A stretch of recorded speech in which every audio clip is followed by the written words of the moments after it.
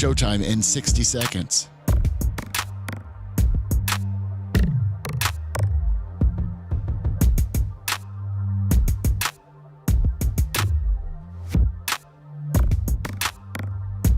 "45 seconds.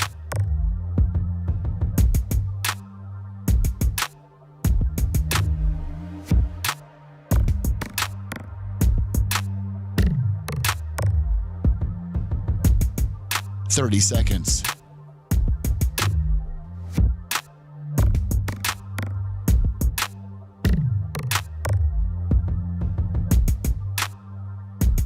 The show will start in 15 seconds, and this is your last audible warning.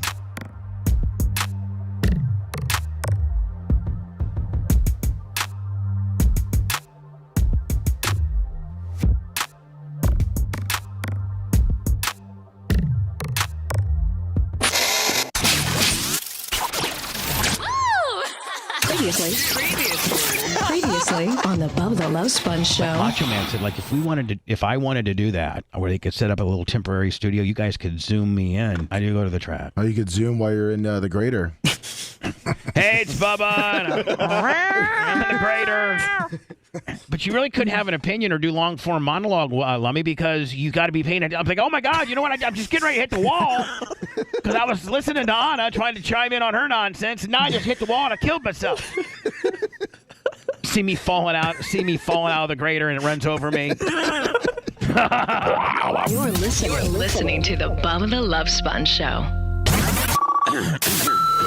Broadcast rights for the Bubba the Love Sponge show have been granted to this station by the Bubba Radio Network and is intended solely for the enjoyment of our listening audience. Any rebroadcast, retransmission, or other use of this production without the express written consent of the Bubba Radio Network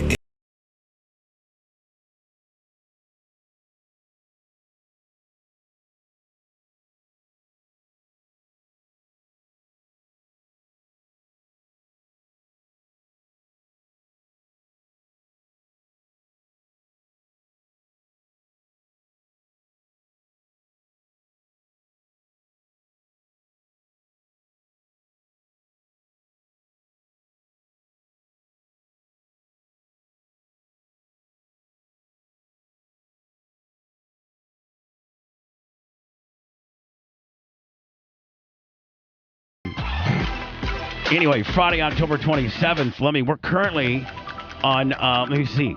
I wrote it down here. It's like a little rhyme. Facebook, YouTube, Rumble, Twitch. Yes. Facebook, YouTube, Rumble, Twitch, and maybe next week X and Kick. So 4 right now, maybe as many as 6 next week, as we got new technology coming soon. Yeah, and we definitely. Whoa! Yeah, you sound like you're that back here. Awful. You sound like you're back here. You sound like you're getting ready to electrocute a guy. All right, well, I'll go away. See you later. Dan, I think he's getting electrocuted. Yeah, it's old Sparky. Listen to him. Come back with your electric. There he goes. I mean, maybe that's the way the engineering room should sound, right? Dan? Yeah, I mean, Dan, exactly. So Dan, buzzing. if you're the captain and you call down to the motor room, you know you don't expect quiet now, do you? Yeah, you want to hear the motors. Do that, or he's got a vibrator buried. See, Dan, why'd you have to go? We're not going to the vibrator buried deal. Okay. Jesus. I'll just say this, stuck and with then the I'm captain in the engine room, and you had to go with the vibrator and the bop, you double top.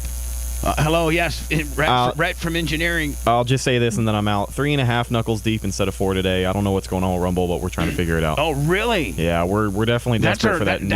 That's our Rumble's our main dude. It is. So our feed's going to it, but we don't have any picture, and that was happening with Facebook a while ago. So I'm not sure if it's us or them. We'll figure it out. Rhett in the engineering room, and it's sounding just like an engineering room. Bunch of electricity running through there. Yeah, because we call it the traffic guy. You want to hear the helicopter. Right. You know, it's just the appropriate background noise. You don't want noise. to hear him like he's outside in his garage. Nothing. You want to hear him from his helicopter. Yeah, I figured that. Did they ever have it live? No, here? they'd go up, like in the morning or if sometimes in the afternoon, Gary McHenry, they would never even go up. He would just make stuff up. He always knew there was a backup, at a malfunction junction. You always know there's a backup getting off of 275 on Del Mabry. You just know, right? Yes, it's pretty consistent. Yeah. Yes, it's like it's going to rain in the summer. It's not going to in the winter. So anyway, maybe when we go to our engineering department, we need the fact that they're back there, wiring stuff up, and there's a zillion volts going on, trying to keep this thing alive.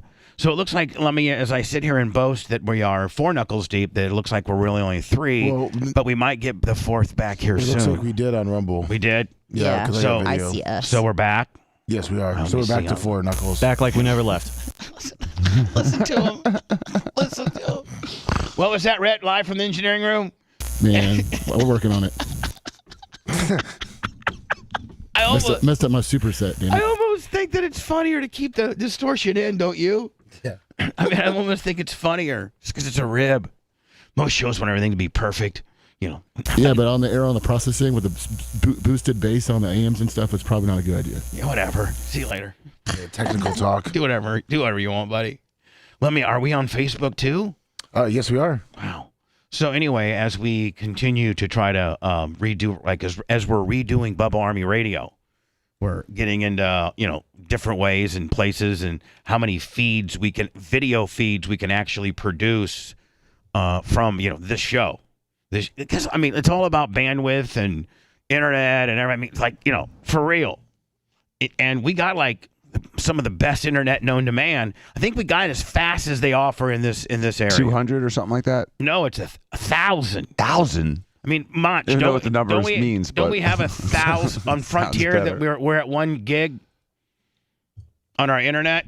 Oh, Mach, hello, Mach. Engineering, hello. Yeah, he gave a thumbs up. It looks like he got fried. I don't know. Thumbs up, Rhett. They're out. They're done. What? We lost them. What do you? No audio. I hear him screaming. Yeah, their microphones aren't working. So I'm getting hand signals from them. So hold on. Not only are we having video technical difficulties, and not only were we able to call them and listen to them and talk to them live with a nice electrical, background sound, which I like. Now, as we're trying to get more reports from engineering, now they're saying their audio is completely down. Yeah, the hand signal looks They're like a sinking ship over there, man. Yeah. They're really over there scrambling. We're over here just waiting. We're just out here, we're doing the show like we're supposed to be. We're doing, we're just doing a really good show and everything, and they are supposed to keep us on the air, right? Keep us all wired up and keep us connected. They're not doing they're scrambling right now.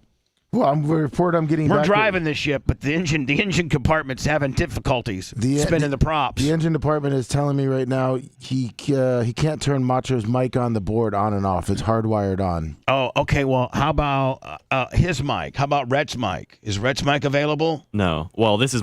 Hold on. on Red's mic. No, hold on. You're actually on Macho's mic. So he's been playing with that new switch, and that's what that feedback sound was. So I guess he switched the inputs now. Oh, this is Macho's mic. I'm in his chair today. Okay. Macho Red. We're trying to stop the fire back here. Okay, but what I'm saying is now, if I need to talk to you, you're going to be on the Macho Man mic, and your mic is now not working. Is that what we're going with? My mic is currently being worked on as he tries to get to the bottom of the switch. So I should probably turn your mic pot off, because if he's wiring stuff off, I can hear So I'm going to turn you off, and then I'll turn you back on when you want to either test your newly wired microphone or you think it may be working. Okay, buddy? All right, if you need anything, I'll be here. Yeah, otherwise you'll be over there on the Mach. You got it. Appreciate it. Man, keep bailing water, man. Seriously. Sounds like you guys are not doing too good over there. Right? Yeah, we're trying. Titanic. So anyway, I don't know how many places we are. I don't know where you're seeing me, and I really don't know I have zero idea what's going on around here. Other than Dan's here. Good Dan, morning. I got to ask you a question. Yes. Did you get my plays in or no? Yes, we worked on them. They liked them. Now don't tip off anything, because rumor has it the Vikings in our flag football league, the Vikings, they beat us. It's our only defeat. And they were actually sending dads to our games, the last 2 or 3 games, to try to figure out our playbook. For real. Yeah. I'm not kidding you. Mm-hmm. This is 10 and 11-year-old flag football, and they sent their dads Sent spies. to look at Bubba Gruden's playbook. Yeah.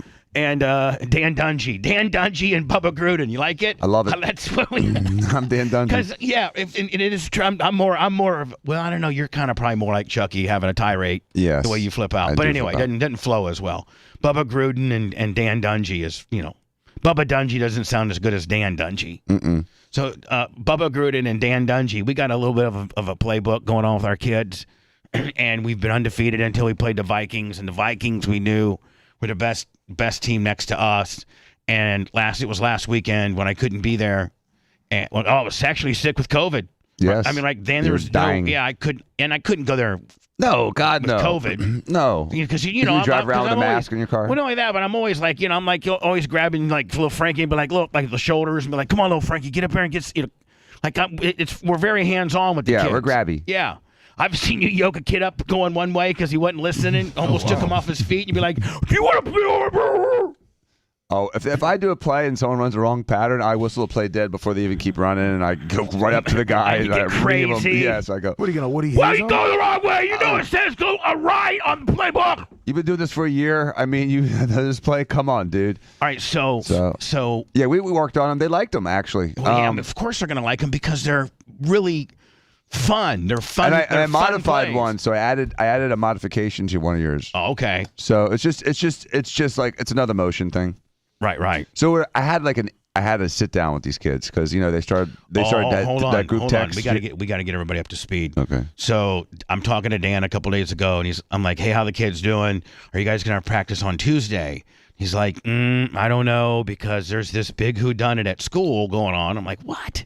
He goes, yeah, they all go to school together, and they start these big group texts, and there was this entire 6th grade text going on through the entire 6th grade of the school that these kids that Dan's son and his friends go to. Literally, like 7 of the players are go to that school. Right, so they're all buddies. Yeah, and supposedly within this all school text are players who lost their first game for the first time, and we are kind of sore losers. Oh my Dan, God! I'm just saying, couldn't believe it. Like Dan, we didn't say. I'm sure you didn't say. Guys, you tried your hardest, so just go ahead and go through school this week and keep your head up. Know that you're like, man, we really blew it. We should have beat these guys, But that's not what I said in my little speech. No, you didn't. No, hold on. So there's this all 6th grade text going on, and our players now start calling each other out and are kind of like, chirping at each other a little bit to the point where it could be unhealthy. And Bubba calling us out. Oh, really? Oh, yeah. Hold on. No, for real. Mm-hmm. Give me an example. Should have run more plays, different plays. And so I addressed that. So hold on. Was it kind of making fun of my plays that I've put in? Not making fun of, but saying that we should have gone deeper into the playbook, and we just kept running the same plays. And these kids, and what these kids don't realize is they cannot.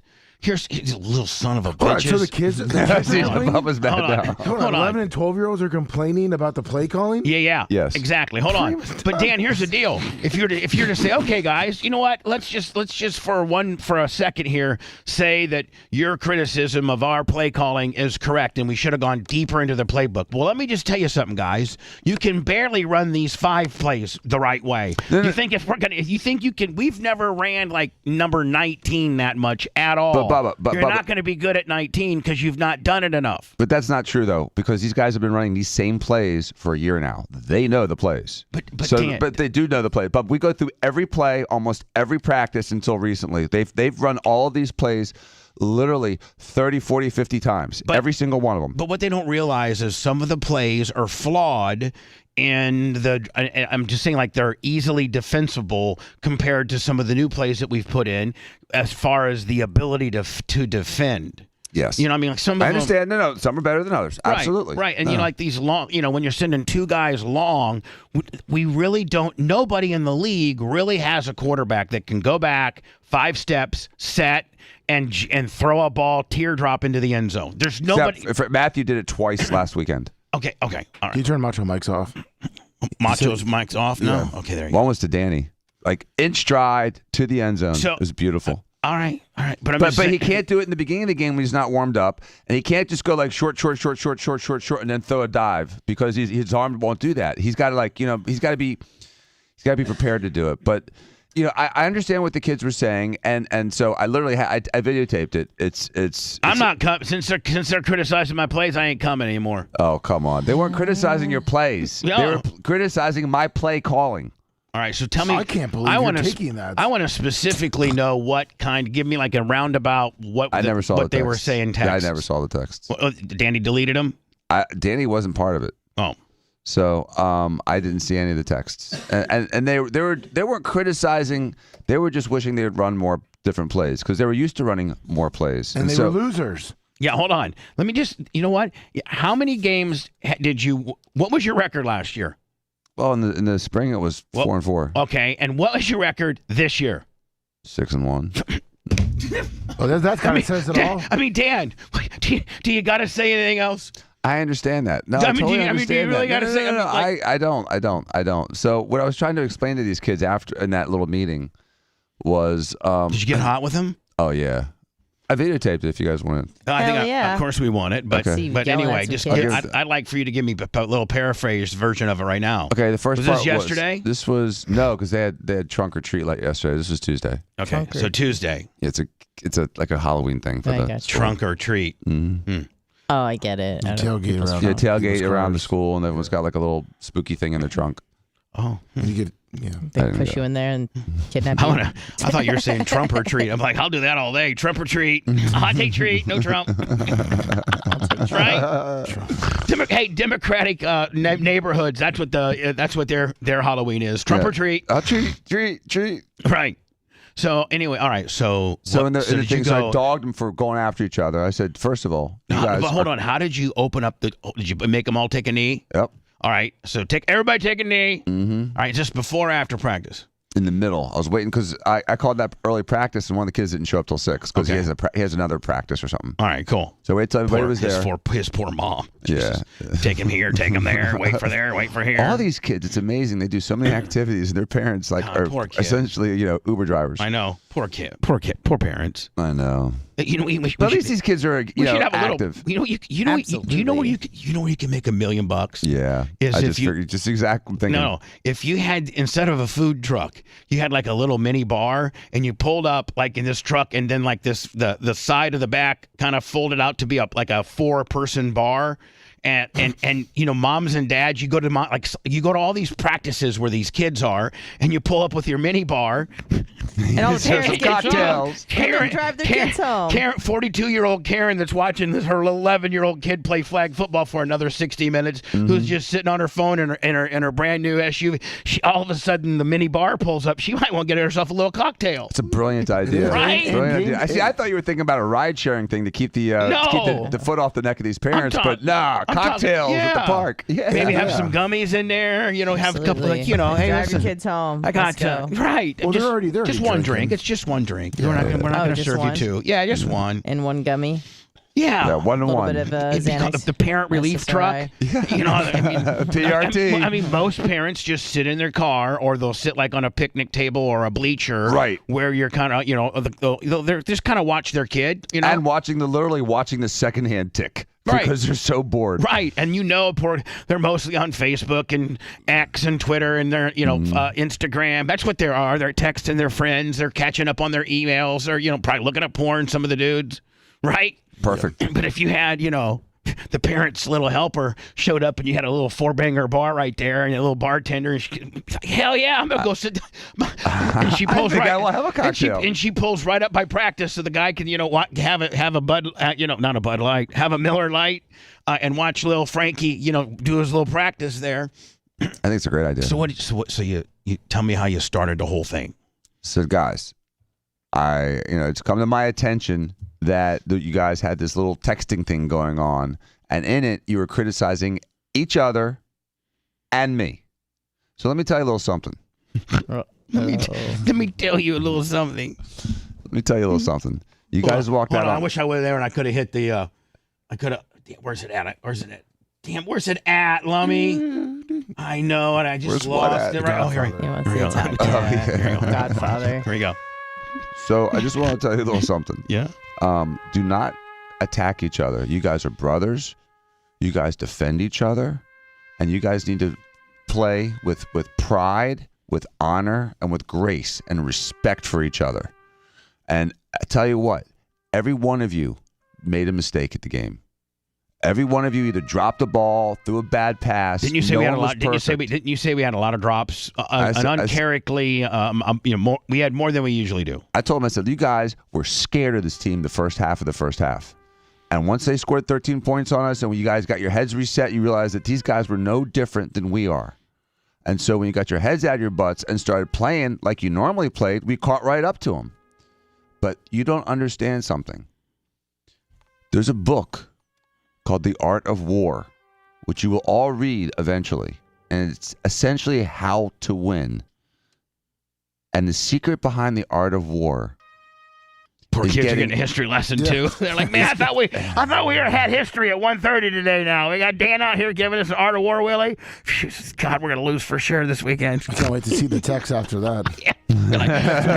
like, hey, Coach Dan's a nut job, man. He's giving us art of war stuff. What a nut. Yeah, but little Johnny's mom's knockers are unbelievable. Ooh. Yeah, true. All right, sorry. Okay, Dan, go ahead. So there's a book called Art of War, and what does it say? And in the Art of War, it says to gain every tactical advantage so that before the war, you've already won the war.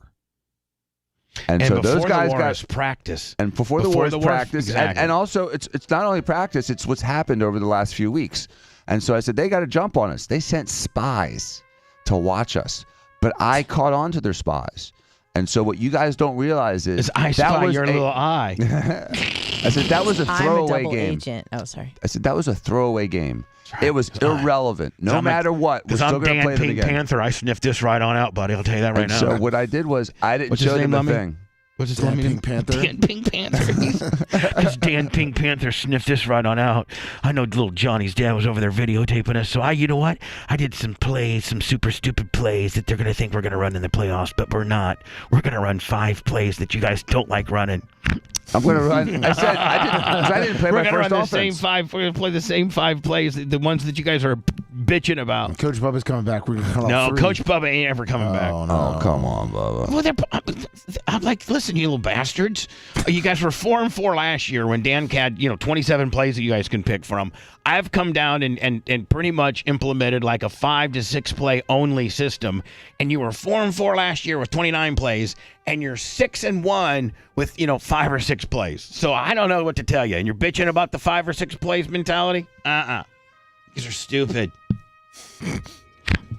I'm the one that told you about the Bizzle and Flizzy shiz. I'm the one that told you about playing with the ball that you practice with. I mean, I taught you a bunch of little things, Dan, that you did not know. Mm-hmm. And then they're saying so I don't know. Bird Farm, Johns Island. I just told them, listen, that they have no idea what we're going to do this weekend because I didn't play my first offense. I didn't play my first defense. I did things differently than I'd ever have done. So they have no idea what we're going to do. And we have succeeded in disguising what our real plans are. So they're going to see plays they've never heard of. Coach Bubba's not going to be there. Coach Bubba's quit. Can you tell him, hey, can I come to the next practice and say, I just want to let you know I quit? Yes. You bunch of all snot-nosed little rich kids. Frankie, you're tough, and Matt, I like you, and Danny, I like you, and Colton, I like you.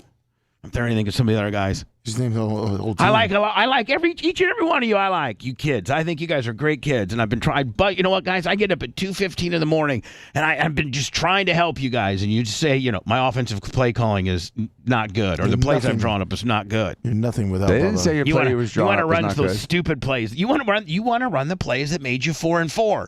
My plays have made you 6-1. I don't know what to tell you guys. Maybe you're not as smart as I thought you were. I'm gonna go to a different team. I can see you coaching. I'm gonna go to the. I'm going to the. I'm going to the. Dan, how much of a plot twist would it be if I go and coach the Vikings on Saturday and beat you guys in the playoffs? That'd be funny. And then I'd be like, see, you guys bitched about me, so I went over here and we whipped your ass because I do know your plays. I hated you had to coach your playbook. Hey, have you guys seen my wristband? It's the same wristband you got, bitch. Our defense has it. Yeah. I mean, see all the wristbands on my team? That's your That's your plays. We know your plays. We have them on our wristbands. You little son of bitches. Oh, sorry, Dan. Sorry. I wish you guys the very best. Are you guys gonna? I mean, like, what's your offensive gameplay strategy for Saturday? Since I'm not going to be there, but I really would, honest to God, I know you're going to have potentially 3 games, so I'd like for you to text me. After the first game's at 12:45. After game 1, the results and how you do it and what you think about it after game 2, and then maybe the championship. I really want to. I'm going to be up there working on the track. race directing, doing all the stupid stuff that I do. So I like to get updates. Oh, absolutely. And, my question to you was, because they only got one practice to practice, like Bubba 3, 4, 5, is it a big deal if I run it once or twice in these earlier games? Yeah, I mean, I shouldn't, I don't know. or I should. I went and know. practiced it a couple times at game speed to see, you know what I'm saying? I know, but then the Vikings are going to see it. Yeah, maybe. They're going to see it. They're in the same facility that you're at for the same So you time think you they're going are. to have like a dad just like watching my game while they're... absolutely. That's why they were able to bastards. beat you the first time. Mm-hmm. Is it single elimination or double? Single. Oh. 3 games. But Dan, here you do is First 2 you are absolutely our team is good enough to win the first 2 games just on our athleticism and our old plays. Mm-hmm. Okay, they can't stop. They can't stop 3. They can't stop. Right. I was going to do a lot of 3s and a few others. Yeah, a couple. Just a couple. Right. Not trickles.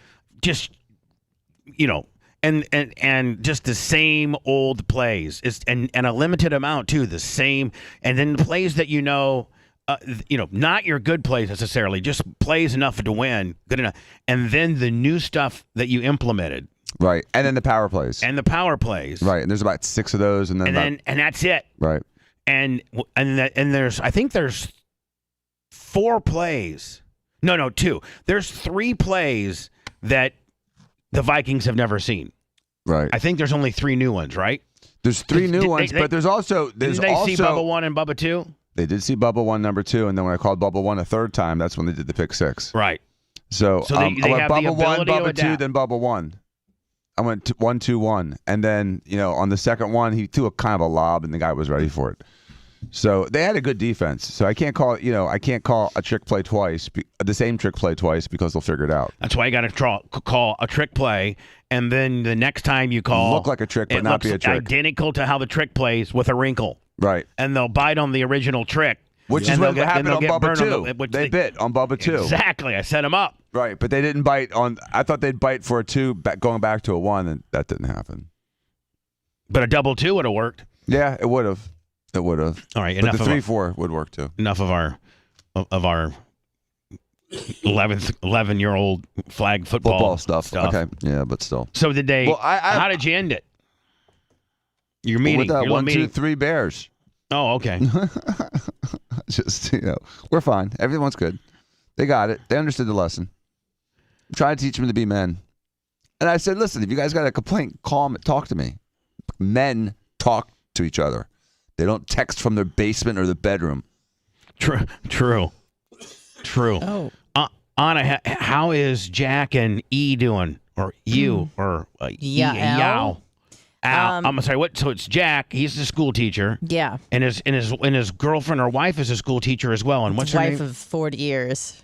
Yael. Yael. She's a lawyer. And she's a little spark plug. I like her. Yeah. Now we talked to them live last week. No, 2 weeks ago. That was interesting. That was really interesting. Yeah, and so I'm saying, Anna, now with this news story here, which was yesterday, massive rocket barrage on Tel Aviv leaves over 1 million Israelis scrambling for shelter. Now, it was our understanding, who? Dr. Dan's dying. Man, what is going on? I don't know. I had my cough button, but something went down the wrong pipe. So, are you back on the camels? No. Oh, just asking. But Anna, they weren't really too concerned because Hamas hadn't really got into Tel Aviv. Tel Aviv's kind of just geographically positioned, so it's usually not the first, body of Israel. It's not right next to Gaza. Right. No. Yeah, and exactly. it's like their Miami Beach too. I mean, it's like their fun area. Right. Tel Aviv's a nice part. That's where you want to go visit if you go to Israel. Right, but here's the deal. This week. People at Tel Aviv never really had. I mean, they're in the. They know that they're under attack, but not nearly. The part of Israel that borders the Gaza Strip, and so.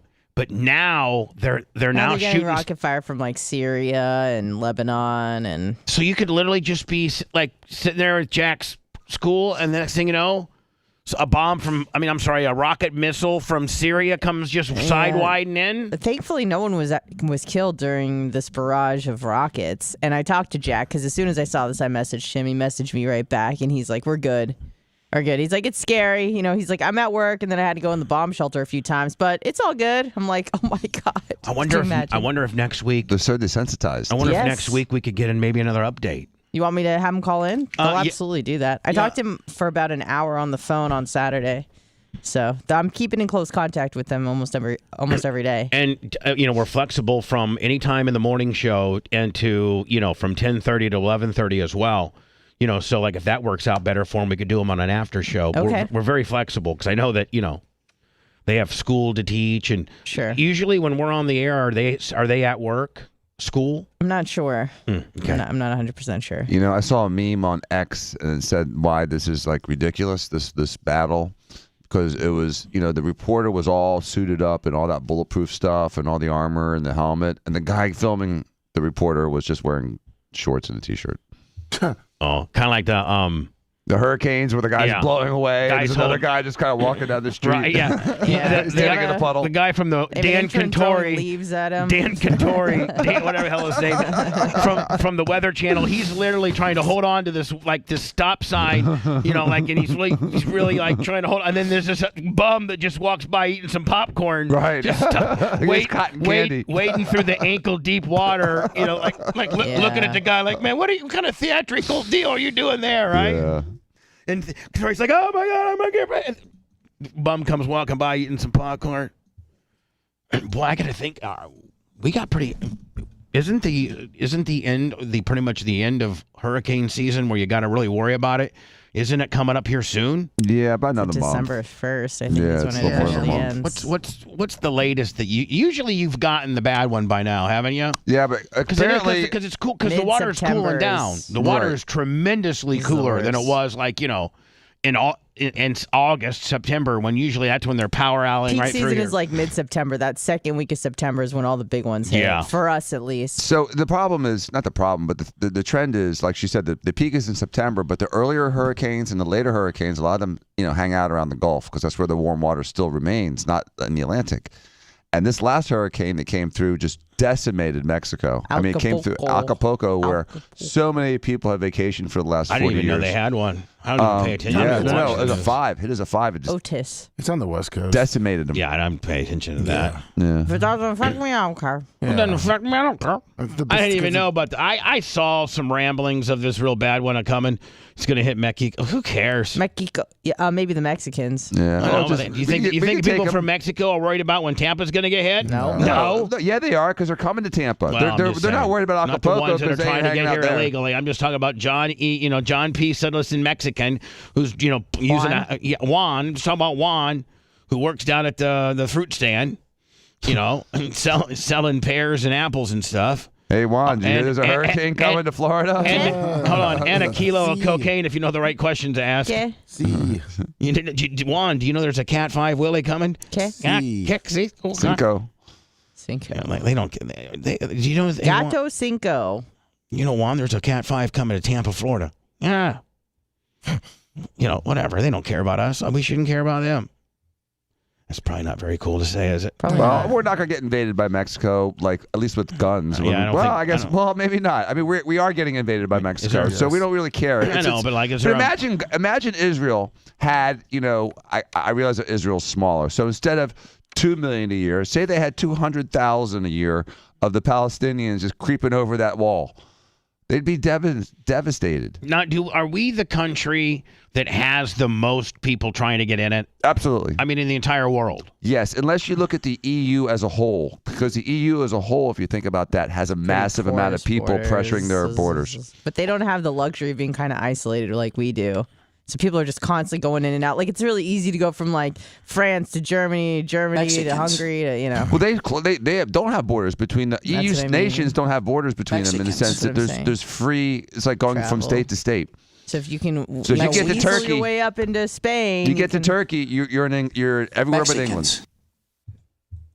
Mexicans. That's why England did that. That's why they did Brexit. They were tired of cheap labor competing with their locals.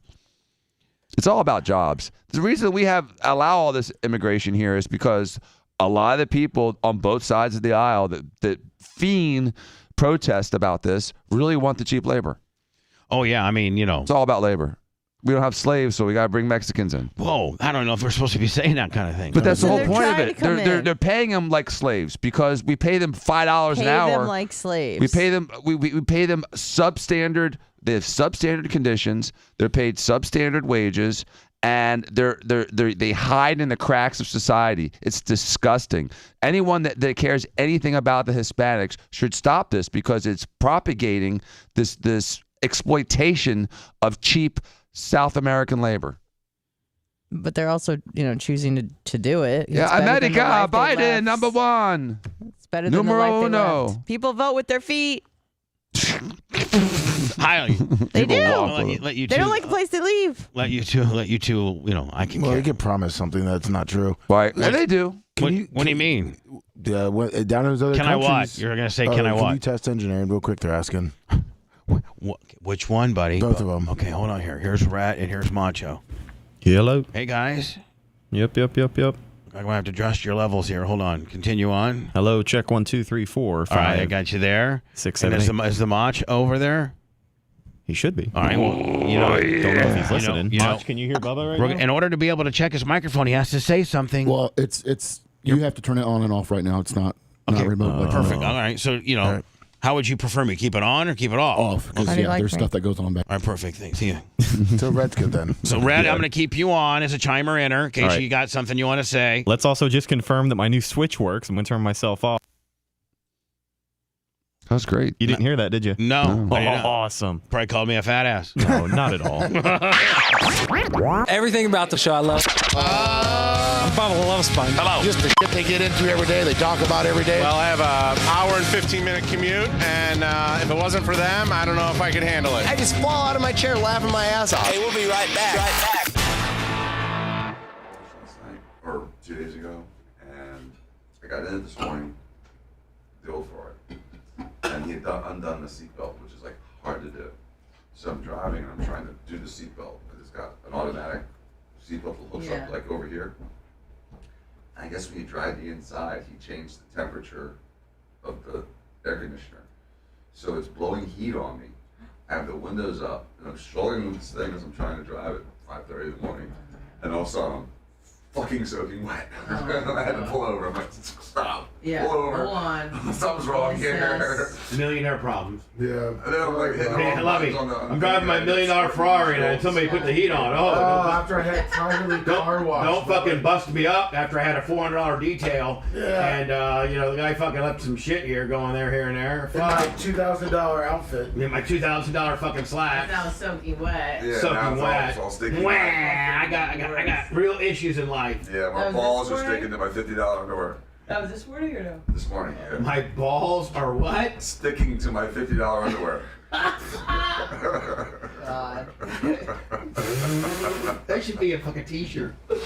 That should be a country song. Everything's a country song. Now I say Gaza like the Palestinians say it. Every time I hear them, How do they say go it? Gaza.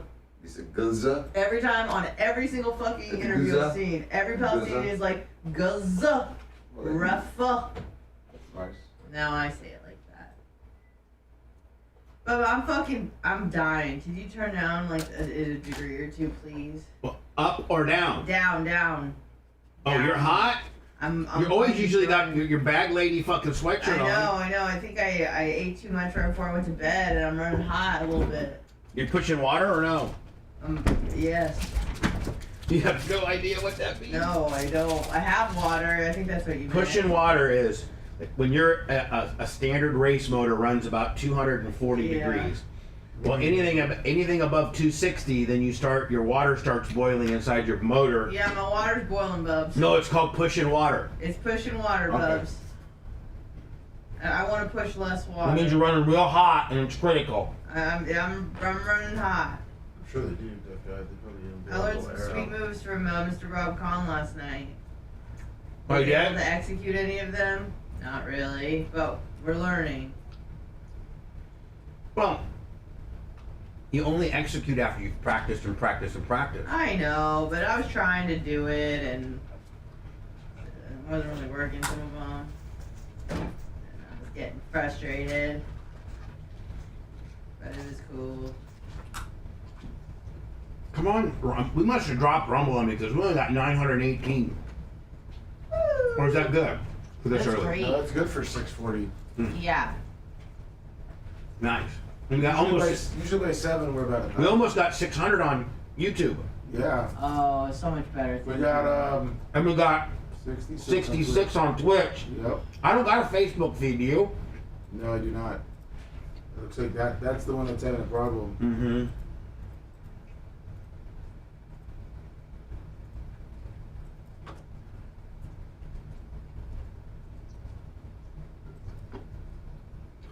Because, Stuff.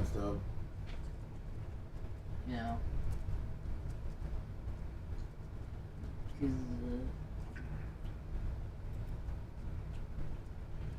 I gotta shoot, God.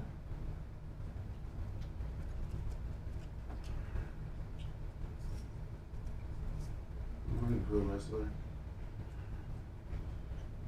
Joseph.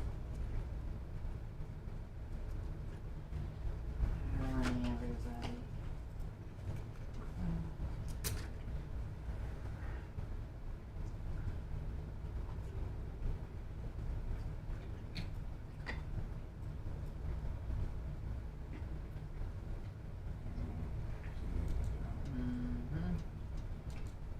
Coming up.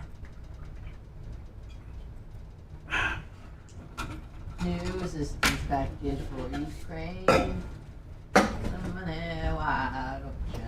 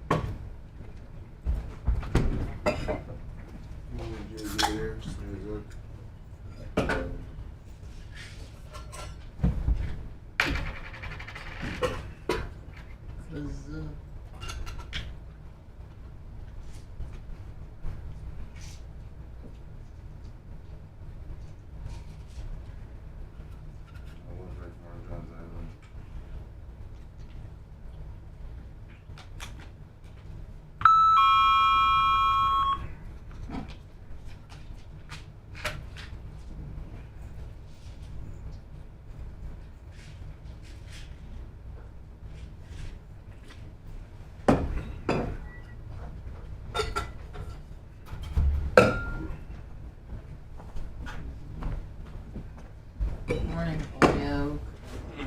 Oh, so much better already. Does it feel a little better? Yeah, so much better. Yes, it was hot. Appreciate it. Was Dan hot too? I was a little warm, yeah. We're running hot. Damn. Chocolate We were sweaty pushing balls. water. Peach. Holyoke, good morning. Pushing a lot of water. You should be you should be coming down. Oh yeah, no, it feels so much better. Yeah. Thank you. Appreciate you. Also didn't Who said help that? us. Huh? I hate when people say that. Appreciate you. I appreciate you. Fucking irritates me. I say that all the time. I know.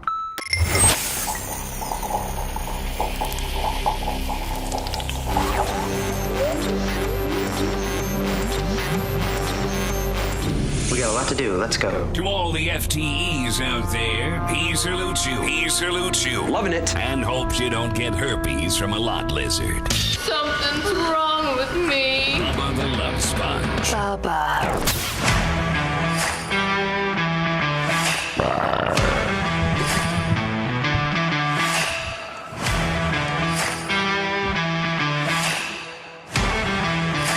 Let me think we're running, 3 deep? Rumble, YouTube, Twitch is what we are right now, I think. Yes.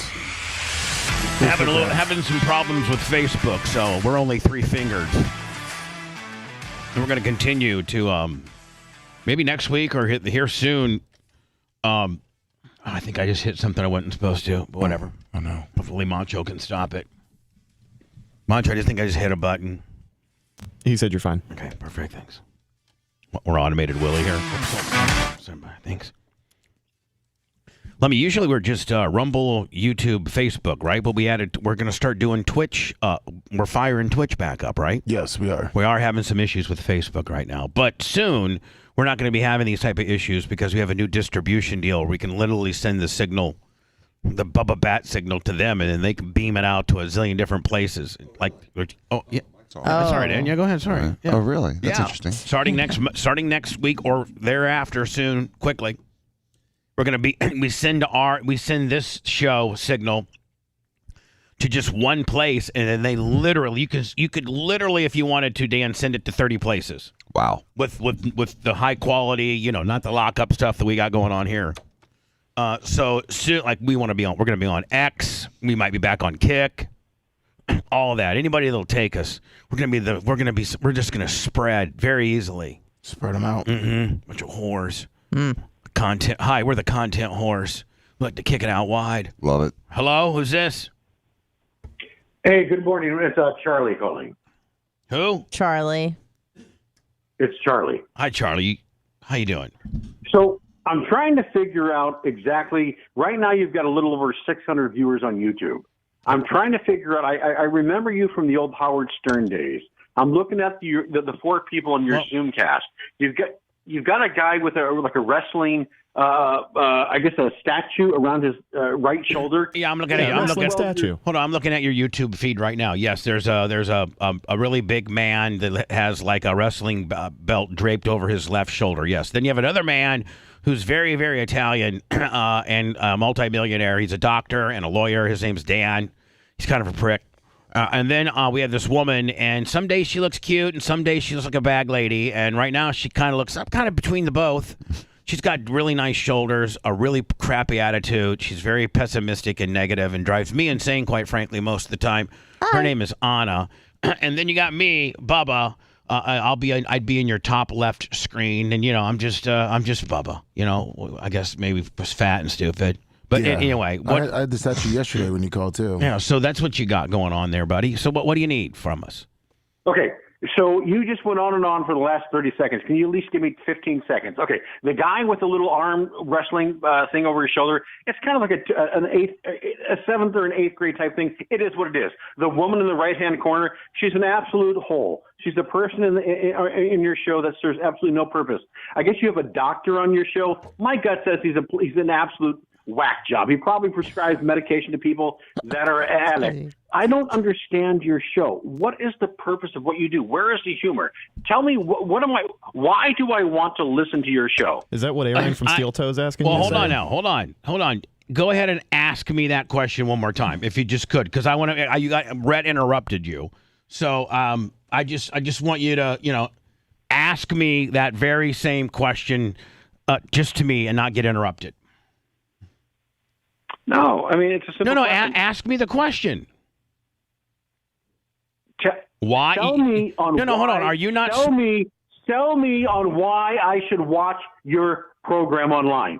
Tell me what I'm going to learn from watching this program. And here's my answer. You ready? Are you ready? I'm going to give you my answer. Yeah. Nothing. You shouldn't listen to our show. Obviously, it sucks, and obviously, you hate it. So I'm going to quit you, and you can quit me. I even threw old school hang up in there. What a loser. Yeah, I mean, that's just from 1989 at its finest, bitches. Yeah, sir, you hate us. We hate you. You picked apart my show based on some other radio personality's probably description of the radio program. You're the guy that called in yesterday and all about the steel toe stuff and stuff like that. Stop it with that, okay? I wish that guy the very best. I've actually responded I think it might have been on. I hope the guy, gets hit by a bus today. I said on YouTube. Somebody's like, what do you think about the steel toe show? I was like, what? Listen, I appreciate the guy's grind. He got fired and pretty much blackballed from terrestrial radio, much like we did, from a much smaller market, and he's just trying to make a living streaming. I don't know how much money he's making, and if he can pull it off, it looks like he might be.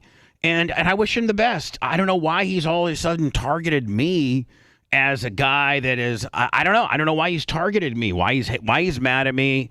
Why he sends his listeners to harass me. I don't know why. Because I remember the first time we had any interaction with the guy, I had him on the air, and I was like, listen, buddy, you got screwed over. You got completely screwed over. and let me help you. I mean, I think that was the first interaction we had was let me help you and talk about your show. And I know that you're going to be on, on Twitch or wherever you are now, and you're not on terrestrial radio because you got fired / blackballed over some stupid stuff that I certainly can correlate to. Yep. I think that was the first interaction we met. And then how that got turned against me or got turned into I'm a dick and I'm a hack and I don't know. But good luck to you, Steel Toe. But why are you trying to get on me? Jesus. You do your deal, I'll do mine. Right? Yeah. It seems like, and by the way, it seems like your wife, from what I can see, your wife's pretty hot. I mean, if the female co-host is your wife, she's pretty hot. So good score on that, bud. Thanks. Good luck to you. Boom. Right there, Lummy. We should make that a bit. Sure. Make that a break. There you go. Bubba addresses Steel Toe Joe. Well, that actually might be giving him more credit and maybe more promotion than I should. Yeah, that's what they want you to do. Screw it. They just lured me into it. That's what their tactic is. Good job, Joe. You got me to say something about you. I'm not going to fall for that finger trap again. Got me in a real modern day Chinese finger trap, and I was stupid enough to fall for it. Hello. Bubba the Love Sponge is Steel Toe Joe the supermarket. Yeah, I'm just kidding. I have a dilemma, and I have no idea where to turn, Bubba. I really need help. Joe, your whole life's a dilemma. You got. I mean, like Joe, I love you to death. By the way, Joe, I love you to death. You're literally listener and fan number one. That's why I let a lot of people hate you, Joe. A lot of people hate you, but I am always there to stick up for you because I know how loyal you are and all the great things that you've done for the show. So, even Iggy when he wants to kill you, I'm like, not saying that you get a pass, but I try to let some of the moderators and stuff be a little more lenient with you. But on the other hand, Joe, you have to be a gentleman. Sometimes you act like a dick. I've seen some dickish type things that you've said. So be nice. Have you seen me be a gentleman too, though? No, you have been lately, but sometime 4 or 5 months ago you were a little stiff. So chill out a little bit, okay? Right, and the major difference to that is Maria Guatemala is maybe turn a new leaf and just be nice. Yeah. I bet you. Is she sending you nudes or something like that? I called. I bet you. No. She's shown me another Big Red, side look into this. Let me. of the Bubba Army, Big Red's the Bubba Army and private investigator. He's the Pink Panther. Big Red's internal investigations of the Bubba Army. But I was. So what, really Joe? Dan, what do you got going on? Okay.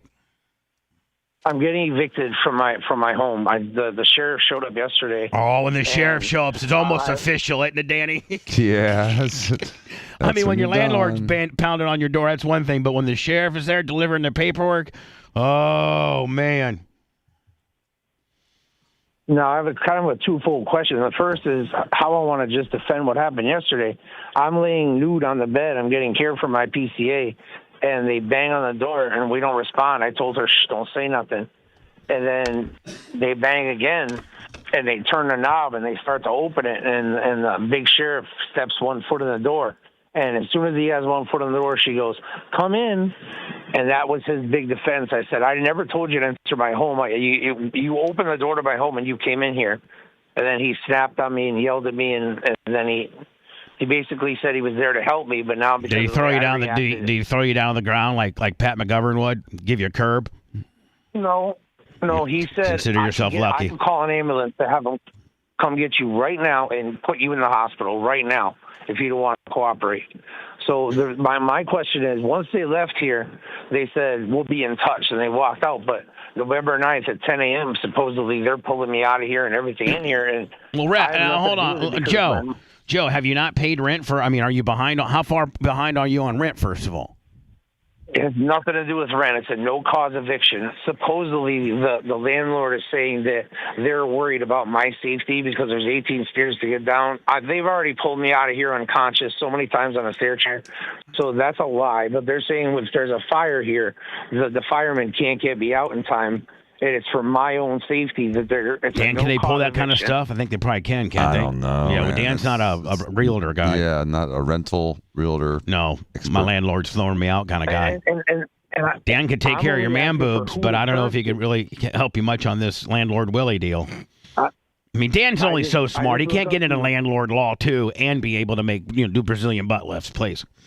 It's a lot of bandwidth. Well, I guess my major question is, should I pursue this entering my home while I'm laying there nude? No, they're not going to do anything. I mean, are they going to yell at the cop? I mean, right, Dan? I mean, lodging a complaint with the sheriff's department because this guy walked in when he shouldn't have.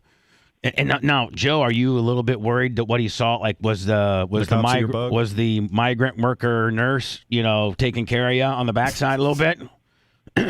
No, she was putting niacet and powder on my scrotum, and I have a new opening on my skin over there. So, wait. $100. Wait a second. Hold on. We can't snipe Lummy because we got a question from Dan about involving a penis. Go ahead, Dan. He gets a credit then for him? Wait a second. So why you're naked being powdered? The police show up and walk in unannounced and uninvited? No, no. Consuela said, "Come in." The nurse, the nurse said, "Come in." But he already had the door open. People can't hear through my door because my door is too thick. So he would have had to have. He opened the door. I saw it. I was right there with my eyes. He opened. He leaned in his head. He took 1 foot, and then she cheese-artedly said, "Come in," and I'm like, "Oh my God, no!" And then he came with 2 other people, and I'm the sheriff, and he's and we're here to let you know the good news. And then he tried to pass me the paper, but I wouldn't take it. I said, "Nope, put it over there. I don't want it. Just do." And then he put him over there. Sounds like something. You need a lawyer. You need a local lawyer. Sounds like you see something on Live PD, Lummy, on a Saturday night. Mm-hmm. We got 2 deputies right now in Holyoke, Massachusetts, that's making entrance into an apartment. This guy's on a. Oh, look, he's getting his wiener powdered by a migrant worker. The migrant worker told the big cop that he was allowed to come in, and now the guy with the little wiener getting powdered refuses to sign the paperwork. What do you think about it, Sticks? Well, because the guy that the one on Live PD, Lummy, one of the guy's name is Sticks. He's like a former cop somewhere in Oklahoma, and I think it was Dan Abrams is that real skinny albino looking dude that's the host, and then they always have a black guy named Sticks. But Sticks breaks it down for you. But dude, that's a great way to hide coke. You know what I'm saying? So if you're running a big coke operation and the cops knock on the door, say, hey, just sprinkle this coke on my penis like you're a nurse. Yeah, it's just baby powder from my testicles. I mean, man, even the greatest cop, cops known to man, like my They're not going to second guess that. I mean, they say if you had coke in a baby powder container and the cops bust in and this woman's powdering your penis with out of baby powder, they're like, they would never know that's not pure in a million cocaine. years, exactly. But what would that cocaine do to your wiener, though, Dan? Nothing, man. It'd get numb. Maybe. Wouldn't do nothing bad. Getting numb probably is not really cool. Numb for an hour. Right. Probably go forever. So, Joe, I don't know what Dan's advice necessarily is. We don't know. To get local counsel because it sounds like a very complex issue. You have disability issues. You have privacy issues. Yeah. You have domicile issues. HIPAA? And so, not really. It's pure privacy. It's not HIPAA. I mean, they're not sharing medical information. Well, you know what? It might be borderline HIPAA. They are. They're interrupting a medical procedure. Well, yes, but HIPAA is when a doctor or a medical office or an insurance company discloses your records. HIPAA doesn't apply to laymen. So, but still, them passing your private, you do have a right to privacy. And so and your balls too, right? And your balls. Mm-hmm. So and your little wiener getting powdered. And your wiener. But they're not supposed to just arbitrarily come knocking in during share your private wiener information. Powdering.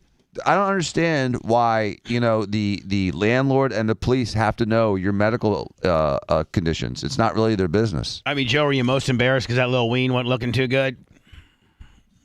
Oh, the weed was down. It was gone. Baby. Yeah, I mean, my ween would go in its little hidey hole if the cops are coming in. Yeah, anytime the cops come in, they all go bye-bye. Yeah, your ween. The ween goes bye-bye. You got to be a real stud to be able to maintain a boner when the cops come in. Yeah, it's as bad as cold water. Yeah. Like, oh, my God, the cops are in here. Goodbye. Yeah. But they can't just walk in. They can't walk in. By the way, your wiener knows. It knows when your wiener knows when there's trouble around the corner. Right. And without imminent danger, the police can't just open your door either. That's not appropriate. Well, Joe, listen, Dan, in a very long-winded answer to your question about getting your wiener powdered when the cops came in to try to evict you. Dan said, maybe look for some local counsel there in Holyoke, Massachusetts, but he can't really do much for you here, buddy. And he's never had a case like this, a big wiener gimmick. No, the powdered wiener gimmick? Nope. Jay said he's never had. I mean, Jay's had a lot of cases, but he never had one of these. Never a powdered wiener gimmick. With a no knock. Yeah, I was gonna have to question even if I should ask Jay or not. You know, that's what I was kind of thinking. Jay's gonna laugh at that. Tell him to leave him alone. And also get local not counsel. Brian Matroni, Hazlett, nobody can answer a situation on this. I gotta figure it out. Nobody. Over here on my own. Yep. You know what? Hold on. You answered your own question, and that's very admirable, my friend. Yes, you got to figure this out on your own. Stop here first. Bubba, you're my first stop. I look up to you, and Dr. Dan is my hero, and I figured I would go by you. Well, Anna's your hero too. You play. You're kind of a little player. Like you got Anna all boasted up, and then Dan, you think you know how to work. You know that me and Lummy, are really the most talented here. Well, but I'm going to hang up right now because I'm already sniped. But I mean, if I could grab Anna's opinion after I hang up, just to hear what she has to say. Her opinion on what? On what? I'm not a lawyer. Situation. I heard your opinion and Dan's opinion. All right, we'll let Anna. I don't even know that Anna stayed awake during this nonsense, but nonetheless, if she had first one of the day, my opinion if she's is, got one, go ahead and spew it out there, Anna. I think your situation super sucks. Yeah, go get a lawyer. Go get a lawyer. Go get counsel. Go get local counsel. Go get local counsel. There you heard it from the one that you had the biggest crush on of all, Anna Hummel, ladies and gentlemen. Sorry, Joe. Okay, Joe. God bless. Bye. God bless. Yeah, yippee yo. Well, I mean. With Joe, you got to kind of temper the deal and figure out that he's not telling us everything. Yeah, but you do want privacy when you're having your balls powdered. I understand that, but I mean, that's a very private moment. You really got to be a horse's ass and causing all kinds of problems within your little apartment complex. I mean, if you're listen, if most landlords are like, if you're paying the rent on time, who cares? And you're not tearing up the place, I don't really have a problem with you. Right.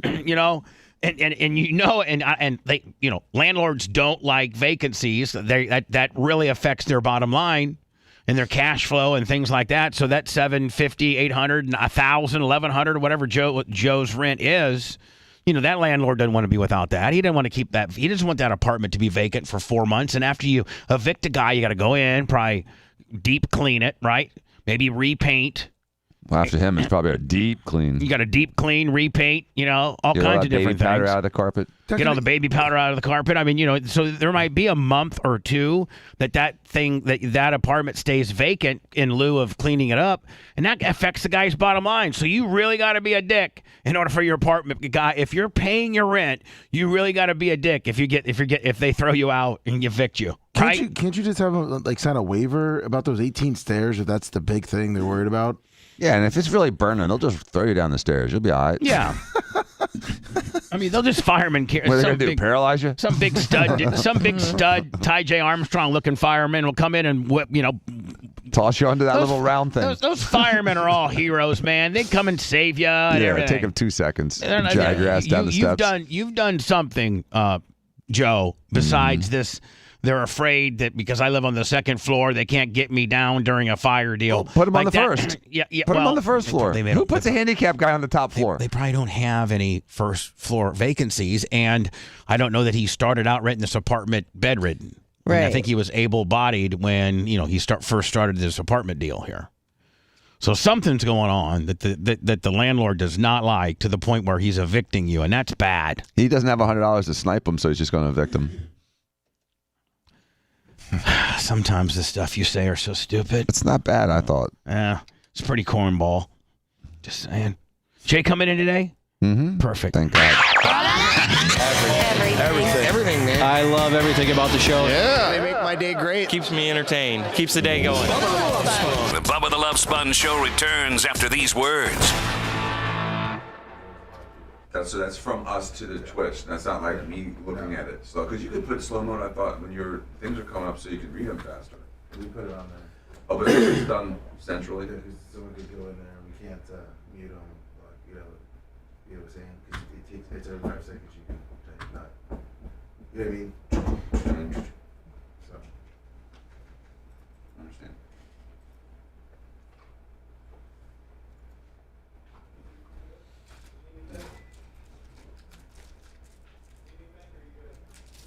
Hey, Bubba, I saw Old Dads. Hi, Iggy. Oh, what'd you think? I loved it. We can talk about it. I can wait. I only got through half of it. Hi, Iggy. Airtight. Is Airtight over here on Twitch? Yes, Yeah, it it's is. on Twitch. So we figured out Facebook deal. Just the same encoder issues we were having the other day. Wirecast did an update yesterday, so it defaulted all of our shit, so we had to go back and change it. Okay. But for the after show, it should be good. Okay, perfect. Thank you. No so problem. Anna will have 4 fingers in her. Yeah, we'll have 4 knuckles deep. Perfect. She likes that. I'll say Anna knuck. That's what we're gonna say Anna. Let me. Anna's getting 4. I was getting 4 nuts. 4 nuts deep.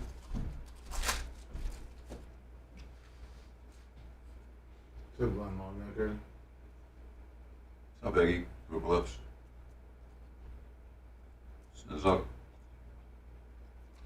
Hey, Gator. Let's do good morning.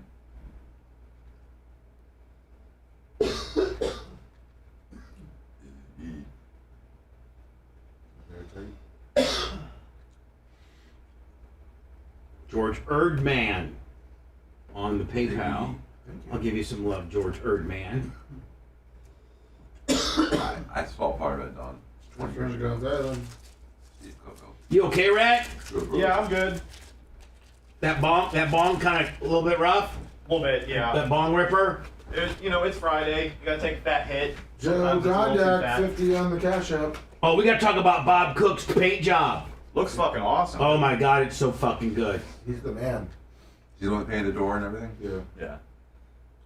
He's been working on the hallways the last few weeks too. Thank you, Joe Gondak. Iggy, I hate Lewis Hamilton. And so when he gets penalized, it makes me smile. Dan, shut up. Why? You can't say you want fucking Lewis Hamilton to get paralyzed. He said Penalized. Penalized. He was I'm sorry. cheating. They were I thought cheating. I thought you said paralyzed. I'm sorry. No, I don't want him to get paralyzed. But if he gets caught for cheating, he's. I said I was so sorry. I thought you said paralyzed. I'm like, man, we can't be wishing a guy to get paralyzed. No, I don't want that. You in town this weekend? Yeah. You doing anything? Just hanging at the house? Claire got penalized too? Let me jump in that back gate up. Yeah, but we need to go to, I think it's Saturday, Riverwalk. There's some shit going on. Let me. Yes, Bubba? Did you open that back gate up? Yes, I did. All right, good. Yeah, like a big festival. I heard that Hamilton got penalized. That Leclerc got penalized. Sunday I'll be out of town. I was just trying to see what you were doing. See if you wanted I hate Lewis Hamilton. Yeah, we'll probably be down there on Saturday. Did you send me? You sent me all that podcast stuff too, right? The files from. It's on my thing. Where did you put that? By my desk? On your keyboard. Okay, cool. I thought I saw something new there. I just wanted to confirm. The only driver he's really better than is his teammate. Thank you, Lummy. No problem.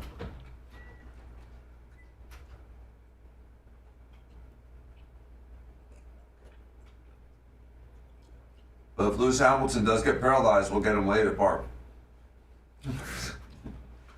Shut up, Dan.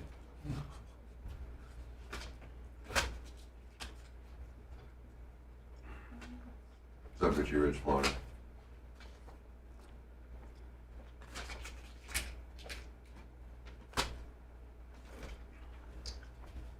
So, Bubba, I found this spooky or scary series too with that same guy, the same Italian guy from Old Dads, Bobby Caravel, something like that. Yeah. It's called The Watcher.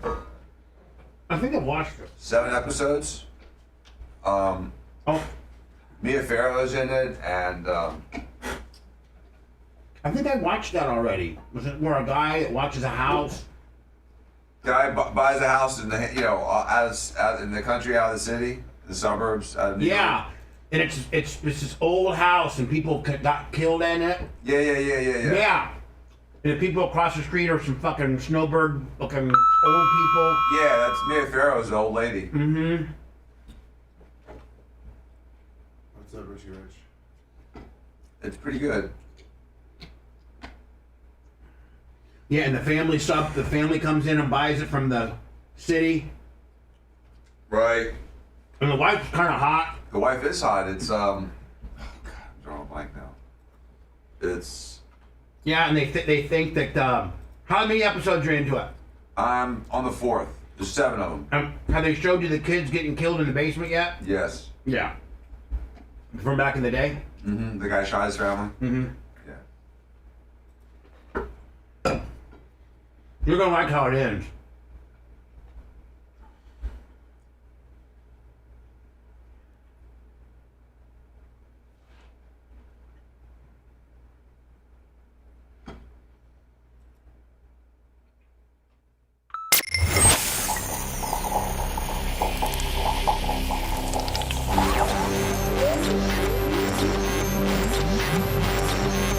Get to a safe place. Safe place. The prison work release program gone horribly wrong. You may want to duck. This is the Bubba the Love Sponge Show. Bubba the Love Sponge. Bubba the Love Sponge.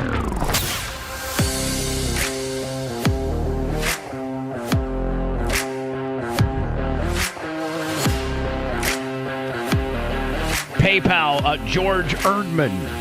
Thank you, George. That sounds like some new money to me. Sure does. George Erdman. Big time. Thank you, my friend, and your contribution to PayPal. Joe Gondyak, 50 on the Cash App. Cash App, Venmo, PayPal, all at the Bubba Army. We just nickel and dime you, my friends. 10, 15, 20 here. We'll stay on the air, my friend. Keep this thing a-going. Make the power bills and payroll. Maybe not the Fed taxes.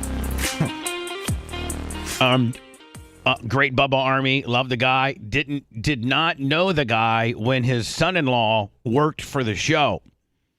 And that's the great Bob Cook.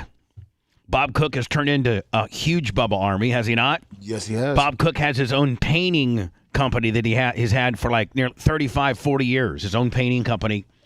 And he doesn't even advertise to the public, Lummy, like all the contractors that he has gotten to work for over the years just keep him busy. Like he has. Because he does great work. Right. When your work speaks for itself, that's great. Like, as you know, I mean, you don't really advertise that much. You sometimes do, but a little online stuff. What would you say the percentage of your business is straight word to mouth / somebody sees your work on a woman or man? Like half. Yeah. Like probably half of your breast dogs, they probably come in on their first consultation, be like, nice to meet you, Dan, but I just want to let you know I saw my friend Margaret McGillicuddy.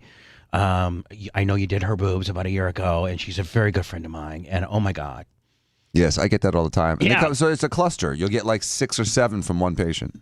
Yeah, it's like a Ponzi scheme. That one real nice breast dog that you just nailed on this chick comes back 6-fold on you, right? Mm-hmm. Absolutely. Do you remember when hope I don't get in too much trouble for this. Here we go.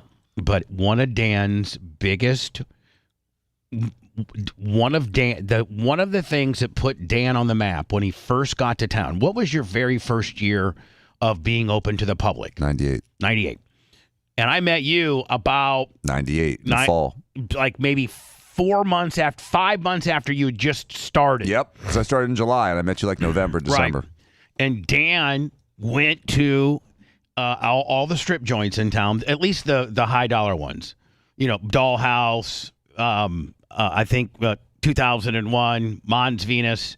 And Dan, didn't give free boob jobs, but, gave some of the very attractive women that were wanting breast augmentations, strippers. Mm-hmm. And Dan gave them really good deals. He put like 10 sets of feeler boobs out there. A couple Hooters, a couple that, where I thought they'd be visible. Right. And so sure enough, worked. Dan's organic marketing. Nice. And so I have this stripper on my show, and I'm like, hey, Rhonda, whip him out. So that's the way we used to do it back in the day. And she's like, okay, let me tell you this. It's like, oh my God, who did you? Because at that point, I'd seen that was 98 Rock in the mornings. I had all the Power Pig days. I had 5-6 years of being in Tampa where, I had chicks in my show every night showing me their boobs. Mm-hmm. I mean, I've seen a lot of boobs. Yes, you have. And so when this girl who's on my show whips out her boobs, I'm like, and I've seen so many good boob jobs, bad boob jobs, nice natural little raisins, not so nice natural little raisins.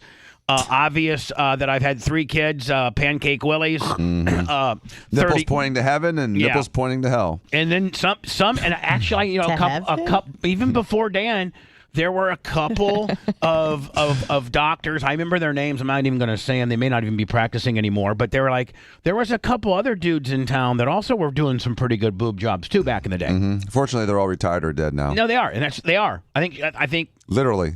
So anyway, this girl, I said, Rhonda, show me them silky milkies. She's like, okay, and she whips. I'm like, oh my God, they're beautiful. Who did him? She's like, he's this new guy. He's like young and everything, and he's like named Dr. Diaco. I'm like, who?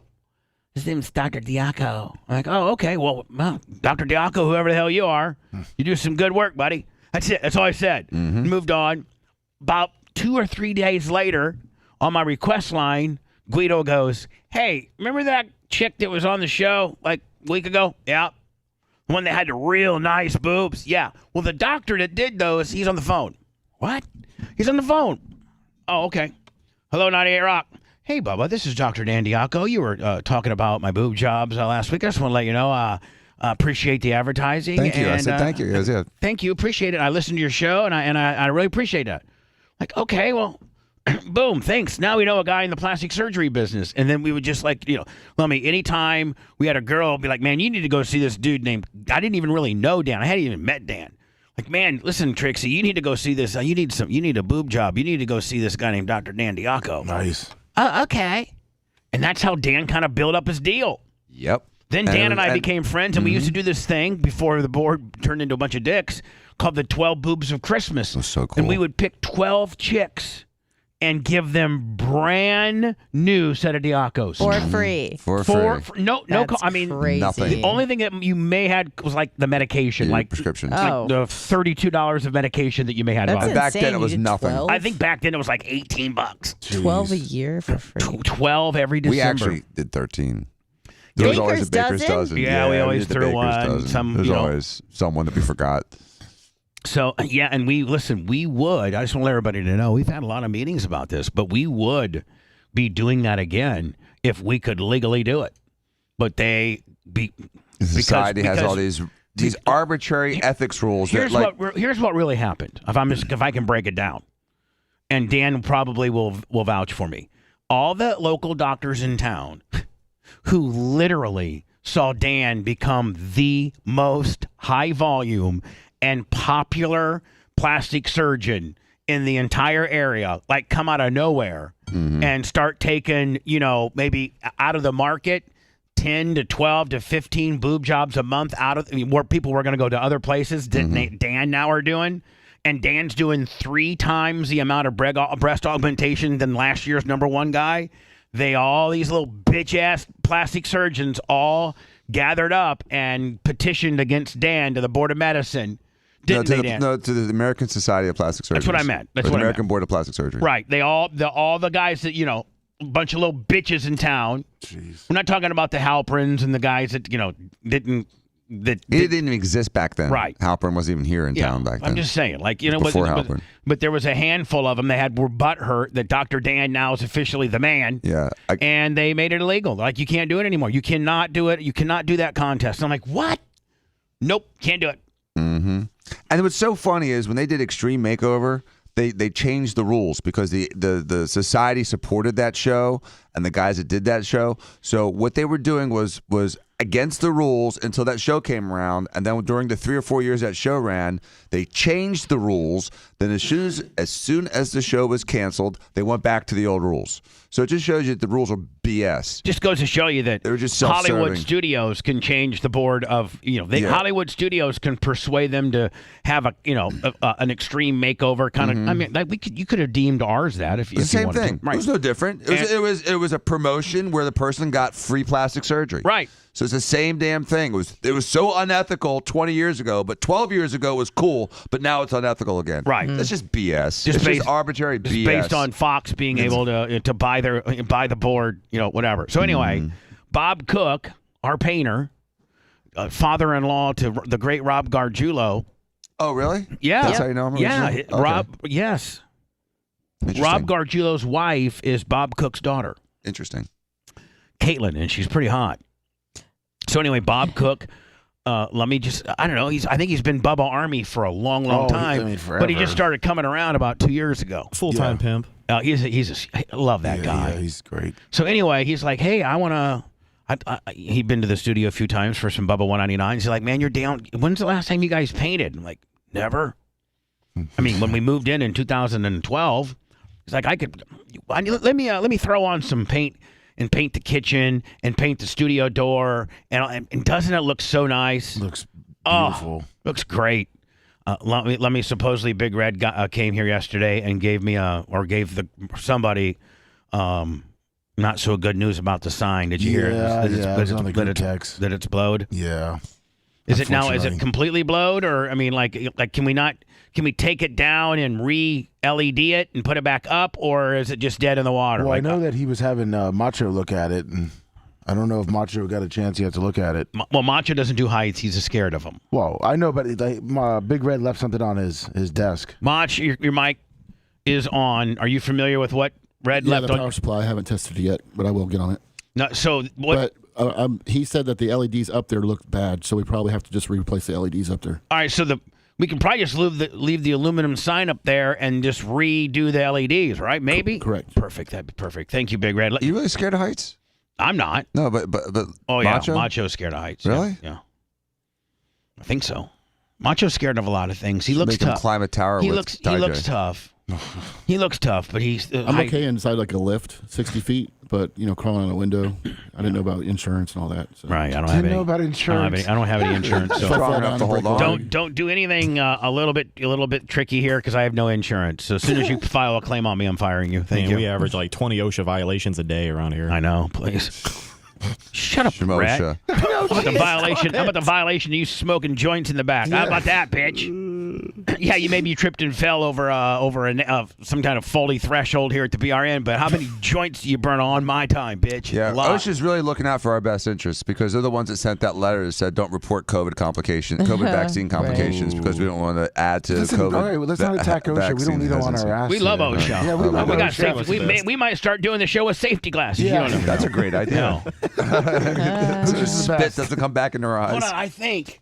Around. Hold on, after yet. Anyway, Bob Cook, thank you so much, and Big Red, thank you as well. Is Big Red cooking tonight? Yes, he is. Okay, what's he cooking?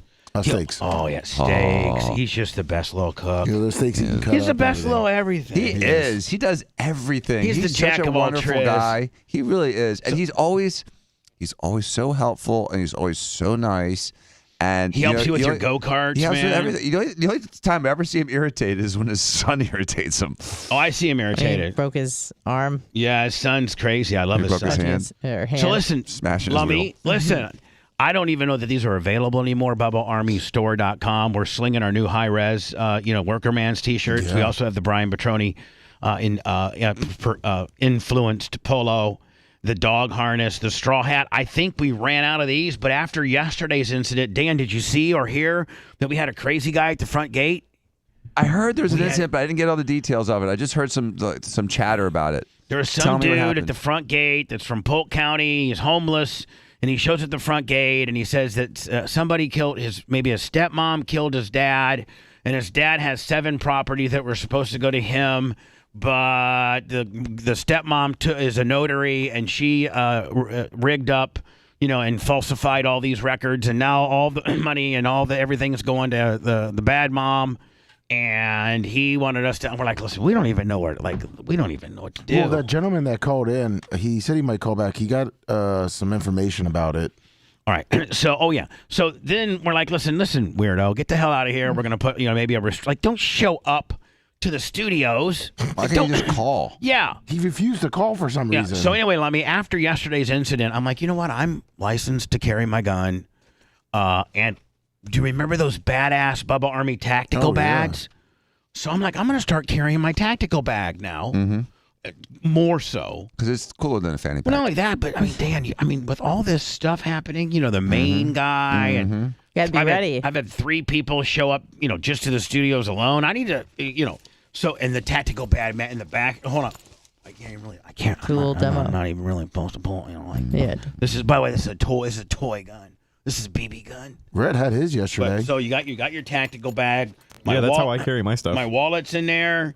My iPhone. You can put your iPhone in there. You got one, two, three, like 3 big zippered compartments. Then you got this little thing in the back right here, which comes right on out like that right there. You know what I'm saying? It's a little squirrely.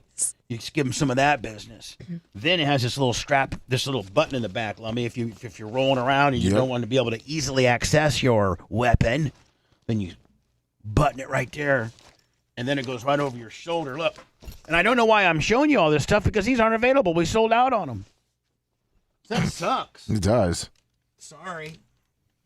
I think I need the They merch. are handy. I think I need the merch crick to maybe order more of those. Those really flew off the shelves. And We've had a lot of it's people also asking. a scary place right now. I mean, it's scary right now. There's so many things, and there's so many subsects of society that are irritated and pissed off. I know. And you don't know when someone's going to pop. And by the way, everyone in Florida is assumed to be carrying now because we have the constitutional carry. Like, for instance, You don't I have need my anything to license. carry. Everybody in this whole entire building probably has their license except Anna. And Anna has the same, she has the exact, being non-licensed, she has the exact same rights that we do. Yay. As far as if she would like to have a firearm. Well, as far as the way she can carry a firearm, the only if she difference buys is, one, she still has the waiting period. The only difference is if she goes to a gun store, she has like the 2 or 3 day waiting period. Whereas people that are registered and licensed, you can buy it right there. Yes, that's the only. That's it, though. With regards to where you can carry your gun, why you can carry it, how you can carry it, me and Anna, a license versus non-licenses are identical. Anna, can I ask you a question? Sure. In this environment, like in the last 3 weeks, do you feel more dangerous? Do you feel like life is like? Yes, are you more concerned about your safety? Yes, I've actually expressed interest in being more comfortable with guns. With maybe carrying a gun? And maybe getting some practice in. Because that's really the thing that eliminates fear is exposure. So I really need to get comfortable, using a gun, practicing with a gun. And would you carry like a little 32? I hate guns. I don't like them. I don't like them. I'm not anti-Second Amendment. Hold on. You also love, I think the one thing that you love the most in life is yourself. Of course. So you might have to do business with a part of yourself that is scared about one thing in order to be able to preserve your. I mean, I'm not being a dick. For I real. Understand, and I agree. Let's with say you. that you're at Sparkman's Wharf with you and your girlfriends, which could very well happen, and some crazed dude walks in there with an assault rifle, and for no rhyme to reason, just like the dude from Maine, just starts picking off people. Sure. And if you, meanwhile, had a little 9mm or something that you could position yourself in, like some cover and start laying some lead down range, you may or may not hit the guy. You may or may not get hit yourself, but you're going to save lives and you're going to at least have a fighting chance. Maybe. And chances are, Dan, if you saw Anna, you would never think that bitch was carrying a gun. So, just the guns off of her shoulders. Well, what I'm saying is, maybe you put your guard down a little bit, because you see her. Yeah. You see you, Danny. Put your guard down. You put your guard up, and like that guy's got 2 Desert Eagle 50s in either hand. That guy, that bandito does. So, Anna, for real, are you thinking about maybe? Have you talked about maybe what type of gun or size of gun? I actually have one. You do? That was gifted to me by a certain someone. Right. Yeah. That has a lot of. Do you carry it? No. Oh. See, well, since you have, what do you have? A 9? 38? 32? She doesn't know. It's She a doesn't know. 380 or a 9. All right. I just know it's a Glock. Okay, perfect. Oh, it's probably a 9. It's probably a 9. Okay. All right. So, you have one. Yes. Now you just Can you shoot it? Now you just I never probably have. need No, to shoot not it that more, and then after you shoot it more, then start carrying it like in your. Listen, your shoulders can't get you out of this one. Okay. I know. Okay. So stop.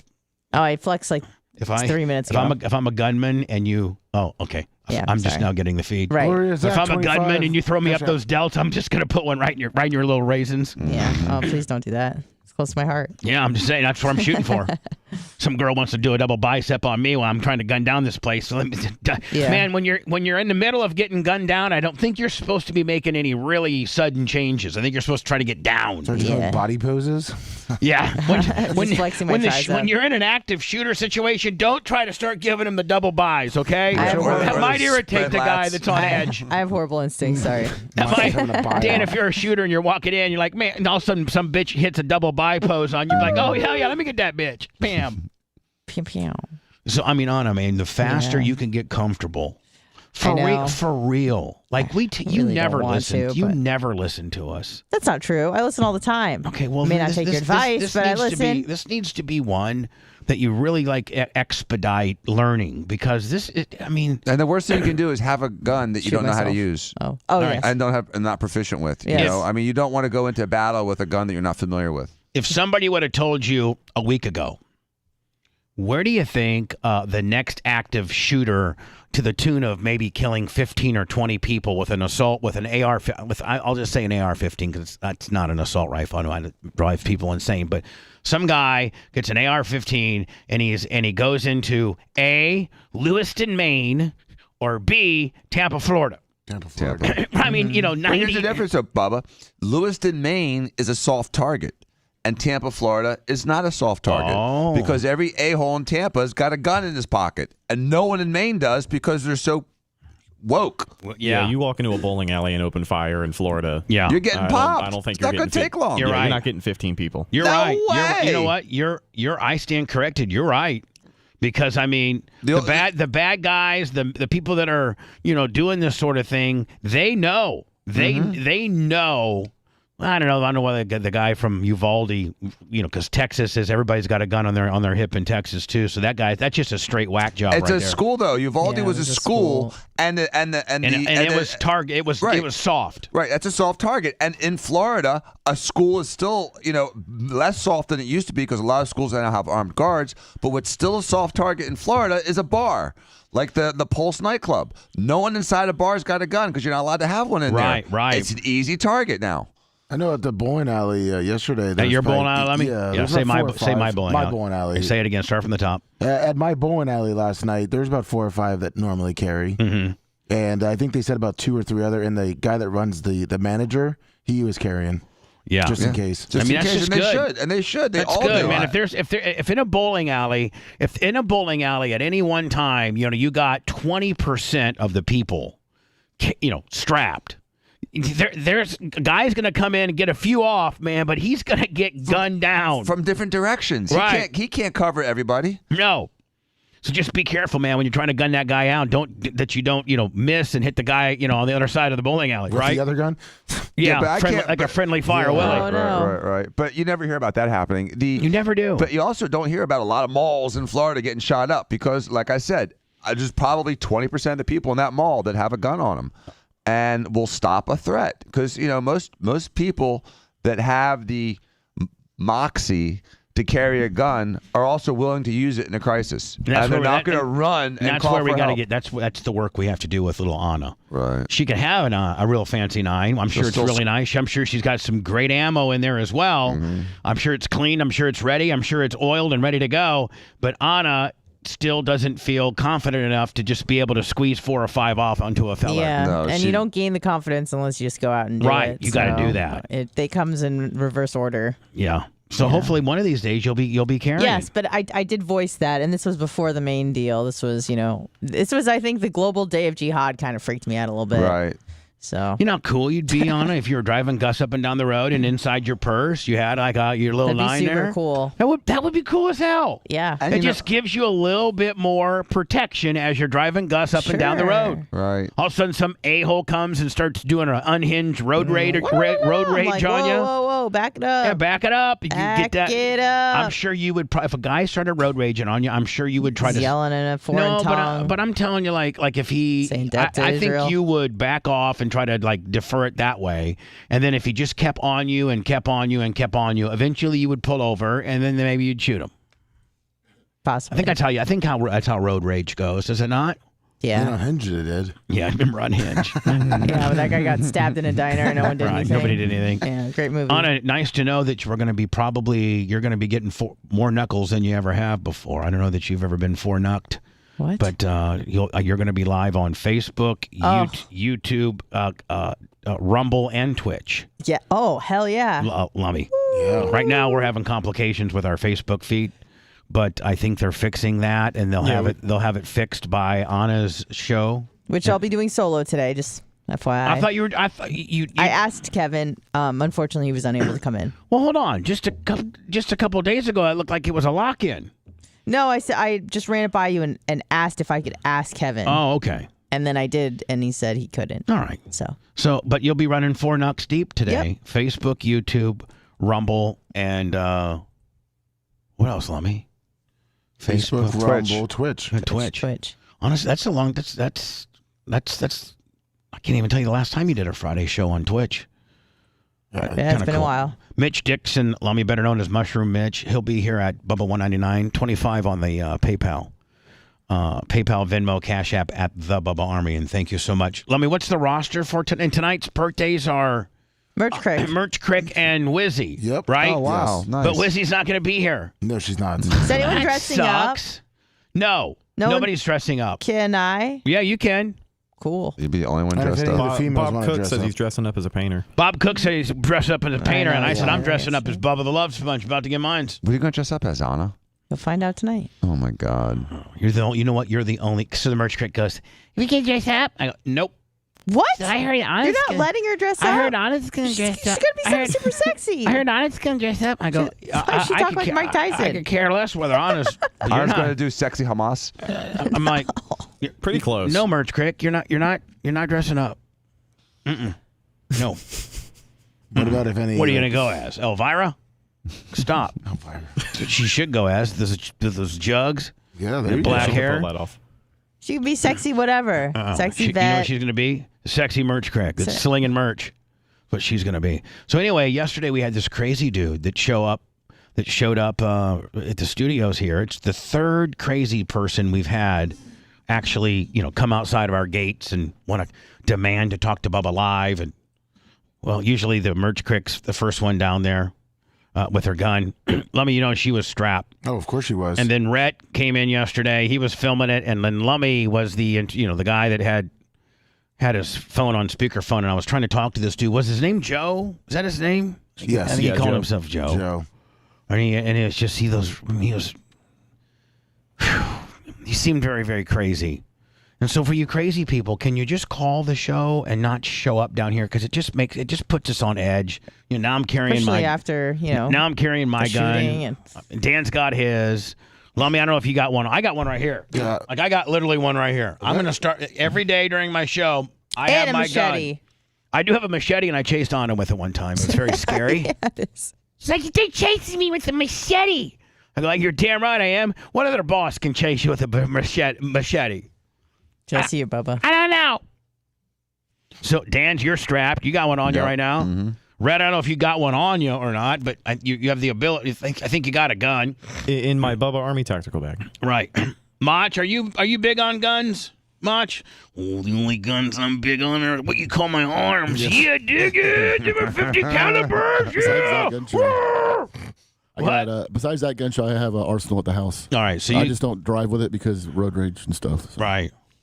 Well, then so when you need it, hold on, because of road rage, you don't drive with your gun. Yeah, that's when you're most likely. That's when you're most likely to get picked. Roid rage. That's what I thought he said. Well, there's a little bit of that too, but that's when you're most likely to get picked off. That's why I don't want to shoot nobody. So I don't have my car. They can't catch him in that car. Yeah. This Mark? You having this Mustang. I gotta hobble the smart car over to Terry's to see if I don't know if it'll make it over there or not. But Lummy, the right side tire, like I don't know if maybe is it wobbling? Maybe I broke a ball joint or something. But the outside sidewall of the low profile tires looked like somebody's just been hunking on it with a knife, and it's all hunked out, and the drywall, the sidewall. So obviously, when I'm turning, and when I have in the last couple months when I've been driving this thing, when I turn, a certain direction, you feel the right front feel like it's grabbing on something. Well, it is. It's grabbing on like the fender cowling flare, and it's eating up this huge area of the sidewall. I don't know. I think it can still hold air, but I don't know if I can get it to Terry's or not. But I'm going to try next week for him to fix it. Do you need me to follow you? Yeah, I might have to maybe follow me. Maybe. Or the merch. Oh, the merch. One of the two. Okay. How's the pond situation? Good. Did you work on the scum yesterday? Sure did. I do every day. So you work every day on the pond scum and you still can't get it to go away? Yeah, well, because I just take a little bit here and there at a time. Because I'm letting it. I sprayed it to kill it. That's why it's turning brown. Oh, I didn't even. Did the Bucks get their ass kicked last night? I didn't even get a chance. Effectively, yeah. It's the second half was painful.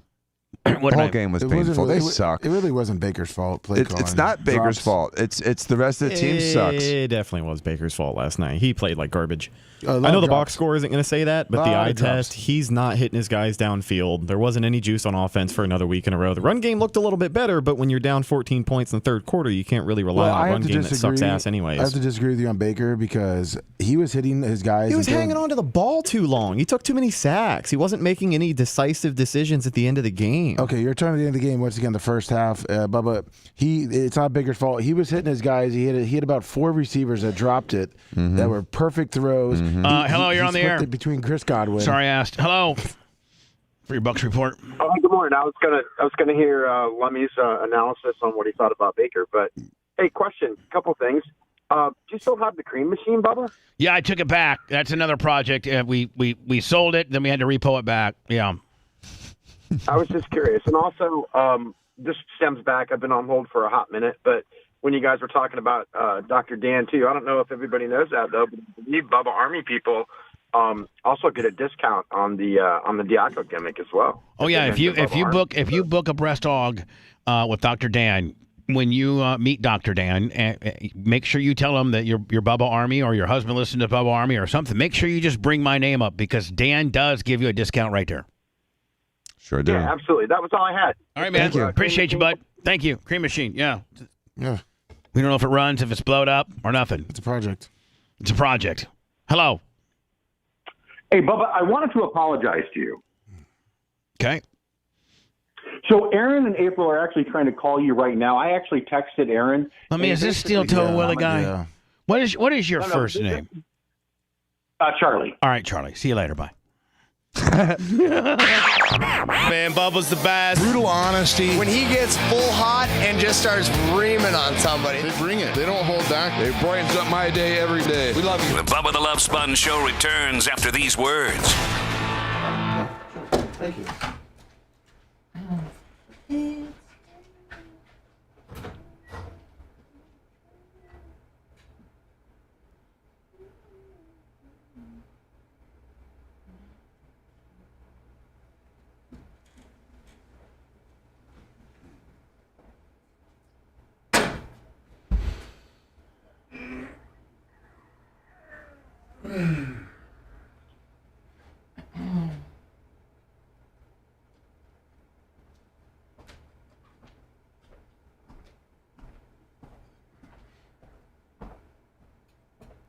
What's up, everybody? Hello, everybody.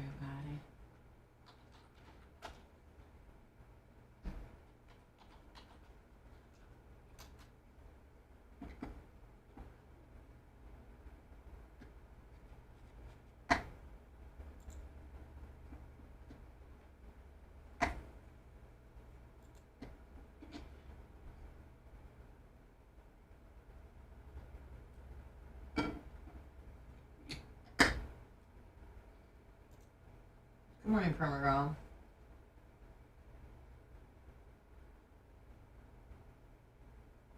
Good morning, Nick the gun guy.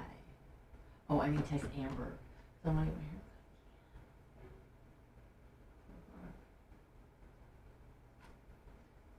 here. Here's going like crazy.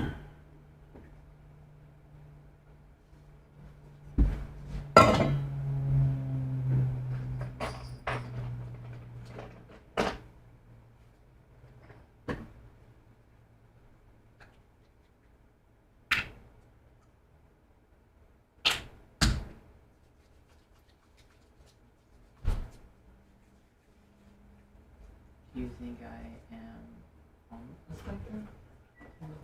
Bathroom looks great. Right? Not really. Everything looks good. See the door? Yeah. Thank you, Skippy. Nice. All really nice. Never did. Skippy Jones.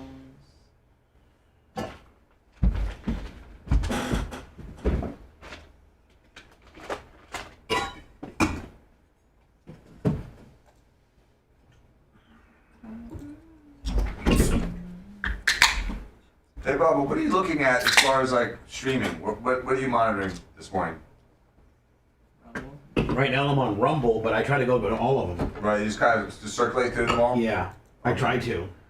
Have you seen what Slizzer keeps saying about the Costellos? Have you seen that on the feed? No, who's the Costellos? These 3 smoking hot blonde chicks that sing country music on videos. Where do I find them? I'll get it. I'll get it. I'll find it for you. I like them. Dan is a fan. I'm a fan. And he's never even listened to them sing. No, they have pretty voices. And they're funny because they're kind of like disinterested until they start singing their part. You know what I mean? They act like they're not even in the video until it's their part. It's kind of a neat dynamic. I think you'll like it. There's like 3 or 4 of them. You want me to, here, I'll send you their little intro deal about their lives. No, I don't want to You hear want that shit. I send them this stuff. The cool stuff. Like, All right. Like that? yeah, like one's singing, one's looking away like she's not paying attention, that kind of shit. All right. There you go, baby. I like their shtick.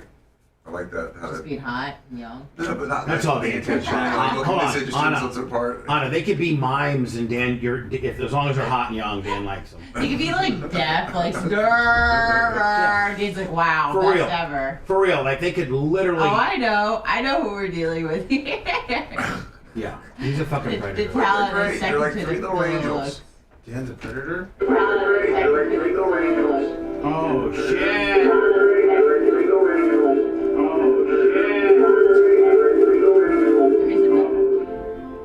That one's a little overlit. Yeah, she back up an inch. That's the second best one. They're pretty songs. He's sending them a message asking them all 3 Man. the others. Yeah. There's the list is on the column. Come on, Jesus! Intro.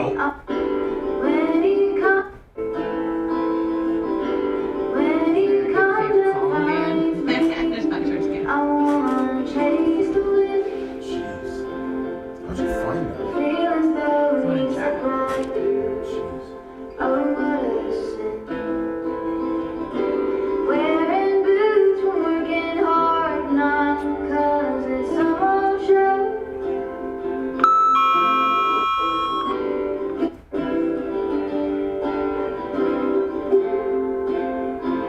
This is the shittiest song I've ever heard, though. Okay, It's not their best song. okay, I'm sorry.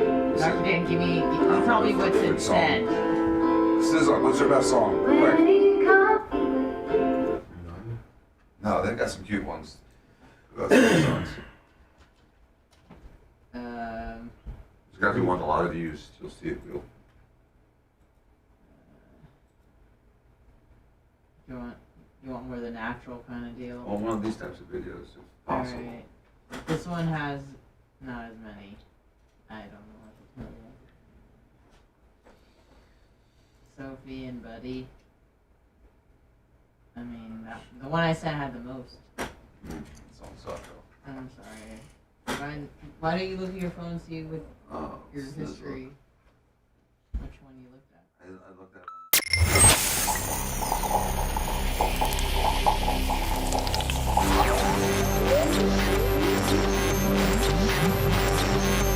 The following broadcast is not for the mocha soy latte drinking, tree hugging, Birkenstock wearing crowd. I'm not giving you a compliment. If you tuned in by accident, get the out of here now before all the beer drinking, whiskey shooting hellraisers find out. This is the Bubba the Love Sponge Show.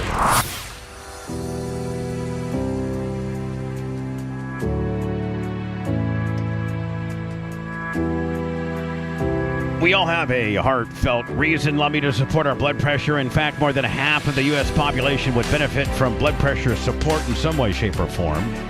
Paired with a healthy lifestyle, the antioxidants in Super Beets are clinically shown to be nearly 2 times more effective at promoting normal blood pressure than a healthy lifestyle in itself.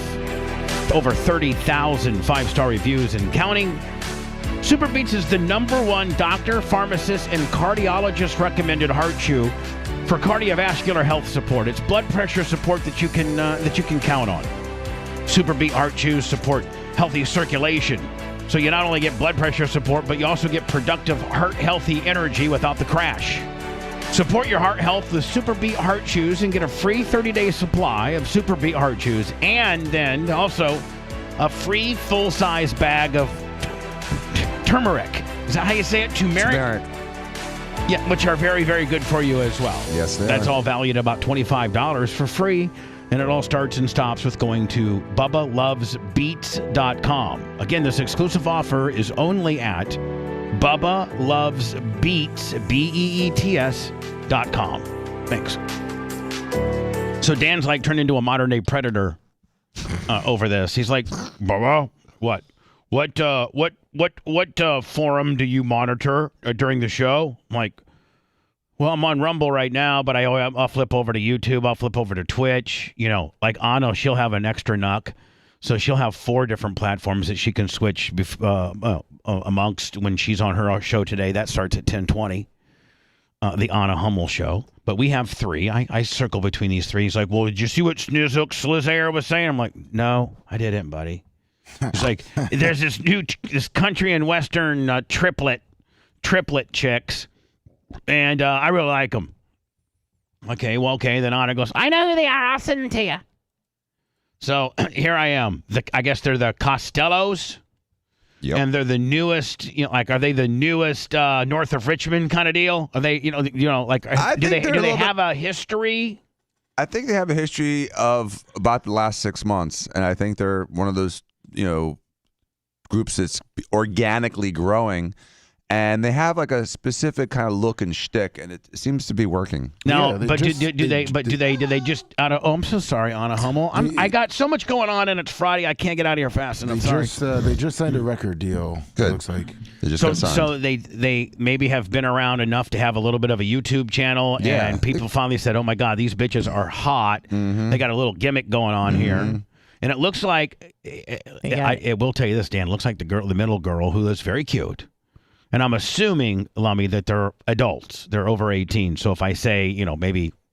Let me do some investigation. Yeah, I want to make sure, Dan, that, let's make sure we know their ages before we go any further. Because it could be creepy and maybe borderline illegal if we start saying some stuff. I mean, what you can say to a 17-year-old and what you can say to an 18-year-old is really, really, really quite far apart. Yes, it is. It sure is. Like, depends on the state, but yes. Well, where we're sitting, as where we geographically sit right now, Dan, what I can tell a 17-year-old and what I can tell an 18-year-old at a public bar or on the radio is there's a big difference. Now, hopefully you guys are, I know they're triplets, so they all got to be within a minute of each other. Right there. No, they're sisters. I don't know if they're triplets. Oh, okay. They're sisters. They're sisters. Okay. Well, can you give me... I'm trying to find their ages. It's very difficult to find. Hey, Alexa, what are the ages of the Costello girl band? From PKU.com. Jenna Costello's age is 31. No chance. Maybe that's her mom, which even makes this more illegal. Oh, God. Because if she was 31, these girls are 15, 14, 13. Hello, Power Pick. Let me looking for a Bing Lifeline. I'm looking. They have not listed their... They've got to. We can't go any further. Weird. We can't go much further unless we know how old they are. We can comment on the music. And their disinterested shtick. It's kind of cool. It's kind of like almost like Addicted to Love. Remember the hold on. song? I thought for sure I was going to face you up on, do you know what this reminds me of? I was going to say Robert Palmer, Addicted to Love. Yeah, it's exactly the same. I'm very proud of you to know that. Yes, it's that same sort of disinterested look Remember that I how love. hot those chicks were too? They're smoking. And they could care less about that song. Gonna have to face it. You're addicted. I got in so Well, much they're all in trouble. college, so there you go. Okay, they're all in college. Yeah. Because when Addicted to Love, it was 1986, 87. Robert Palmer, Addicted to Love. I'm at 103 PFR, and I come out and because I'm always trying to be funny, and this is about as far as I could push the envelope back then when I was just talking up records. I was like, 103 PFR, that was Robert Palmer. I'm addicted to love. I think it should be called I'm a dickhead in love. And then, oh man, the hotline ring. There's a station owner. He's like, did you just say what I think you said? I go, I don't know, Tony. But here, he goes, you said, and I go, yeah, that's what I said. He goes, you need to be in my office tomorrow at 9 o'clock. Nice. I got written up and got suspended for a day and just, yeah, like whatever. It looks like 2 are sophomores and 1 is a junior. Oh, okay. So they're over what 18. college? The twins are going to Georgia, and the older one is Middle Georgia State University, pursuing her pilot's license. Oh, that's even harder. Oh, wow. Might make Dan want to get a private plane again just to be able to hire her. Yep. Hello, you're on the air. Quickly. Hey, thanks for taking my call. You don't remember me, but I used to hang out at Jubilation. Okay, yeah. Back in the day? Yeah, Jubilation. Way back in the day. And hold on. Let me ask you a question. So that, indeed, if you did hang out at Jubilation and you are from the Terre Haute era, where is Jubilation located? It's in Florida. Let's don't play that game. No. There's only one nightclub that I associate Jubilation with. There's only one nightclub that I ever attended named Jubilation, and it was in Terre Haute, Indiana. So if you didn't even know that, and you're telling me not to go here, then I think this is that Charlie guy that's trying to be trying to get in on the show all the time. Most likely. See you later, Charlie. Please stop calling us, okay? We don't have anything for you, and the stupid show you're trying to promote. Leave us alone, Charlie. Right, I mean, Lummy, if he knows enough about the show that he's heard me talk about Jubilation, but he thinks that Jubilation is in Florida, then he's a troll. Yeah. He doesn't. Please get out of here. So there's these 3 blonde girls. 2 of them are actually triplets because they have a brother. I sent you their Instagram. Oh, you did? Yeah. Okay. Let's try to get to the bottom of this. This is Dan's really. I mean, This is really taking Dan back. Lummy, I don't see. I see. All I got's a Hogan. Marty Jannetty deal. Yeah, just the link. Yeah, it's right there, right underneath it. The blue. Oh, hold on. It just recently became there. When I clicked on it, it wasn't there. No, mom having wireless problems. I was talking with Macho. Sorry, I'm a little delayed in life. All right, just stop with the excuses, okay? Sorry. I got it. You messed up. Yes. All right, so here are the Costellos. The Castellos, the Castellos, and the Castellos. They have 1 million followers. They've posted 84 times, and they're only following 394 people. And so here they are. Okay, all right. Mm-hmm. And by the way, we're speaking of they all are in college. Yeah. So we know that. We know that's going on. And we're not talking about Abbott Costello. Hey y'all, it's the Castellos. We just wanted to come on here and tell y'all how thankful we are for all the love and support y'all have given to Number 7 Road. It's really been a long time coming, us putting out all the songs we've been writing, and we're just so incredibly excited and thankful, and we have so much more to show y'all in the future. Yeah, we also wanted to thank y'all for 1 million followers. That happened last week, and we didn't get the chance to say anything about it. Oh, man. They got the extra button. Bunch of redneck bitches. Yeah. Thank y'all. You know what I'm saying? Thank y'all. Because of our song coming out, but great teeth. Thank y'all. Thank you. Thank you. I mean, I wonder what dudes are blasting these 3, right? Hey, you want to get a concert for them at the Bubba Raceway Park? Do a concert? I'd love to. Can we see if we can set Hey, that y'all, up, get it's them on the radio? Get them on the show. Castellano. I don't even know how to reach out. Ocala may spit these bitches right out, though. I mean, they Ocala wouldn't. might be a little rough for these girls. Georgia Pines, 7 miles east of a Wildcat. Sing the way out of anything. Pass you by. Oh, I'm gonna tell you something, man. The country music business is gonna really they're gonna They're be the new Dixie Chicks. They are gonna be superstars. They are, yeah. They're going to be superstars. They are going to be huge. They have pretty because voices. right now, man, that's country. The country, country has all these dudes and some chicks, but they don't have like the new Dixie Chicks or the new nothing pretty and sexy right now in nothing country. Nothing group-wise. it's all single solo stuff, right? Right, and the sexy girls were like all like in their 40s now. You know what I'm saying? The people like the Shania Twains and the Carrie Underwoods, they're all like getting old now. The Miranda Lamberts and all that. They're all old now. They're all getting a little long in the tooth. We need these 18, 19-year-olds rolling up in here triple style, buddy. Woohoo! Granddaddy walked barefoot up and down this road, now I am too. And they're singing a bunch of country stuff. And they all play an instrument. Granddaddy came up here and took us behind the... Yeah, one busts out the banjo, and the other two can play guitar. Where he was walking to school. Oh, number 7 road, won't you take me home? Out there where my they're gonna they need to be like on 4-wheelers and with cowboy hats on, and you know what I'm saying? I mean, dude, if I was a producer, I'd have signed them 6 months ago. The first time I saw them, I would have signed them. I can see that they are destined for greatness. Oh, they are huge. You're marketable. Look at it, they're perfect. I know. I agree with you. Perfect. I agree. Hey, y'all, we're the Castellos. Hey. This is our original song. They're almost too pretty. Hold on, be quiet. What? I've never heard you say that. Sisters on the rise in country music. I know it will never end. In the CMC studio is special guest, the Castellos. Here we go. What's this song called? Let me. And they all got an instrument there. Probably only one of them's hooked up. Only one of them can play. I don't even care. They can just sing silently. They could be mimes, and I'll listen. Look at that one in the middle, man. She is fire. I know. It's a 10, a 9, and an 8. No, I'd say a 10, a 9, and a 9. I'd say 10, a 9.5, and a 9. But you damn near hierarchy. You got 28.5 amongst the three, man. That's pretty damn good. But there's a win place in the show. leaning on your shoulder, won't you kiss my hands tonight? Won't you kiss my hands tonight? That's probably the homeliest one right here. No, really? Yeah, I think. She looks different than the other two. Maybe she's the third. Slowly rising. That's number one. Burning Georgia down. Following this love through the dark into the red cloud. I want to have a show where these bitches get in a fight. Backstage Pulling about those how extensions out. one of them gets mad because the other one was not hitting the right notes, and she Right. gets all mad, and the promoter comes and says, I ain't paying you, I'm only paying you half because it suck, and then they start getting a big old fight, hair extensions, everything. Cold shoulder, closing time. You were begging me to stay till the sun. Or one of them likes a guy and he likes the other one gets all mad about it, and she catches him getting blasted in the tour bus. You know what I'm saying? Strange words come on out. All right, so Hey y'all, it's the Castellos, and we're here getting ready for the People's Choice Country Awards. Don't forget to watch it on NBC or stream it on Peacock at 8/7 Central. We're getting ready to go. Woo!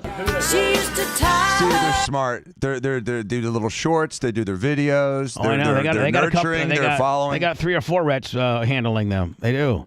This is their new single right here, and the one gimmick that Dan really, really likes is when one's singing, the other two act like they don't even want to be there. Kind of like the way Anna acts like here on the show most of the time. Right. She should be the fourth Costello. She's the Costello bitch. With the tambourine. You want us to put that bitch into Costello mode? Just us start talking about the Bucks game last night. Jesus. She'll just start acting like she's like. She hates when we talk about certain stuff. She completely checks out. Just like, so the Costellos, it seems like one of their gimmicks is why one's singing, the other two is just hanging out like they don't even want to be there until it's their turn to sing. Then they get all excited. Get all excited. Man, I get my lyric in here. Yeah, now. they're super pretty. I will tell you, the girl in the middle, Dan. Well, all of them, actually. Dan. They're all pretty. Dan. The middle one looks kind of like a young Tara Reid. Dan, I know. You want to know how we do a promotion with these chicks? Offer them. There's one thing that's glaring that they need. Mm-hmm. That was already suggested. Just didn't want to say that on the air. I do. One of them has a rack. We need to get a hold. We need to get a hold of their management and says, "Hey, we got the greatest plastic surgeon, creepy. the greatest plastic surgeon in Tampa, Florida. Go ahead and Google him. His name's Dr. Dan Diaco. His boobs are so legendary. Then let me throw a couple Howard clips in there saying, I got to tell you, man, looks like a nice set of boobs in Tampa are called Diacos. That's what they're going with nowadays. I see you throw that in there. Yeah. So we can do a triple deal. We can have them on the radio, do 3 breast augmentations, and to do a concert at Bubba Raceway Park all in the same month. Dan, sure, of course. All of that and more. But it starts with getting them some free knockers. Yeah, or get them on the air. When he comes and finds me. How about getting him on the air and then offer him the knocks? Mm-hmm. Hey, listen, girls, appreciate you being on the show. Hey, do you need some free boobs? It's a little weird. I wanna chase the wind. Feel as though he's a bright blue. I mean, I feel as if they're singing inside of a literally where the cows drink those big, cold plunge tubs. I feel like they put them all three. I feel like they put them three in a tub because the acoustics are horrible here. Yeah, I think they like the way it kind of resonates. They want that sort of almost like amateur porn, but like amateur sort of song. I think that they are, like I said, I think they're destined for a meteoric rise. Oh, and I'm sure their huge. parents are so happy that the music lessons they made their kids take as children are paying off. Well, I mean, you had to give them music lessons. Then then when they turned as attractive as they did, then you're like, oh my God, something going on. They're hot. Because you're not going to see three fat girls in here. Well, they wouldn't all fit in the frame. Wilson Phillips. I mean, Wilson Phillips only went so far. The Wilson sisters, because the fat one brought him down. Right. You know what I'm Have saying? to zoom out a little bit. Sing from behind the piano. Yeah, I mean, this ain't like piano slimming. These all three of these are hot chicks. Like there's no Carney Wilson in here. No. All right, so here's like one of the very few times that you'll see them all forward facing, and I gotta say, I think she's probably the prettiest. Yes. I think she's probably second. Third. And I think she's third. No, she's So second. you got her. You got Two them and three. 1, 2, 3. Yes. Yeah, I I got agree. them 1, 2, 3. Okay. It depends on which picture you're looking at or what video. 2 and 3 are kind of interchangeable. Yeah, but one stands alone. Yes, yeah. That's why she's the lead. What do Cowboys want? Cowboys want you to kick off your size 00 junior Miss jeans and take them panties off. Whoa. Kick it out wide. That's what Cowboys want. Yeah. I mean, is any other cowboy going to disagree with me? Nope. Oh, cowgirl. What do cowgirls want?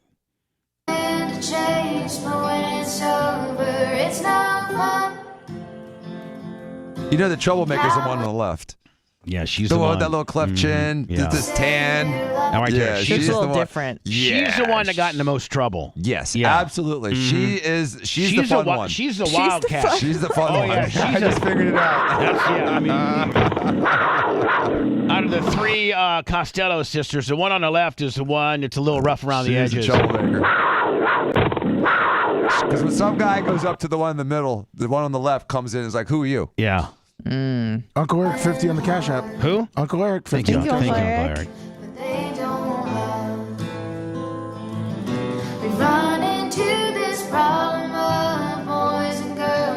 Just like I was happy for Oliver Anthony, I'm happy for these girls. I Me hope too. they do have just a massive, massive streak of success.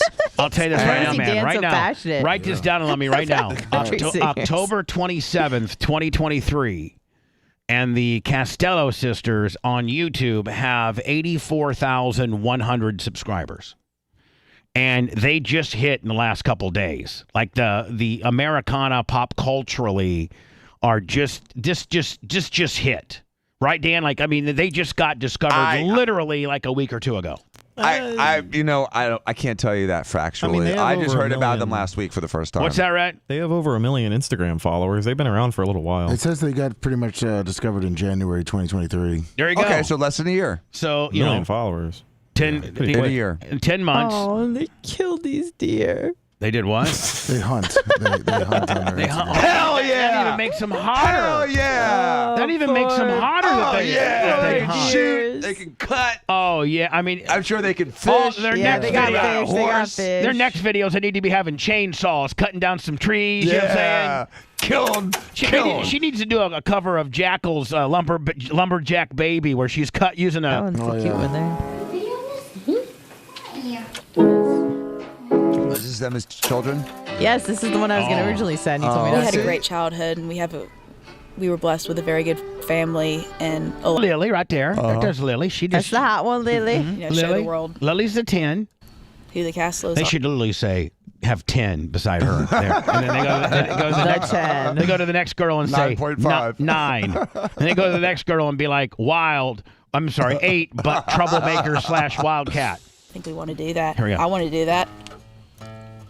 The Castellos. I mean, they're being marketed, and they have shorts and little stories. They're going. They have to be a good person doing their online presence. They're going to be. They're surrounding themselves. Huge. They're going to be. Group? They're huge. They're going to be huge. Record label Willie. I am saying I don't care what it costs. Sign those bitches immediately. Yep. Don't come back to my office without a 5-year contract. Yep.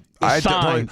If I had any moxie in that industry and I saw them 9 months ago, I'd have signed them immediately. I'd sign them right First now. day I saw them, I would have signed them. I think they're signed, but they're signed now, are they not? Warner signed them back in January, but they had to sit all summer and write songs to come out with their first album. Oh, okay. So they got signed back in January, but they're like, listen, being signed is one thing, but we got to come up with some stuff to start peddling. Yeah. Well, a lot of times those big record companies too, they'll just buy, like, remember Richard Marx wrote country songs. Yeah. He had like 5 number 1s. So it doesn't necessarily mean they wrote. A lot of labels just go out and buy songs. Yeah, it looks like they're saying there's a lot of people helped them during the summer. As they should. Yeah. As they should. All right, let me go into words. We'll get into the DeSantis thing. A lot of people are saying that this might actually propel DeSantis, in the much needed, what is he, 23, 24 points behind Trump? 50 points behind him. 50 points behind him. I don't know. He wants to send helmets and some ammo over to Israel, which I think is pretty cool. Yes. I don't know. I didn't know as the governor that you can, take whatever military stuff you have in your state and send it abroad. I would thought that you would need federal, that would be somewhat controlled federally. Well, we have very, very, very specific and strict and very draconian laws about sending guns and armor and bullets to other countries. There's a lot of countries you can't send a gun to, but I don't know how a state you can do it. Yeah, I mean, like, there's federal laws banning that for most areas. Right. So I didn't know that, Ronnie D, being the governor, can say, hey, listen, we're going to send you over 500 helmets and 3,000 guns. He didn't send any guns. It looks like. Yeah, you can't send. The guns are hard to send. All right, we'll get into that next. Bubba the Love Sponge. I listen to Bubba every day. I just really enjoy the outrageousness of it. We love him. Couldn't do without it. The Bubba the Love Sponge show returns after these words. Because you can't get them over there. That's horse shit, man. We're at 50 fucking minutes ago. Priority, it takes 50 fucking minutes. Fucking motherfuckers. That poor Uber Eats driver is gonna get it. Missy looks like a Costello. Yeah, it's gonna be the. Hey, Bubba Nation 2023. What? Nothing.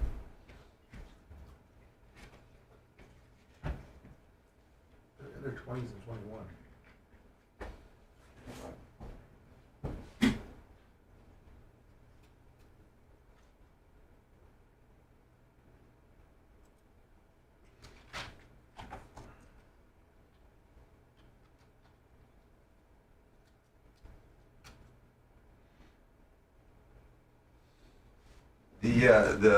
The lift kit should be here in a couple days. Just they were behind in production. They had to make a couple of pieces, so they finally got all the pieces together, and it's all being shipped. So it should be lifted by next weekend. No, I'm just gonna repaint it. What? What he lifted? The beater Porsche. Oh, that's right. I needed new control arms and bushings anyway, so instead of just getting the regular ones, I just lifted it. And I needed new rims, so instead of trying to replace it with low-profile tires, I'm gonna just destroy like Jimmy Clevis. I got big old like 32 Mickey Thompsons. Nice. Look at you. It was the Carfax says the value of that car is now $3,000. It went from $2,000 back up to $3,000. Really? Someone says it's worth. Yeah. Did you get Gloria Zach on the Cash App? Sure did. Okay. It's my $3,000 Porsche. You get Las Vegas Mario? That was yesterday. My bad. It's all right. Sorry. You're right from Jones Island. Your 50. Smart car is worth more than my Porsche. No. Maybe blue book wise. Hey, we got to find out if we can take the Sprinter We got to find out. Yes. That's on Saturday. Hold on, buddy.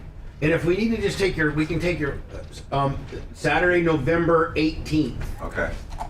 I'll write myself a note for that. And if we can take the Sprinter, then I'll have Big Red drive. Okay. I think he's got a driver. Oh, he does? Yeah, I think he's got like a guy that he prefers to drive. All right, then that's what we'll do. We'll pay the driver. So it's November 18th. Yes. We'll pay the driver. Sorry, Big Red. Maybe. We'll see. Okay. I'll check into that today. Thanks, buddy.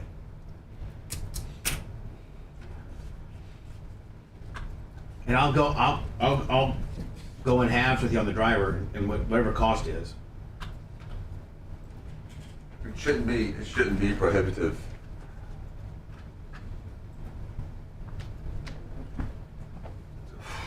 How much did they go?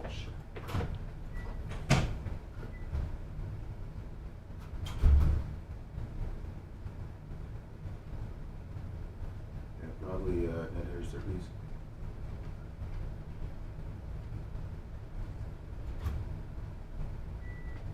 That red door looks snazzy. We're gonna go tomorrow. I like it like that. Yeah, baby. I like it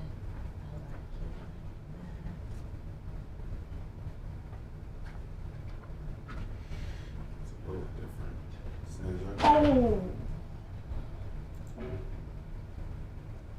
Up, everybody. Good morning. Is your smoothie here? No, it's not here. I'm calling them Fifty. dumb. Order for you motherfuckers 7 times a week. Oh. Yeah, they picked it up. All on Johnson. Huh? They just picked it up. Ordered it at 7:40. Oh, so it's not the Uber driver's fault. No, it's not the Uber That's driver's your- fault. that's It's their their fault. Doesn't mean he's not gonna yell at the Uber driver. Well, the Uber No, I'm not driver. gonna yell at the Uber driver. I'm yelling at the store. I'm calling the Oh, store. oh, Motherfuckers. Oh, he's I'm Dr. Dan Diaco. I order 7 times a week here.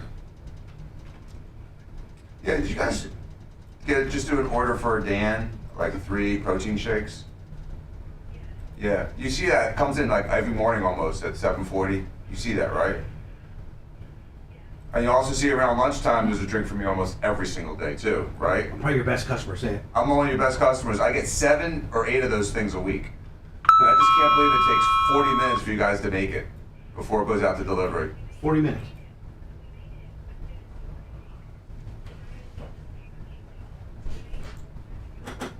So you're gonna blame the Uber people on this one? When? Okay. I see how you got it scored. Now I know who to yell at. Thank you. And keep making them. They're wonderful. We even promote them on the radio. Yeah, just hoping they get spit in. Kind of hung up on me. Shit. What? So the Uber driver thing. No, I want to pick it up. Did it say that he was on his way or waiting there? No, he was on his way. I was like looking at it. I was like, he's nowhere near the place. Okay. So yeah. And so he had to go there, and he picked it up just now. So we're gonna get it. It's here, too. So Jay's gonna get it.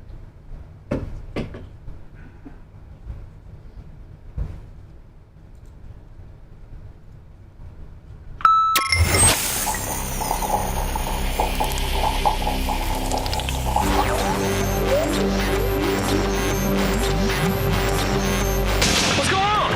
Congratulations. There's no remorse and no regret associated with anything they do.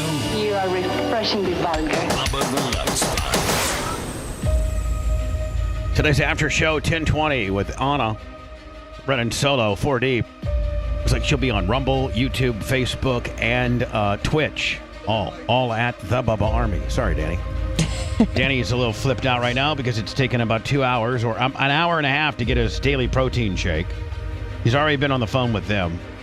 They pretty much blew him off and hung up on him. No, they said they made it immediately. They know exactly who I am. They thanked me for my orders, and they said the Uber driver let it sit there for 20 minutes before he picked it up. So, and you know what? I actually believe that. Yeah, I do believe it too. I mean, you know, if their track record or past history with you shows that they always get it there. Like that they always. They know exactly who I am. Right. And, like you said, you're probably one of their very best customers. You probably want to order 8 to 10 drinks a week from them. Well, I get three times a week in the morning, and then I have it for lunch 4 times a week. So hold on. So 9 plus 4, so these a day? 13. Sometimes, yeah. I'll drink 2 a day. 13? 12 to 13 a week, I guess. So what's the retail on them? I don't know. On Uber, it's like $100 each. $300 a week. Oh my God. Dan, are you being honest? By the time it gets to you, it's $100. No, it's like if I order 3, it's like $50, $40. So what's your average bill? $50? Well, if I'm ordering 3, if I order 1, it's like $20. All right, so can we call it $30 average? We can call it $20 average. 20? 20 times. That's $260 a week. That's spending $1,000 a month on this BS. $1,040 a month. $12,000 a year for chocolate protein shakes. Jeez, you're worse than a chick with Starbucks. Lummy, we need to have Merch Quick get her protein shake barista license immediately. Yeah, exactly. Right? Start making them. And between that and using my golf cart to take people to Ray J Stadium, Lummy, I got the best side hustle going. No doubt, man. Hey, all she has to do is figure out how to make a drink with no sugar that's got 100 grams of protein in it. Oh, God. And do you always get the same thing? Yeah. You don't deviate at all? No. I'm like Einstein. That's the thing about us men, Anna. Like when we get locked in on something, man, we lie. Hey, I get that too, but you think you want to switch it up a little bit if you're having 8 a week. Men are completely different creatures than women. Once we get on to something that we like, we laser lock on it. And we don't variate much at all. Like, you know what? That's what I like. That's what I like. I remember when I used to train with Hogan, Lummy, and he'd get a blender that he liked. Oh, yeah? And he'd go back to Walmart and buy 4 of them, however many they had on the shelves. He wasn't using the Hogan blender? He's like, no, he wasn't using his own blender. He was buying up all the stock. And he's like, brother, let me tell you something. When this one breaks down, I got another one, and then I got to back up on that one, then a back up on that one. Jeez. He'd have 4 blenders, 3 of which were in bad easily. Not really. He did not want to be like 20 years, 1 10? second without his blender. He had a whole storage unit full of blenders. Same with Dan Shake. Dan doesn't variate. He locks right on in with the peanut butter, which I get. That's a strong flavor. Lummy, I've actually lost some sleepless nights over this golf cart hustle. Oh, really? Yeah. What do you mean the hustle? Were you not here? I heard you talking. I wasn't here. I heard you talking about having a golf cart to go run back and forth, and you charging like $10 a head, and having Lummy That's the hustle up people. That's the hustle. That's the hustle. Okay. No, but what I'm saying is like, okay, so if you have a 6-seater, I take the Merch Crick with me. 1, she can have a gun on her in case a guy tries to rob me, and 2, she can wrangle up the money. Because if 4 people jump on Dan, she has to wrangle up $10 a person, right? Mm-hmm. So she handles the money. So would you be cashless or only cash? Oh, only cash. Cashless? No, only cash. Okay. Only cash. And you take your 6-passenger golf cart that I get from Big Mike of Southwest Florida Golf Carts, and you start like down there by the Wing House. Dan, like off of Columbia. Mm-hmm. Well, if you're there's a lot of people that park in that area, right? Mm-hmm. Well, from the Wing House to the gate that you go into, that's a hell of a walk. It's a very long walk. But if a golf cart came up to you and said, "Hey, $10, I'll take you right to the front, and a cold bottle of water," wouldn't you pay $10? Yes, but if you think about it, if you got 4 people, $10, $40, you could have just bought a parking pass. Yeah, but it's for the people that aren't going every single week. Oh, and they don't have access to them. Correct. And Bob, I think you want to rethink the cash and credit card thing, because Raymond James is cashless, so a lot of people don't. Everybody's got a $10 bill on them. Okay, if you don't have a $10 bill, I don't even want your dumb ass on my cart. If you don't have at least a $10 bill on you, what am I going to start doing? Venmo it to me? Yeah, all you do is put a little slider on your phone, you slide it, and then it goes right to your Venmo account. Mm-hmm. Pretty soon they'll put it on your wrist. Yeah, it's pretty. Let's just stick with cash. Because the guy that wants to pay with his Venmo, I think there's another dude behind him that has a $10 bill. All right, pal, you're walking. Yeah, Venmo boy. I don't have a $10 bill, but I got okay. Got a next, 20. How about you behind him? Do you got a 10? But you could be turning down a Dr. Dan who doesn't carry 10s. I guarantee you, he has no less than $100 to $200 cash on him at all times. Yeah, I have cash. I could pay for the golf cart. Exactly. And you have change. You crack 100. I'm just thinking, man, if I could do like $2,000 a night on why wouldn't you? Huh? Exactly. Here's DeSantis. He said he wants to send a bunch of stuff over to Israel. People are saying this might save him. weapons and ammunition. That's what Governor DeSantis is sending to Israel as it. Bullet ammunition? That's a little sketch, ain't it? Again, I'm not sure of the rules, but it's easier to send ammo Scouts than playing it is. with Bella's chicken. Scouts playing with Bella's chicken in there. Sorry, I didn't realize it was that loud. Listen. And it's obnoxious too. We're the only radio show that's got a wiener dog that's playing with a squeaky chicken right now that we allowed on the air. I'm sorry. This is an awful industry standard. You want me to take it from her? No, I don't care. I don't care. Attack on Gaza. Link News reporter Claire Galt live in the newsroom on this. Claire, this is Is she even old enough to be on the air? Yeah. Why did the governor send? She's pretty hot. Ammunition and supply. Like a natural kind of Taylor Swift kind of gimmick, does she? Yeah. Well, Chris, he says it's because Israel asked him to. A spokesman for the governor's office told me the first step was sending helmets, body armor, and supplies. Then Israel reached out again, and somehow they figured out a way to send weapons and ammunition. Hold on, Dan. Weapons and Early ammunition. Thursday morning, Israeli troops entered Gaza. Armored vehicles and bulldozers pushed through the city. It's week 3 of the war. The Israeli Defense Forces are ramping up their fight against Hamas terrorists. Now, Ron DeSantis is helping them do it.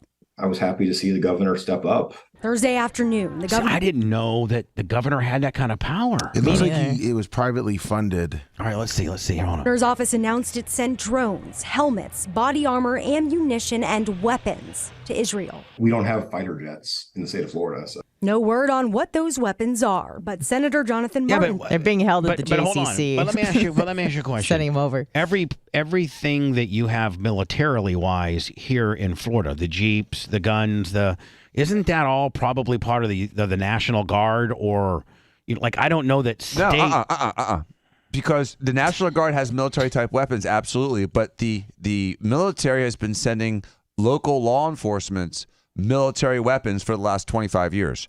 So that's why you see these busters, these like armored vehicles that the police have. Those are all stemming from old military vehicles. I understand that, but does that give the governor the right to take this? Where is he getting all this stuff from? He obviously has the right. The Florida State Guard, we also have that now too. So he's sending the stuff that could be earmarked for our state, safety. When we're sending that over to Israel. Or privately donated stuff. Yeah, it says privately funded. Some is privately funded too. Here we go. They're similar to the weapons the Florida Department of Law Enforcement uses. Our local sheriff's offices, the M4s, the 9mm, the standard issue weapons that are used in our military. A spokesman for the governor's office sent me this statement saying the office was contacted by the Israeli Consul General in Miami for assistance to clear federal bureaucratic hurdles associated with getting those items to Israel. There's a lot of federal rules to stop this, to prevent this. And have we cleared them? Well, apparently. Say if Florida worked with the Biden. Doesn't he look like Max Headroom, and he's kind of like superimposed? He really does. It's all fake. I think Joe might be. I think we might be regulated down to an AI president, because it looks We'd be better off with an AI president, because that has one word in it that our president doesn't have, and that's called intelligence. Administration to make it happen. Adaptive learning. We engage in trade. Corporations here in the United States engage in trade with countries all over the world all the time. So you generally don't have to ask permission from the Biden administration, as the federal government overpromises and underdelivers all the time. So I think that the Israelis who are being shot at, the Israelis who need protection, don't really care where the help comes from. They're thankful for the help. Now, are we the only state that has done this? It's the only state I've seen so far. Yeah, I've not seen this widely reported by any other states except us. It's difficult to send stuff there, and most of the states here don't really care about Israel. Governor's office we also have a governor who's a presidential hopeful, and he's hoping this helps out. Right, exactly. So it's a perfect storm. No doubt. Supplies and the weapons. And she's pretty hot. Yeah, she is. Were not purchased by Claire. She's like the state. country girl. I reached out to the White House to figure out if the Biden administration and Florida work together to transport these weapons. I'm also working to see if any state has done this before. Like a Barbie neck. Lois, Chris. Looks good. Next, fine, Jay, please. Quit He's wearing those being a rings. neck hater. Hello. Must be those rings. Takes one to know one for me. Hello? Yeah, go ahead. Hey, Bubba, can I ask you a question? Yeah, Charlie, go ahead. Oh, God. I got you, Charlie, bitch. You can't get me. Just leave me alone, Charlie. Leave. Can we block him? Can I ask you a question? Please stop calling me on the phone, you mother effer. Remember when we used to go to Planet Bubba? Yeah. Hello. Hey, bud. Yeah. Man, those Castello girls, Jesus Christ, man, save those damn horses and ride this cowboy. Those girls were beautiful, man. Yeah, they were beautiful. I wish your connection was a little more beautiful, or you took me off the speakerphone. Horrible. I apologize, buddy. But y'all have a great day. I love the show. Love you too. Thank I appreciate you. Here is it now. They kind of clickbaited me a little bit. Like DeSantis sends weapons to Israel in a move that could bolster him in the GOP primary. So I'm thinking, okay, cool. It's exactly what I need to play. You know, and instead they give you a Channel 8 news story about local people here protesting pro-Palestine. The pro-Palestine gimmick here. Sue Paul is there in Temple Terrace tonight. Lenny, we hear police are passing out warnings to business owners. What is the message? Good evening, Keith. Let's just all be kind here. Make their way to buddy. Let's not get into neck parameters or anything. Appreciate Nice dress. Nice dress. Very Lynn pretty. Supal is a very beautiful Nice woman. arms. businesses, just telling them that hundreds of people are expected to make their way out here, specifically on North 56th Street. Must be part Italian because she talks with her hands a lot. Well, here's the deal. I just don't understand who, it's looked like literally, are you going to the prom? Yeah. What? Like, What's wrong? I don't think nice. that dress is doesn't It's seem not flattering. It doesn't seem very on the scene newsworthy. Yeah, okay. As if you were a girl that's sitting outside of a parking lot that's getting ready to have a pro-Palestinian rally, that would be more that your clothing or your dress might be more along the lines of going to a wedding. Right. This She'd be wearing weekend. like a As the burqa. bride. As the potential bride.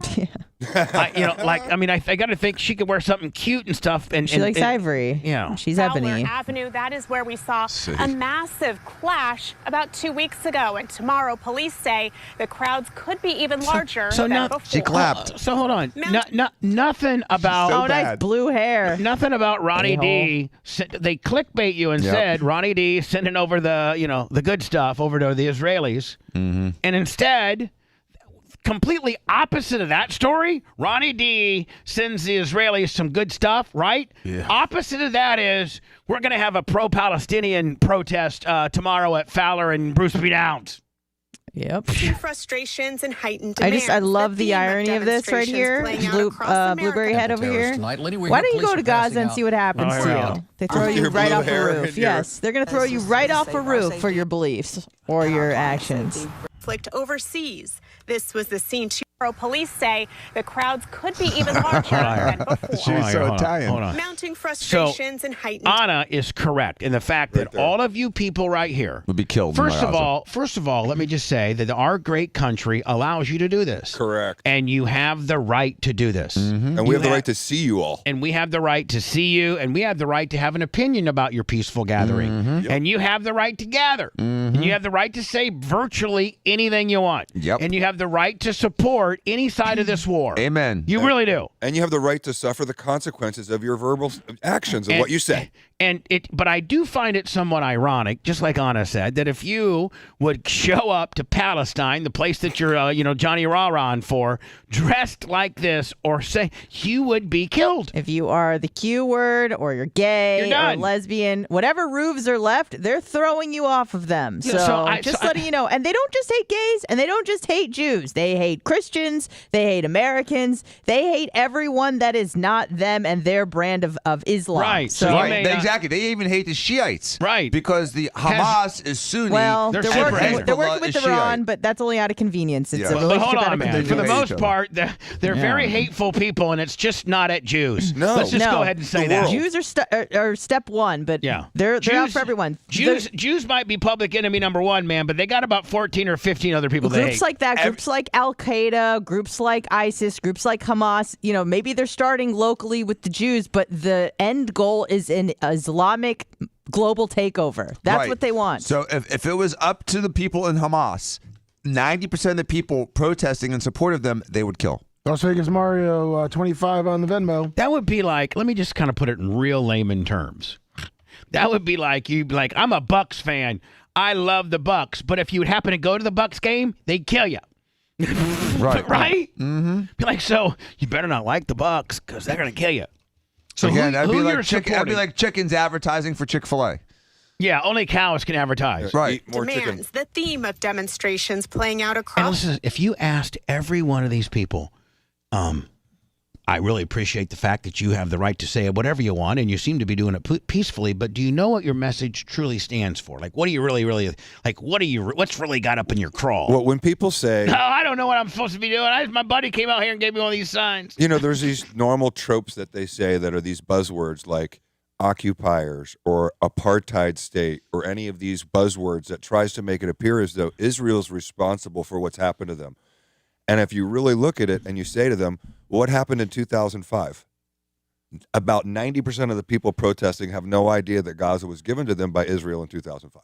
Put up a wall. He said, govern yourselves. And they have no idea that that's not apartheid, that was giving them, everyone from Israel left, and they gave them the Gaza Strip. They were digging up bodies. But hold on, this bitch has got her red hair on fleek, though, does she not? She does. with that Hezbollah scarf that they all get. Where do you get those? I don't Is there know. like a store in town to get one of those checkered I scarves? want us to wear one. Las Vegas Mario 25 on the Irani Venmo. Danny over there. Irani Danny. Dan, we really want to turn up the wick. You know, Let's just make you Irani Danny, and you just start, doing all that kind of stuff. When we were kids and Iran took the hostages, they literally used to tease Dan and call him the Ayatollah surfer. No, the Iranian surfer. The Iranian surfer, too. And then Dan showed how big his penis was, and they went away. All those guys are still our friends. Danny Pakistani, Talibani Danny. Pakistani Danny. Talibani Danny and Pakistani Danny. And Dark Dong Dan is what his names were. You have it written down? Yes, I do. What do you have, Lummy? What do you have down for Dan's pet names from back in the day? Danny Pakistani, Talibani Danny, Afghana Danny. He Dan. Irani, You forgot He Dan. He Dan, Master of the Universe. I don't have that one. He Dan. Master of the Universe. But that was one he named himself, Bubba. Yeah, of course he did. Iranian surfer, Dark Dong Dan, and now He Dan.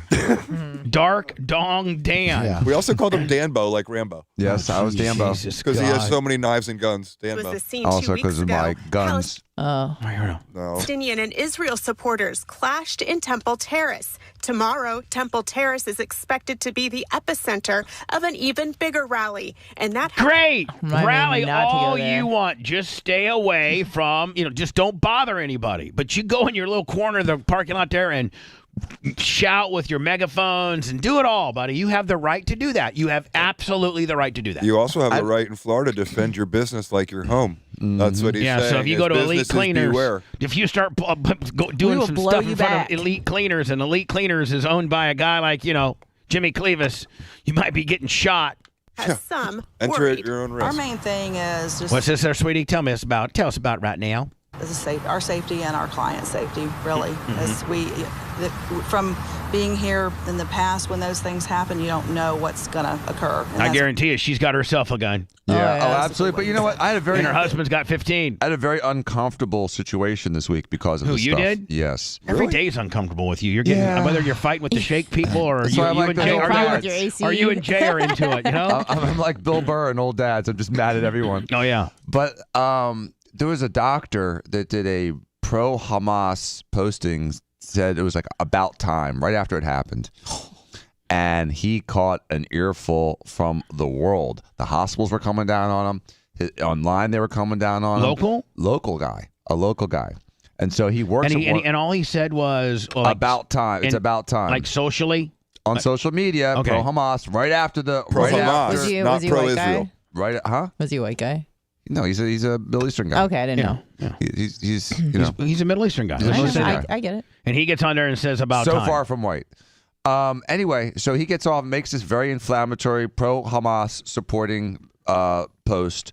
He starts getting attacked online from all ends, including from the hospitals coming down on him. And so I'm in at Advent, and I'm in the locker room on Wednesday, and he comes up to me and this Jewish doctor and tries to apologize.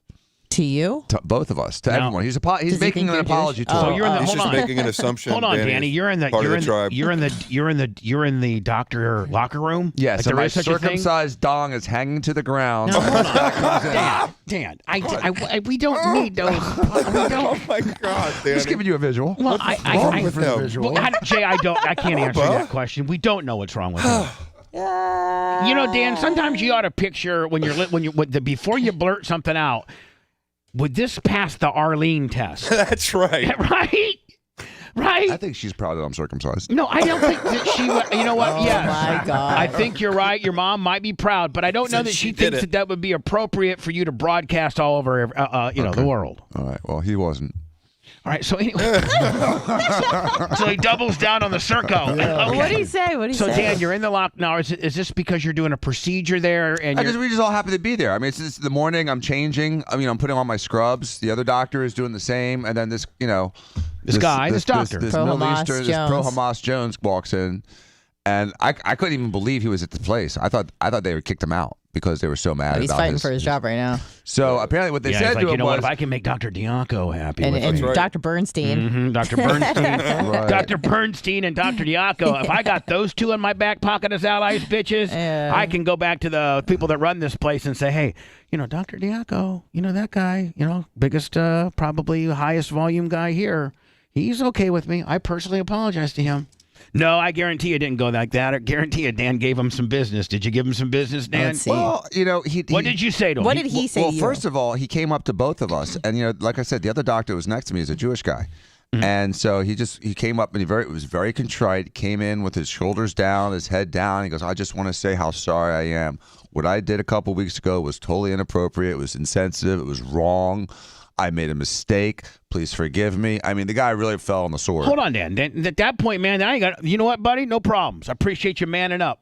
Right? I didn't have a problem with it, but I could see the guy next to me wanted to just smash him because he's Jewish. And it was really offensive to him. To me, it was, to me, on paper, it's offensive, but he wasn't he wasn't insulting my livelihood. He wasn't insulting my essence. And so again, I think everyone in America has the right to say whatever they should want to say, but people have the right to react. And so my reaction was I'm not going to him for my colonoscopy. So that was my simple reaction. You're not gonna let him stick a scope up your rectum. Yeah, I'm not letting him perforate my colon because I'm a Christian. But the other guy was really mad about it. You could see he was literally shaking. Bernstein. What did he say? He didn't really say much, and I decided because it was so uncomfortable afterwards because he was waiting for a reaction. Sure. And I wanted to let the Pro Hamas Jones. I wanted to let the Jewish doctor have the first comment because I was really curious to see what he said. And he was speechless because he couldn't believe. And it's a very rare opportunity that Dan let somebody else get the first word in. Yeah. I mean, it was a red letter day in itself. Yeah. Sometimes Bernstein was like, hold on, this guy's going to shut up for a second so I can actually get the first word in. Woo! Sometimes in these groups like this, I let everybody talk first, and then I come in based on what everybody said. I've never heard that. Liar. Jay, don't let a bold-faced lie come through that like that. You liar. I swear. You liar. Jay, you tell me how many times we've been in beast mode and Dan lays back and lets anybody get the first word in. 0. Exactly. Is that what he did when you guys went to Fort Walton?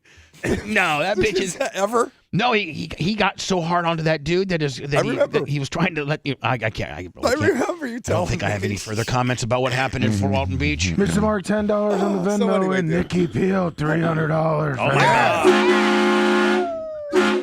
We got in trouble for bullying a person that's that tours talking about bullying. Hello. So what happened, Dan? No, I'm talking about a lot of time. Hello, Dan. Shut up. Hello. Exactly, Jay. Shut up.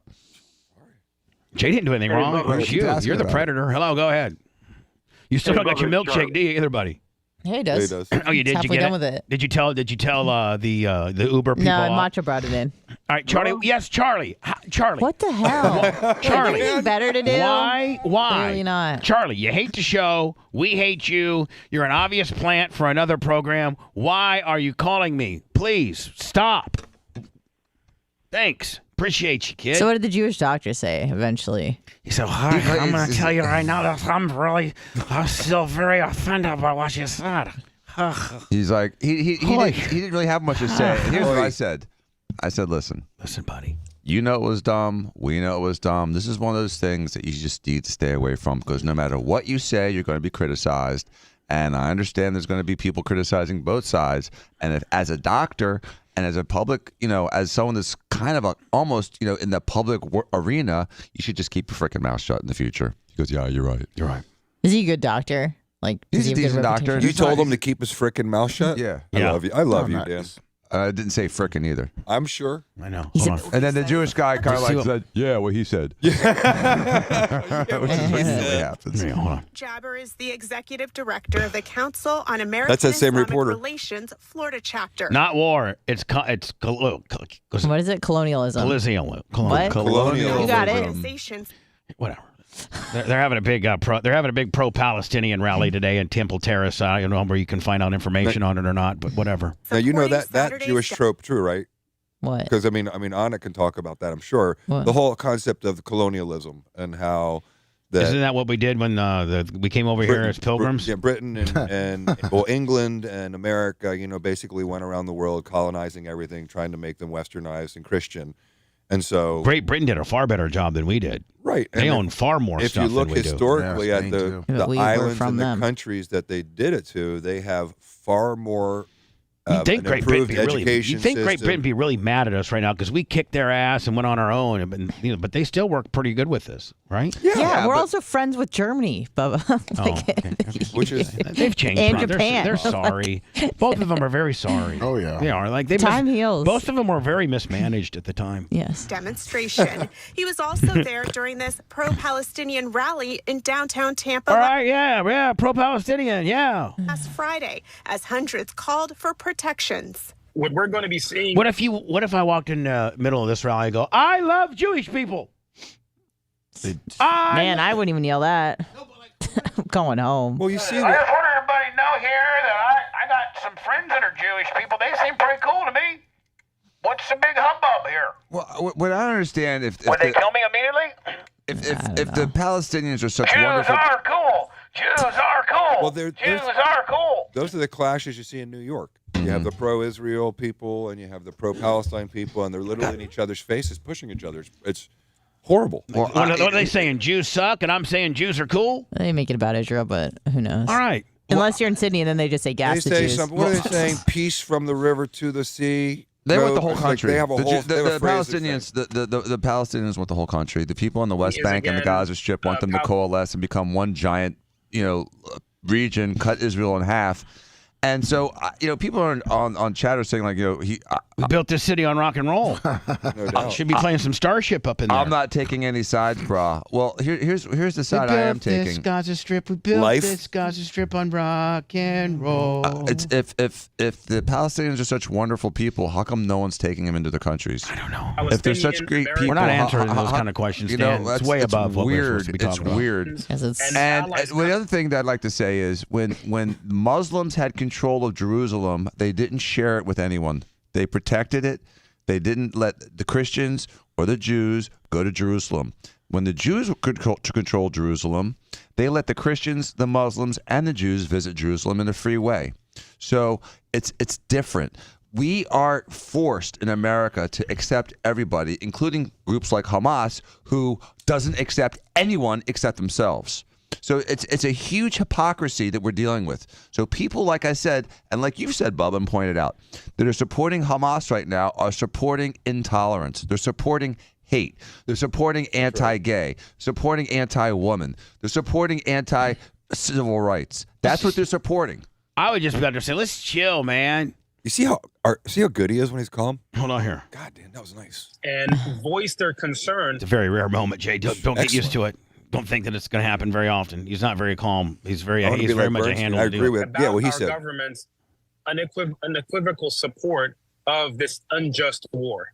Meanwhile, today, Governor Ron DeSantis plans to call a special legislative session to send over a bunch of guns and stuff. Bolster state sanctions against Iran as he and lawmakers continue taking steps to If he wants to win the GOP, man, he needs to get all dressed up in some gear, and hand deliver this stuff to somebody in Israel, right? Yeah. He needs to be the first one off the plane. Dan, the belly of the plane needs to open up, and he needs to be driving that Jeep right there, right? Mm-hmm. Hand the keys over to the general. Yeah. Said, "Come on, let me show you all these guns and stuff I got."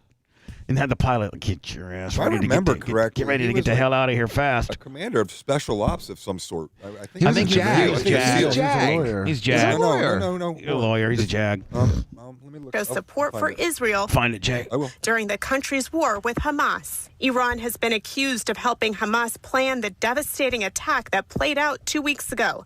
Jabber says the special session's support of Israel is unbalanced. By the way, we're going to try to call Jack next week live from Tel Aviv to see what's changed since the last time we called Jack the English teacher.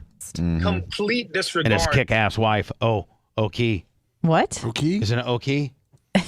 Close. What is it? Yael. Yael. Yeah. For the thousands and thousands of Palestinian families, Muslim and Christians that call Florida home. Hey, for those thousands and thousands of Palestinian people, Christian and Jews, Christian and whatever, Muslim or whatever, that call Florida home, why don't you just consider yourself lucky that you're not having to deal with that nonsense? No, I and think just be that happy he's talking that about you're getting here. those people. Some of them are stuck in Gaza. Oh, okay. Yeah. Meanwhile, Temple Terrace Southwest fly over there?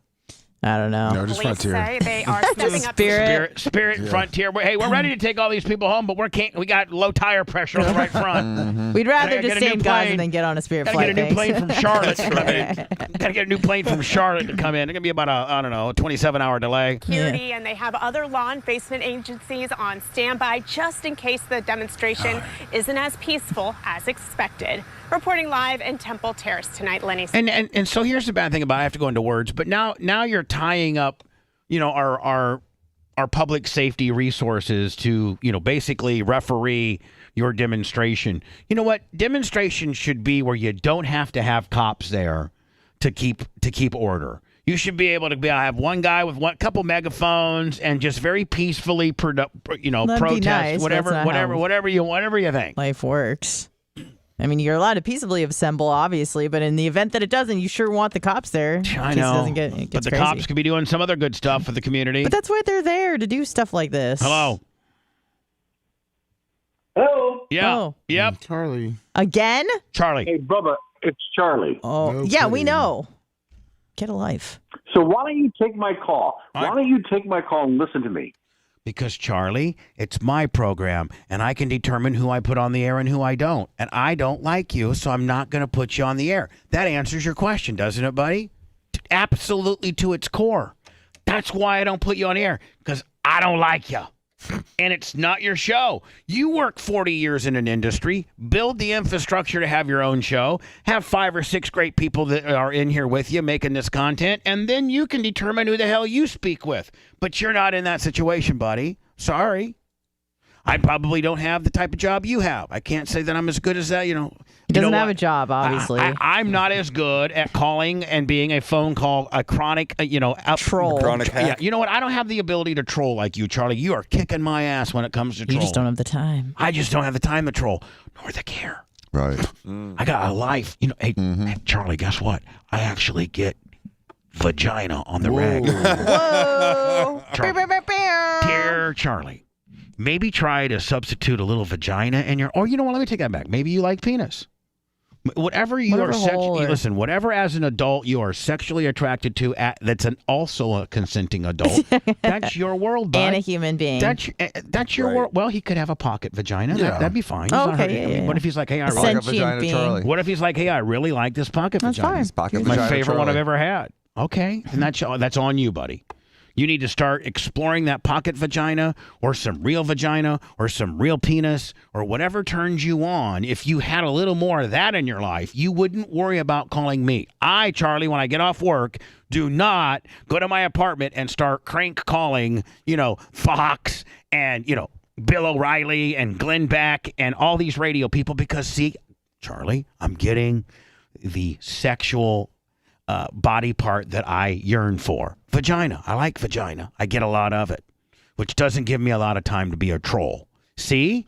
More sexual activity equals less trolling. I think that's right now that's you're a really very trolling. correlation. That's a yeah, good correlation. right now he's a trolling mother effer but if he had a hot chick or a hot dude there laying nude in his bed right now ready to take him around the farm, do you think he'd worry about calling 1-813-90-Bubba? Nope. No.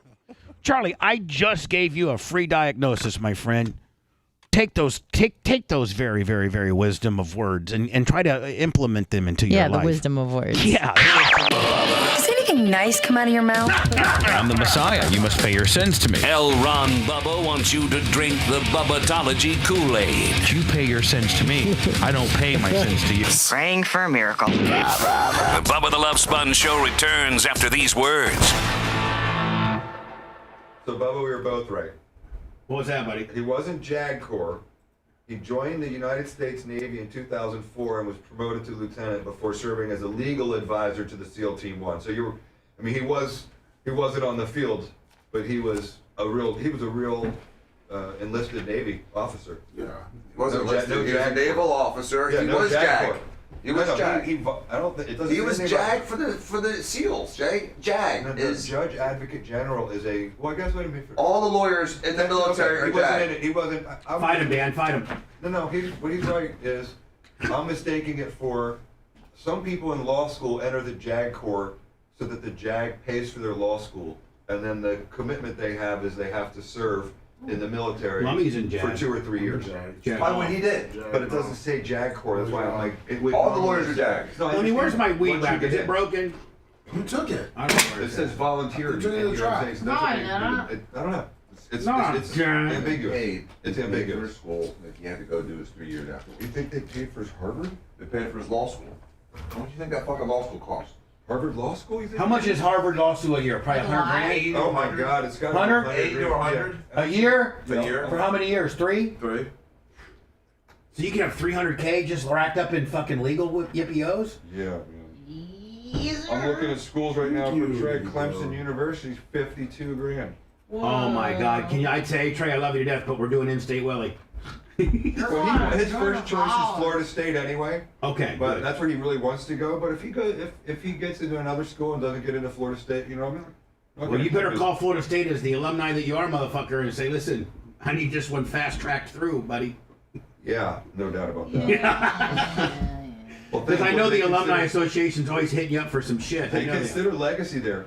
Yeah, I know. So what I'm saying is it's time to call in a fucking favor to all the donations and shit. I'd like to take this time. That's where Trey needs to go, is FSU. Mario. I would love it. I'm very sorry that Venmo was a little slow. Did Candle go to school? She went to USF. Okay. Paid her way through it herself. All the names. Working at Busch Gardens. I remember that, or I know that. Busch Gardens paid at the time if you worked a full 40-hour week or 36 hours a week or whatever, 35. They paid for 65% of your tuition. For real? Yeah. So she worked there all the way through. That's a fucking. That's a great benefit. She didn't let me pay for a class. It's 100% her. That's great. So he gets emails. I respect that big before it time. comes in on the app. So I'm very sorry, Las Vegas, Mario. Did you get financial aid or did your parents pay for your school on it? Oh yeah, financial aid. So sorry, everybody. Based on academics? Yeah. Based on being Jewish. Smarty pants over there. Shit.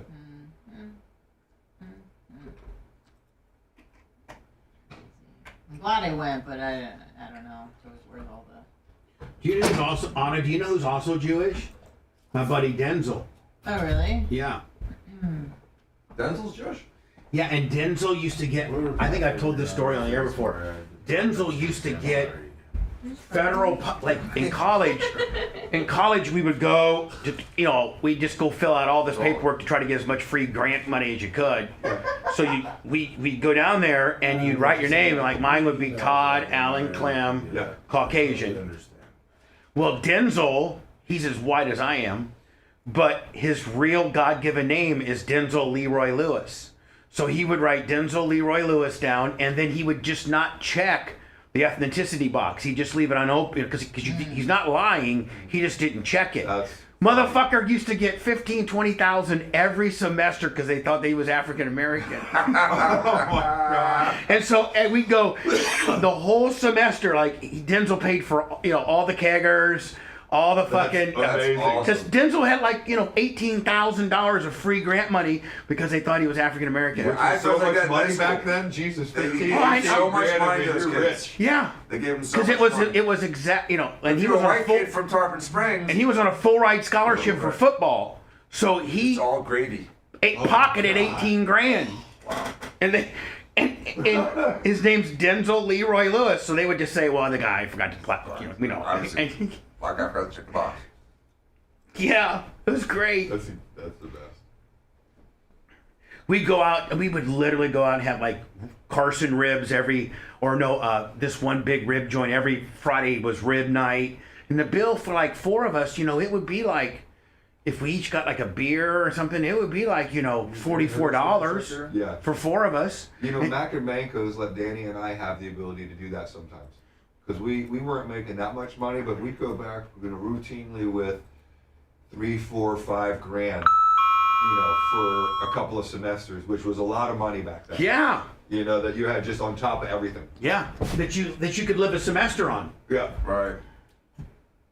That allowed for some pretty good spring breaks, didn't it, Dan? Yeah. But that second semester gets a little rough. Oh, Dan was tight by the second part of second semester. Yeah, Dan was fucking selling his blood plasma. I was calling Skip. I get a loan from Skip. No, Dan. Every March, I get a loan from Skip. Dan was. You did an advance on your Mac and Manco money? Yeah, I can do that. I never knew that. No, that's when Dan started stripping for fucking Chippendales. Oh my God. Hunks of funk. I never knew you got advances.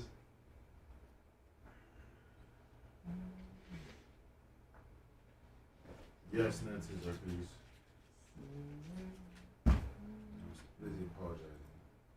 Cole, I think the guy you're talking to has already been knocked off. Control. He's just a douchebag. Jared Cornelius.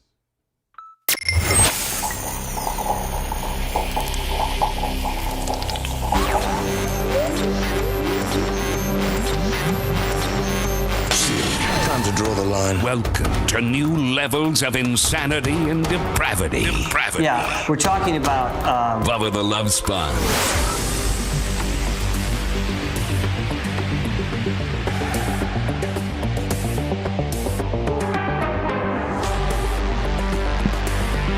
The Bubba the Love Sponge show right after the show today, and we got a hard start. So Anna, know that because we're like programmed now. I understand. I'll be ready to go. 10:20. Got it. Okay, babe. Got it. You're going to be able to get 4 knuckles deep on Anna today. She'll be on Facebook, YouTube, Twitch, and Rumble. Anna's after show, highly distributed. Thank you. Also, don't forget to go to BubbaArmyMerch.com and get that new high res. And I'm thinking I'm needing to order these tactical bags again, don't you think? Oh, I think so. Because I think we sold maybe 2 rounds of them, but my God, they kick ass. And Anna's is at 10:30. Oh, Anna's 10:30. Okay, Yes. That's perfect. I'm gonna tell you right now, man. That dude from Maine, they better watch out for that guy. He's probably dead. So can I ask you about your tactical pack? I mean, does it have a spot for a gun in it? Yeah. Okay, so it's like a It's cooler not a fanny tissue pack. bank. Okay, well, no, I know you're using like Some a lunchbox. vitamins. So I want one. Using Can I it get like one? a lunch. Because right Sold now I out, don't like dude. going anywhere unless I'm. You're about a I'm month late, protected. bitch. No, I know Dude, that. so- So, I'll, Danny, if I order. you think Dan opened it up and showed me how cool anything he gets is? No, Dan Of is course very, not. I'm sorry, not letting my brother see the cool stuff aggressive. He doesn't show me all the swag he gets from people here. Yeah, I do. Not really. Well, anyway, the tactical bags. I don't hide it from you. Yes, you do. The tactical bags sold out quickly, Jay. But I'm going to try to order some more. I like them. And they're pretty cool. My gun, your gun fits right in the back of it, Right and then in you can button it, Blast so people it's a away. little bit more secure. But then you can have it unbuttoned when you need to be in ready position, and you sling it right over your shoulder. Yeah, well, I'm a skinny guy, so sometimes it's difficult for me to put it in my band, in my waistband. So Yeah, I you're- need something like that. You are kind of skin and bones. Next thing you know, you Yeah. got that revolver I eating literally- is it into bad? your core. When I ask my daughter when I go into the mall, I say, "Can you see my gun, honey?" Can you see Daddy's gun? Can you see Daddy's it? gun? She's like, "No, I can't see that." Thank you. Oh, that's not creepy when it comes from you, but Dan, when he talks about gun, it's other things. Yes. His big black revolver. Shut up. Cannon. Circumcised Someone call revolver. it a cannon. Watch it spin. So anyway, I'm telling you right now, man, this whack job that killed, what are they saying now? Almost 20 now? 18, is it? 18? It's at 18. 18. He is a really much a stud when it comes to like maybe living in the wilderness, and well trained. I don't think he's dead at all. You don't? No, You think he's hell on the no. run? Yes, I think he got on his boat and took off. Yeah, I don't know. Escaped on a jet This is ski. going to be a long. They're not going to find this guy easy.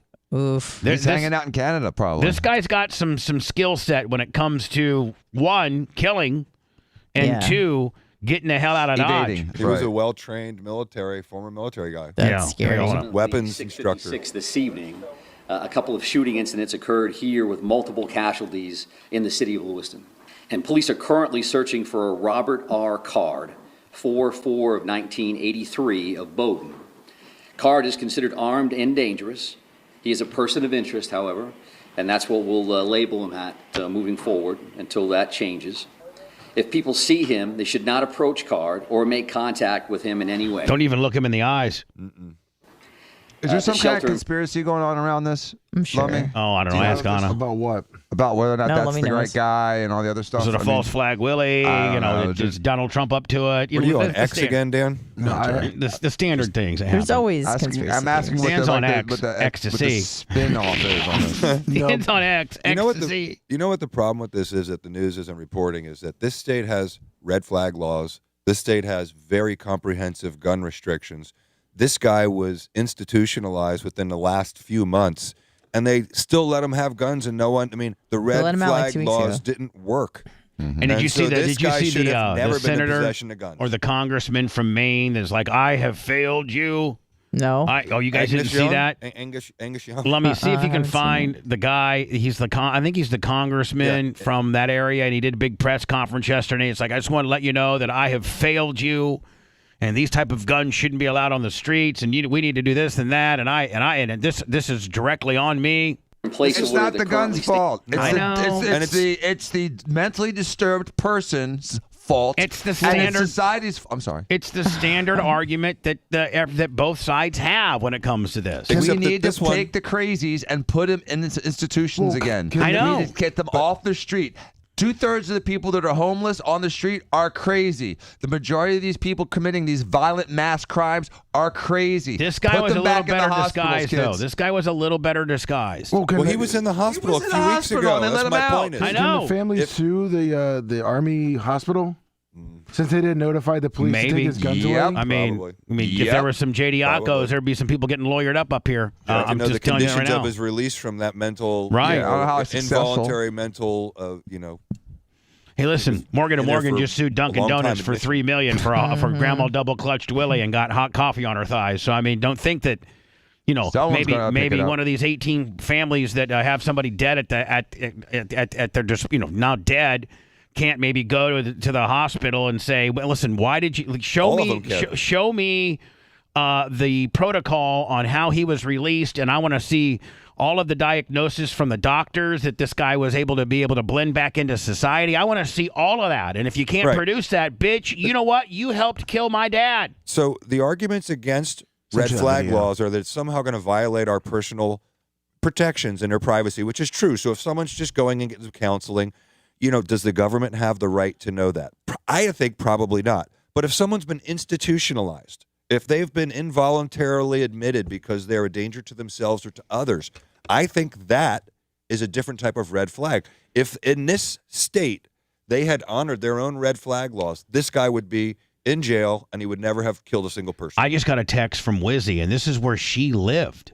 She said, that is where I lived and worked in Maine. One of my friends lost her mom and dad, and a teacher I work with at the college lost her son. It's a very small in miles and miles of forest. So Wizzy has two people that she knew that she worked with in this town that both were part of 2 of the 18 that died. Aren't there less than 20,000 people in the city? Yeah, it's not tiny. It's tiny. More people are coming across a month in San Antonio. It's like the size of Plant City.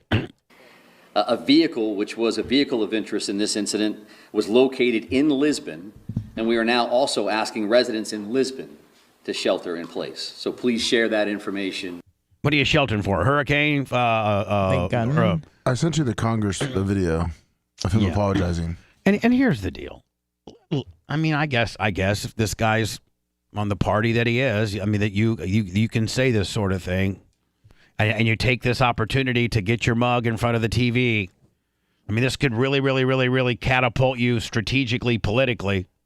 If, and this is obviously a very blue state, is it not? Is Maine not very blue? It's blue. And if they were as red as we were, this guy may have gotten gunned down by 42 dudes at the bowling alley that were strapped. Yeah. Right? Right. Go into one of our bowling alleys and try to pull this nonsense. What are the carry laws in that state? I think they're the standard Democratic, a little bit harder. Here we go. At a time like this, a leader is forced to grapple with things that are far greater than his or her. So, what is this guy's position? Is he the congressman? I think he's the congressman that represents this area. Is he Democratic? Yes. Probably. Humility is called for as accountability is sought by the victims of a tragedy such as this one. Out of fear of this dangerous world that we live in and my determination to protect my own daughter and wife in our home and in our community. Get some guns. Mm-hmm. Because of a false confidence that our community was above this and that we could be in full control, among many other misjudgments, I have opposed efforts to ban deadly weapons of war like the assault rifle used to carry out this crime. Hold on. A weapon of war? Mm-hmm. That's what we're calling this? A weapon of war, WOW. I mean, that's one of their favorite terms. He is a former Marine. He's a former Marine, and he says that in the past he has opposed banning these type of guns. But the time has now come for me to take responsibility for this failure, which is why I now call on the United States Congress to ban assault rifles like the one used by the sick perpetrator of this mass killing. All that's going to do with the literally millions and millions of assault rifles in this country circulating is going to make it illegal for the good guys to have them. The bad guys will still have them. There's not going to be anything more. Who cares if you get fined because it's illegal to carry a gun if you've already killed 5 people? Who cares if that gun is illegal or not legal? It's irrelevant. It's the person. So a guy's going to go and murder 10 people and he did it with an illegal gun. Let's slap that extra gun charge on his 7 murder charges. It's irrelevant. It's stupid. And it's not going to remove the guns from society unless they do a massive gun grab. Here's the deal. Which is never going to happen. And that horse is so far out of the barn in this particular country. Yes. That in this particular country, there's like 400 million guns in circulation in the there's US? more guns than there are people yes. in our country. Now listen, no matter what side of the argument you are with regards to guns, let's just use some common sense and just look at the pure statistics. The government there is no way they could do a gun grab. I mean, this is the most gun-infested country in the world. And that horse is so far out of that barn, and you think Americans that are wired like me and most of everybody that's in this studio and most of everybody that's listened to this show is just going to haphazardly go turn in our guns? Yeah, right. I mean, Dan's got $225,000 worth of guns. He's just supposed to turn them in? Yeah. For No. 50 cents on a dollar or 10 cents on a dollar. Hell no. And for them to, I would literally be. Here's the problem, I would hyperventilate if whatever guns, I don't have that many left, but I got enough. If I had to throw them and they grind them all up in one of those big grinding machines, I would literally throw up. I'd be like, oh my God, you're grinding up my AR-15, you're grinding up my 9, you're grinding up my Desert Eagle 50, bitch. Yeah, I'd start crying. Dan, you love your guns more than you do your family, I think. Probably. There's 2 things here. Number one is, I can't believe they were able to do it in Australia, number one. But number 2, I really do believe that Americans just wouldn't tolerate that Americans alive now. Now, Bubba, think about it. You and I, 30 years from now, we're dead. Who's left? Bunch of Brian Machonis and more snowflakes. No, Brian's dead too. It's your kids. Well, no, it's it's Trey. Brian's snowflake It's kid. Trey. It's Sophia. Brian will be alive at 30. It's Jay's daughter. It's Nick. It's Bella. It's that generation. How do they all feel? Hold on. Be say, quiet. yeah, we don't need guns. Be quiet. We got TikTok. How does? Because you're from Nick being the eldest to probably Jay's daughter being the youngest. Or is it? No, it's probably little Danny. Little Danny's. Danny and Sage are about the same age. Okay, so Danny. Okay, so They're both from like 11, from 12. Nick to Danny and Sage and everybody in between, where do you guys think that those group of kids feel? What's their opinions of guns? Nick can't admit it, but he likes guns. Okay. But he's in an area you can't And say birds. that. And birds. Birds. But he can't admit it. Because socially there'll be ramifications if he does in Cambridge, Massachusetts. Okay. But if Nick's down, in Florida, hanging 10 with Jay, he's watching busting out birds. his AR-15. All He's right. going shooting with Danny. And He how owns about one. the rest of the kids? Sophia, Sage, little Yeah, what Danny. does 11-year-old cool with Sage them. think about guns? No, but at 11, you probably have somewhat of a mindset about what you think about guns. Yeah, probably just what mommy and daddy think. Okay, so what do they think? Well, my son, I think, understands the importance of the Second Amendment, and my daughter's a little bit young to be talking to her about it, but she knows, like I said, that Her I mom have was shooting guns at her age. She knows that I have a concealed carry. She knows that I put it in, my waist when I want to protect her and when I'm with her, and so I think she understands that I do it and I do it responsibly. And so I think ultimately, when she's able to make that opinion, she'll be pro, self-defense. What about Romina? Is she allowed to have a gun opinion? Dan, what's that one? I do Maybe? not know, Donnie. I just know Maybe you have a doesn't lot of strong them. And if I just keep them away from her so I don't get I'd shot. like to have one of those, Donnie. Hold on. I keep my guns away from my wife, ... so I don't get shot. Yeah. She doesn't know the gun code. Dan, you have given her, over the time of your course of your marriage, a couple opportunities where she could have put one in you. Yeah, but she's loaded with blanks just in case. Romina, here's your gun. I cannot hit the target. I don't see any holes in Grab the the paper. pink Oh, one. Donnie, It's all for right. some reason, do not hit targets, Donnie. You just suck at shooting. That's all. Okay, Donnie. Hello. She gets a BB gun. Hey, Bubba, this is Matthew, Insured Title Agency, West Chase. Hi, buddy. Shameless plug. Oh, are you the guy that was going to look over the papers from the crazy dude that came by yesterday? I am that guy. Okay, so give me a report, buddy. Okay, here's your report. I actually contacted the owner of the title agency that did the closing for his father. All right, so we we got some really good intel here.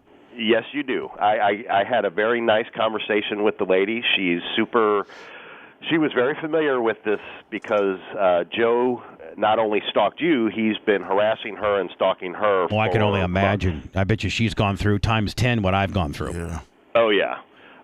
So the whole premise of the situation with his father, he did own multiple properties that were all together, for about 20 years. Right. They're mobile homes and they're rentals, except one. One was his primary residence, his homestead. So he had been renting them out and all this, but apparently that both the son and the dad have substance issues. Right. And I will give Joe credit when he's looking at documents his father signed 20 years ago. The signatures are different than they were at the closing table. And Dan can explain to Joe, if he's listening, why an alcoholic's signature would be completely different 15, 20 years later when they're drunks and they Cognitive can't hold deterioration. Their hands steady. Yep. Cognitive deterioration, Dan. Absolutely. Put a good one on you. Okay, so he was there. He was not drunk, according to her, but he was known as a heavy alcoholic, and he sold these properties for nothing because he just wanted the money, and I think they all were sold pretty much within 6 months of his passing. He was not married, so there was not a stepmom. He divorced his wife, so the properties were all in his name solely. All the funds and the money went to him, and he died like 4 months later. So he cashed out on these properties and basically Nick Caged himself, leaving Las Vegas style. So you're saying the person that got the financial windfall from these properties was Joe's father, and he pretty much blew all the money before he died. Correct. That's kind of like the shorthand version of that. And yes, the signature is different because Joe's dad was a known alcoholic, and signature changed in the 15 years of alcoholism. Correct. And he's the person that closed on these properties, not anybody else. The actual dad that died later. The actual dad, he went to a title agency that's owned by an attorney. There were witnesses there. The son does not understand. Yes, the dad got screwed, but the investor that purchased the property offered him cash deals, quick closings, and he took it. Right. He said, I don't care. I just want the money. Because at that point, he was probably heavily addicted to whatever. And, people that are heavily addicted to alcohol, drugs, whatever, gambling, they'll quick sale, quick claim deed, whatever it takes to get, the... Well, these were legit purchases. The closing was at a title agency. The buyers got warranty deeds.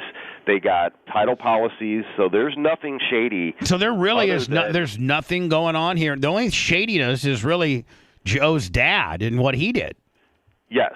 Joe's dad made a judgment error because he sold the properties for cheap and then took the money. It didn't tell his family, I'm sure, that he did this. So I can understand Joe saying, I don't understand. He's owned these properties for 20 years, and now they're not in his name. Someone must have screwed him over.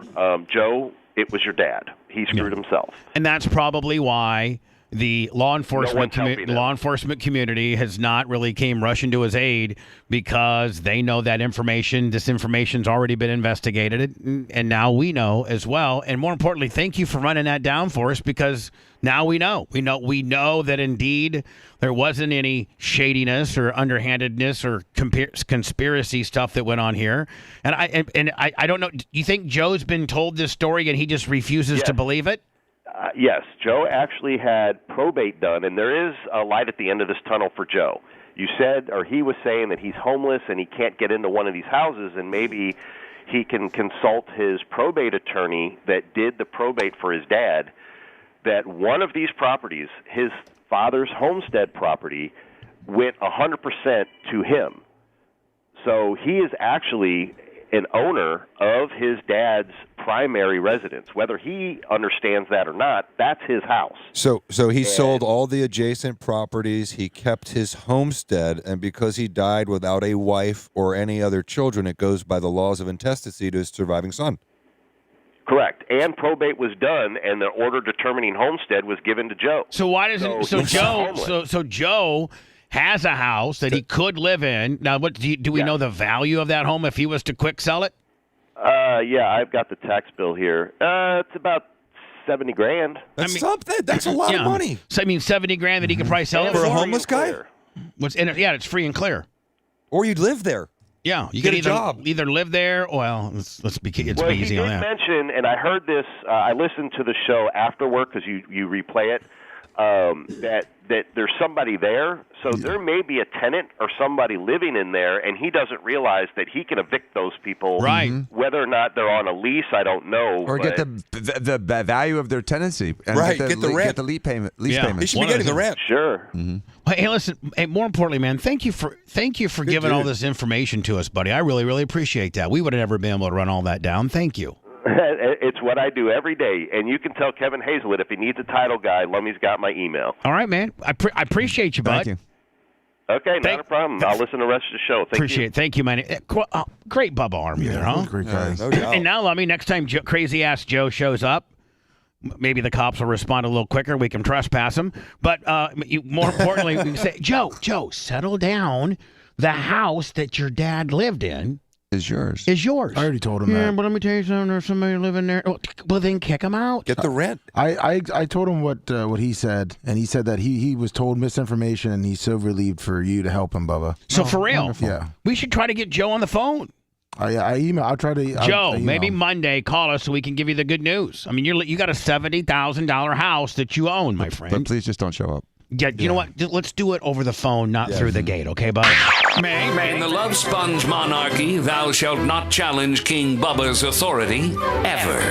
Say it, me. He's not on drugs. He's just weird. The Bubba the Love Sponge show returns after these words. Can I come around? Yeah, you can come. Yeah! Don't forget to dress up. No, you don't have to dress up. I'm going to dress up as me. Exactly. Dress up as a big come on. Dress up as a slinging dick attorney. Okay. What? What? You dress up like a race car driver. No, I can't. And I'm saying just stop it, all the dressing up people, making fucking stop it. But I'm gonna dress up. Well, again, that's you trying to make people do something that you want. No, I'm just saying. Nobody do tells they have you the no. option? Nobody's telling you no. I'm telling you no. No. I can't dress up. Yes, you can. But stop trying to put pressure on others. I'm not putting pressure. I'm encouraging to them. live vicariously through you. I'm encouraging them to do what they want to do. And I'm telling them to stop. Drake wants to dress up. I'm done. You may have some skills, but I got just pure bigness, and I will just swallow you up. Well, I don't think we have I'll jump on your back and just fucking ride you right down to the ground. You could just jump on my back now. You'd immediately pancake right down to your legs would give out and everything. Your little legs would just fucking go out, and then you just smash down like the witch in the Wizard of Oz, like into a pile of mush. And then I'd fucking throw in I know how to fucking do that. I'd already be dead at that point. Yeah, I'd break your entire. My back. I would break your legs off of your fucking hip bone. Yes. Yeah. Break right now. I'd fold you like a chair, bitch. I'm trying to get the information. Oh, okay.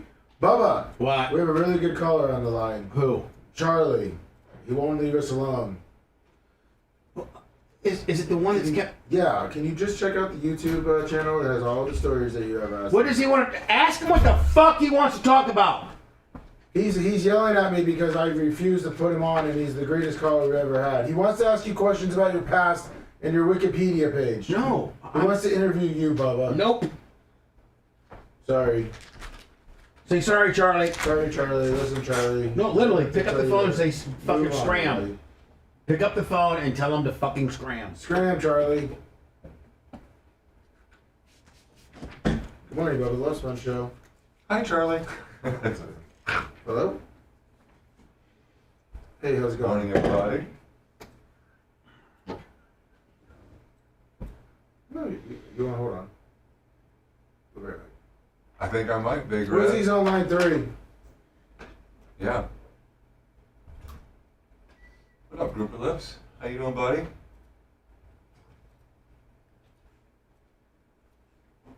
Yeah, I have another. My wife is strategically giving them to me one a week for like the next week or two. Maybe she'll like me. She does love these. She did follow me in because she's heavily involved with her food bowl right now. No, that's cool. She'll come at her own time. They come around. So she loves Dan. Does she? No fucking way. She is head over heels for Dan. For Danny and not me. Yeah. That's a first for any baby or dog or anything. I think Lummy witnessed it the other day. She is able to tell the difference, which I didn't think she would be able to. But Since I told Kendall, if I take my hat off and my glasses off, she'll approach me a little bit better. But if I have everything on, she doesn't like that. She gets so excited when she sees Dan now that like she pisses everywhere. Oh like my she gets God. the happy Dan world. loves that. It's incredible. He cornered her that one time, made her submit, and ever since then. Oh, is that what he did? He just actually made her love him? Because he came in there to drop off Macho's like smoothie one morning, a little bit, and she starts barking. So he just backed her into her corner. He just went into the corner, and then started rubbing her, and she was okay with it. And ever since then, she's been straight. Yeah. So you just I gotta just don't wanna make her let her uncomfortable. know, I guess.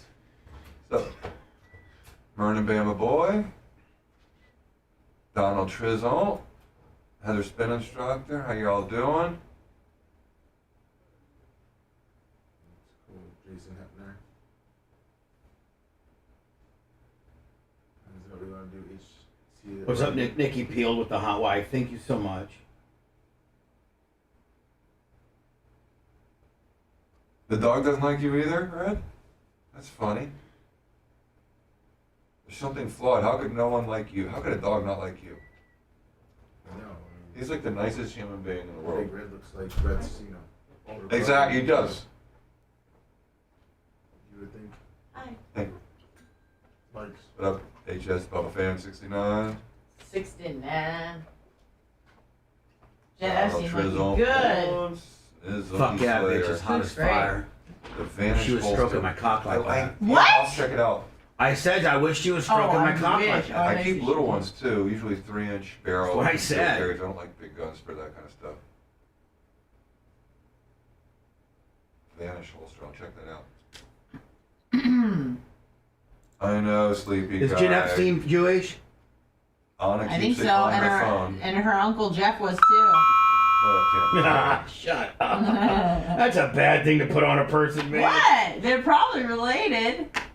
In some way, shape, or form. I think they have the Mike Hawk incident that they're going to post on my page, I'm pretty sure. Oh, I have it in my phone. I know you have it because he's like, It's I will forever hilarious. laugh at the Jay Mike Hawk incident. And so you still have it on your phone. Yeah, oh yeah. It's And like, that was I the watch it first from time to video time. that Macho's going to post on my thing. Like, really? That's so the one? funny. I was just like, are you serious? Yes, Mitch. Right before they compete. They're fucking with you. stupid. You're like, no, So I think they're this stupid guy Mike it Hawk. was. He's. The building there. I'm just like, what is wrong with you? Bug, what up? NC Surf, how you doing? Yeah, sleepy guy. My son found that one online somehow and was like laughing at with his buddy. They came up here and were like, look at this, Dad. I'm like, oh, really? That's what's out there?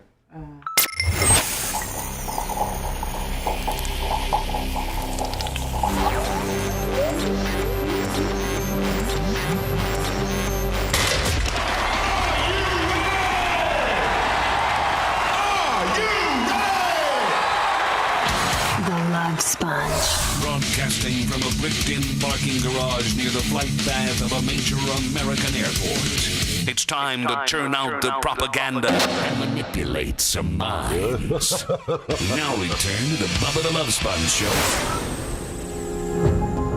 Lomi, you said Hall of Famer and birthday girl Heather Wiz is on the phone? Yes, line probably 3. talking about this is part of Maine where she lived.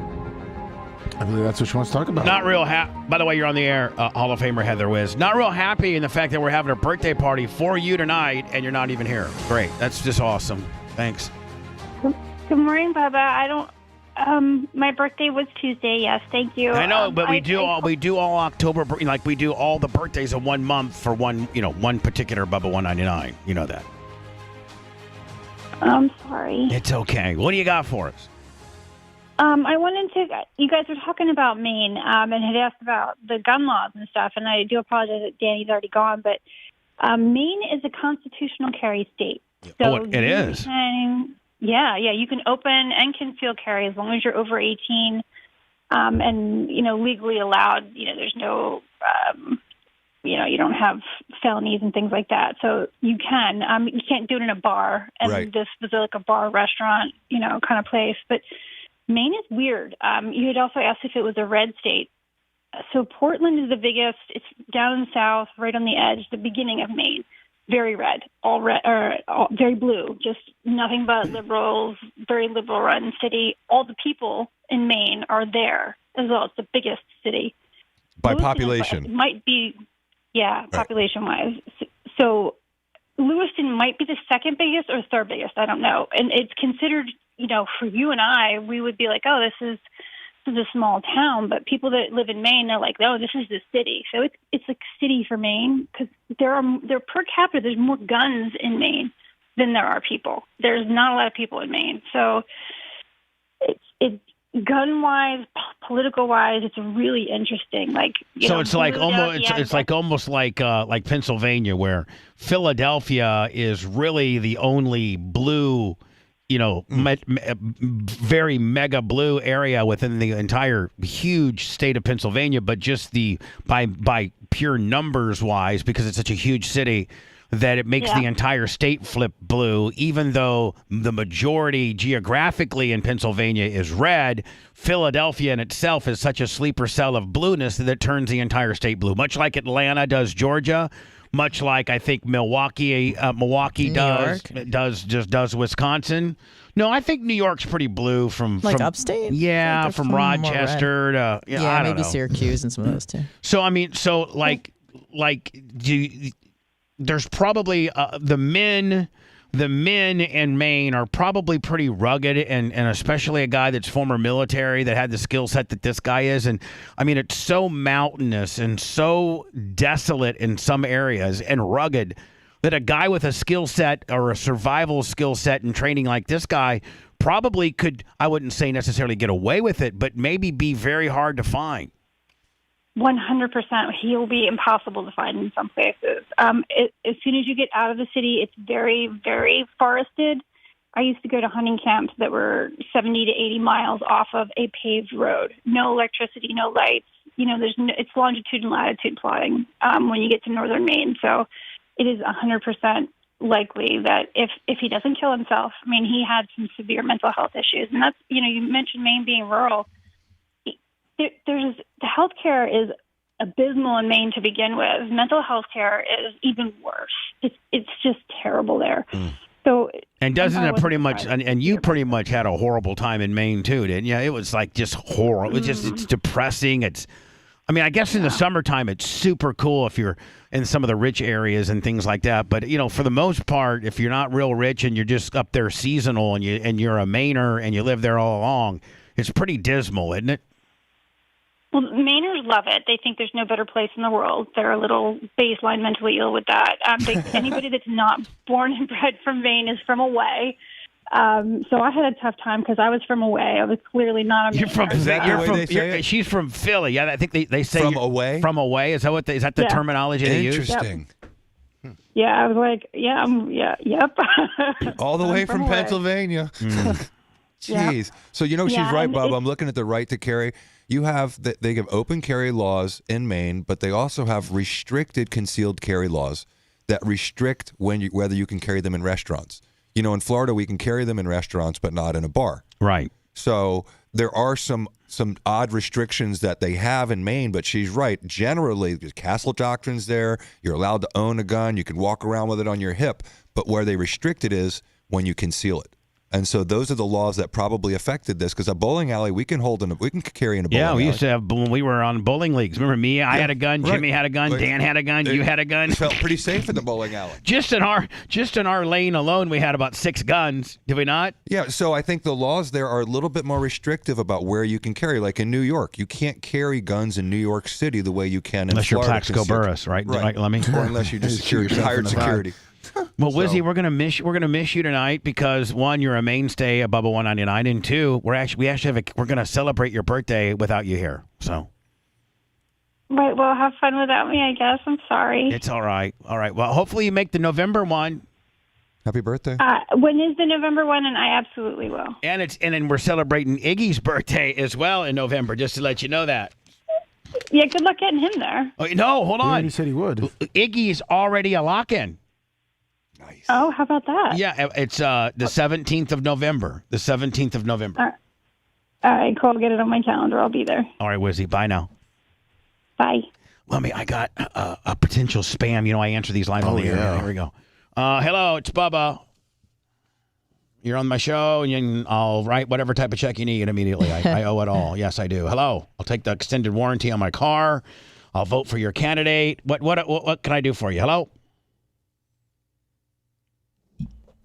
Hello.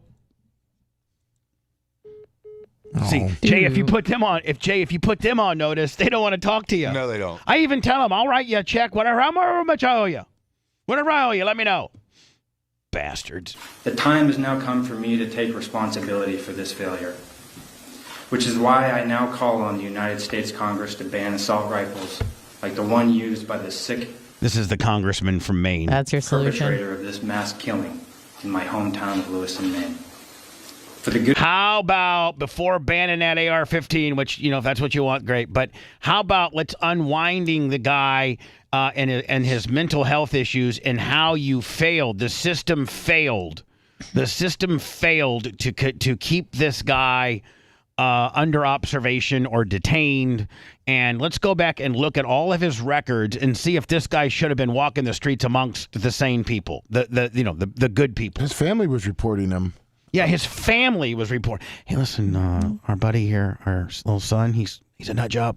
Yeah. Got a lot of guns, says a lot of things. Good of my community, I will work with He's hearing voices. Any colleague to get this done in the time that I have left in Congress. To the people of Lewiston, my constituents throughout the 2nd District, to the families who lost loved ones, and to those who have been harmed, I ask for forgiveness. Quit making this about you.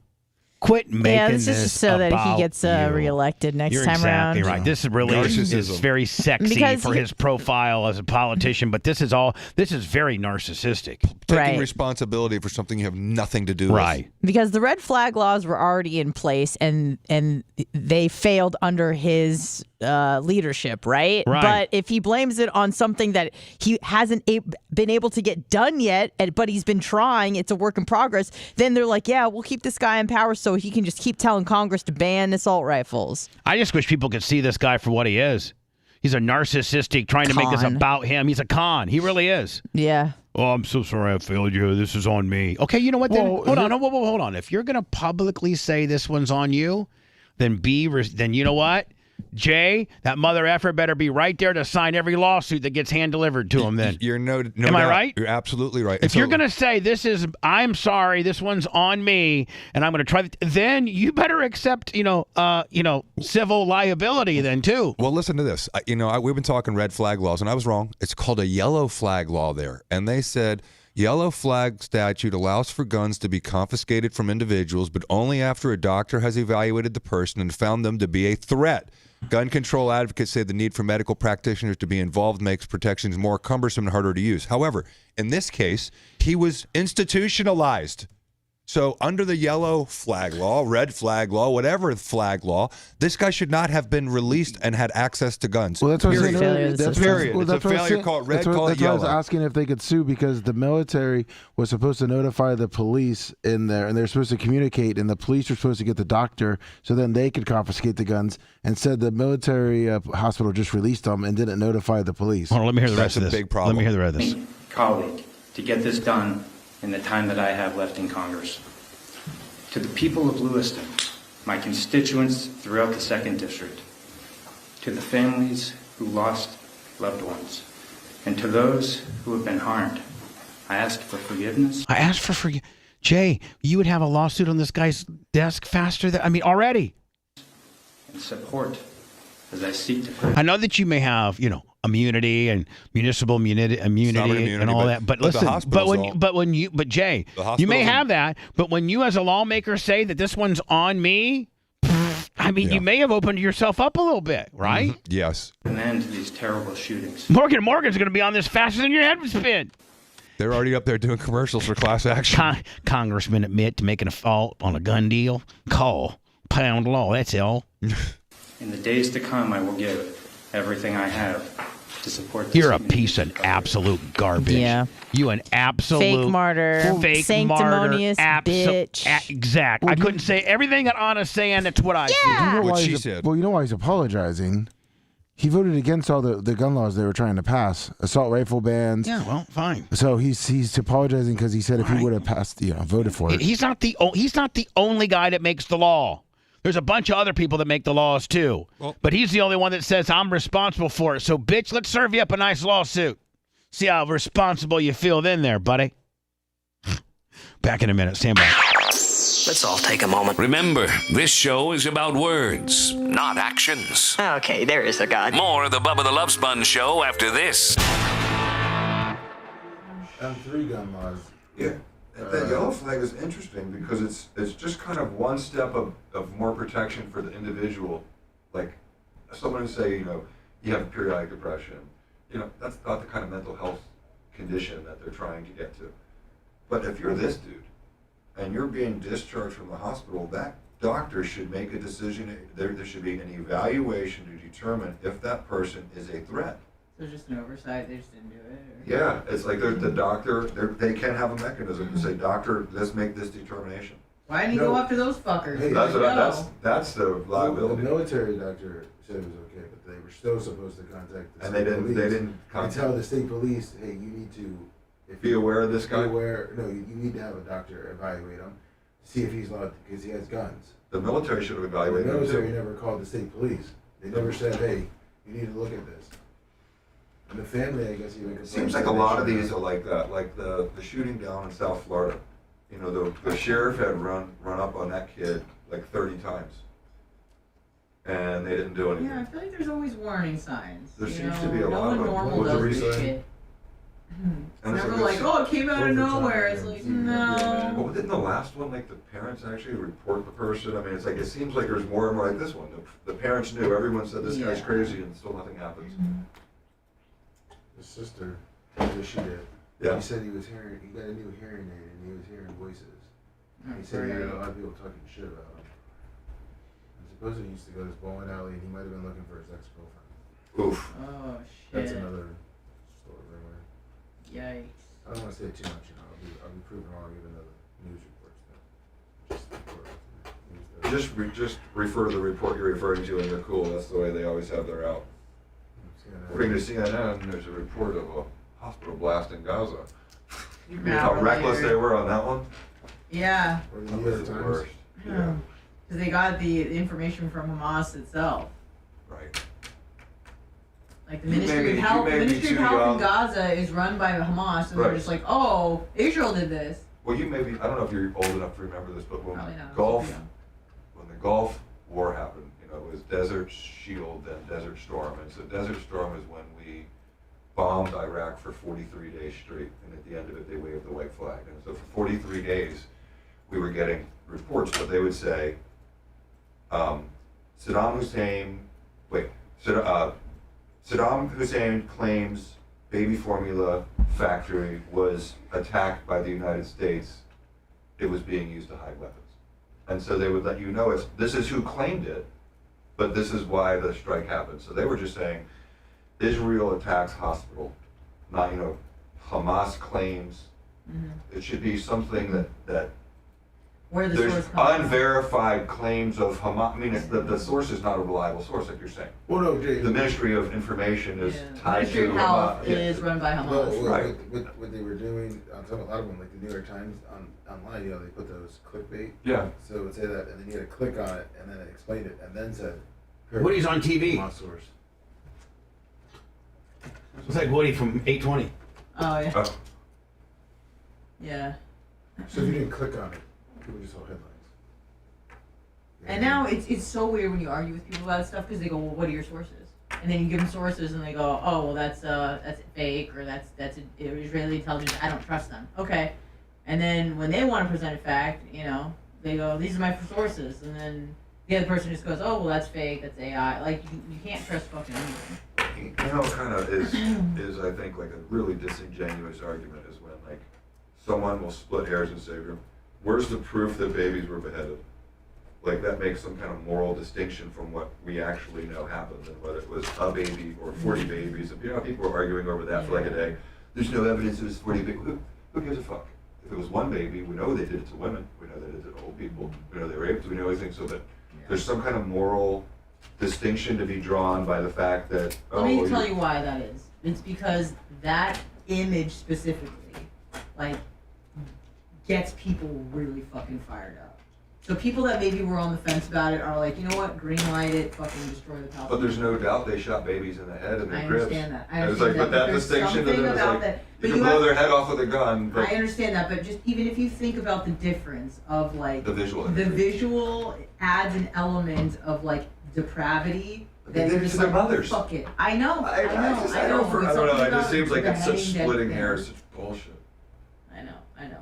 So then people claim, oh, they're using that as propaganda to greenlight whatever the Israelis are doing. I'm glad you're coming tonight. Yeah, it'll be fun. Gonna be a good time. I feel like we I'll bring a bottle of minute. tequila for us. Love it. Big Red's cooking some foods. Nice. What time does it start? It starts at 8, but get here a little bit earlier if you want to have something to eat. What a Polio Joe. Maybe like 7:30 or something. No, he's gonna be done by 7. Oh, okay, 7. Eat some food. Good job on the brakes today, dude. What's that? Say good job on the brakes today. Usually, we're coming Oh, back. I know. Usually the last one's like, hey, I'll see you in a second. Yeah. The border between Maine and Canada is interesting because there's some places where it's almost like one city and 2 countries. Look at this, 4 city America, 4 city Canada. Wow, I didn't realize it was that much. Yeah, well, I guess it's technically different, obviously,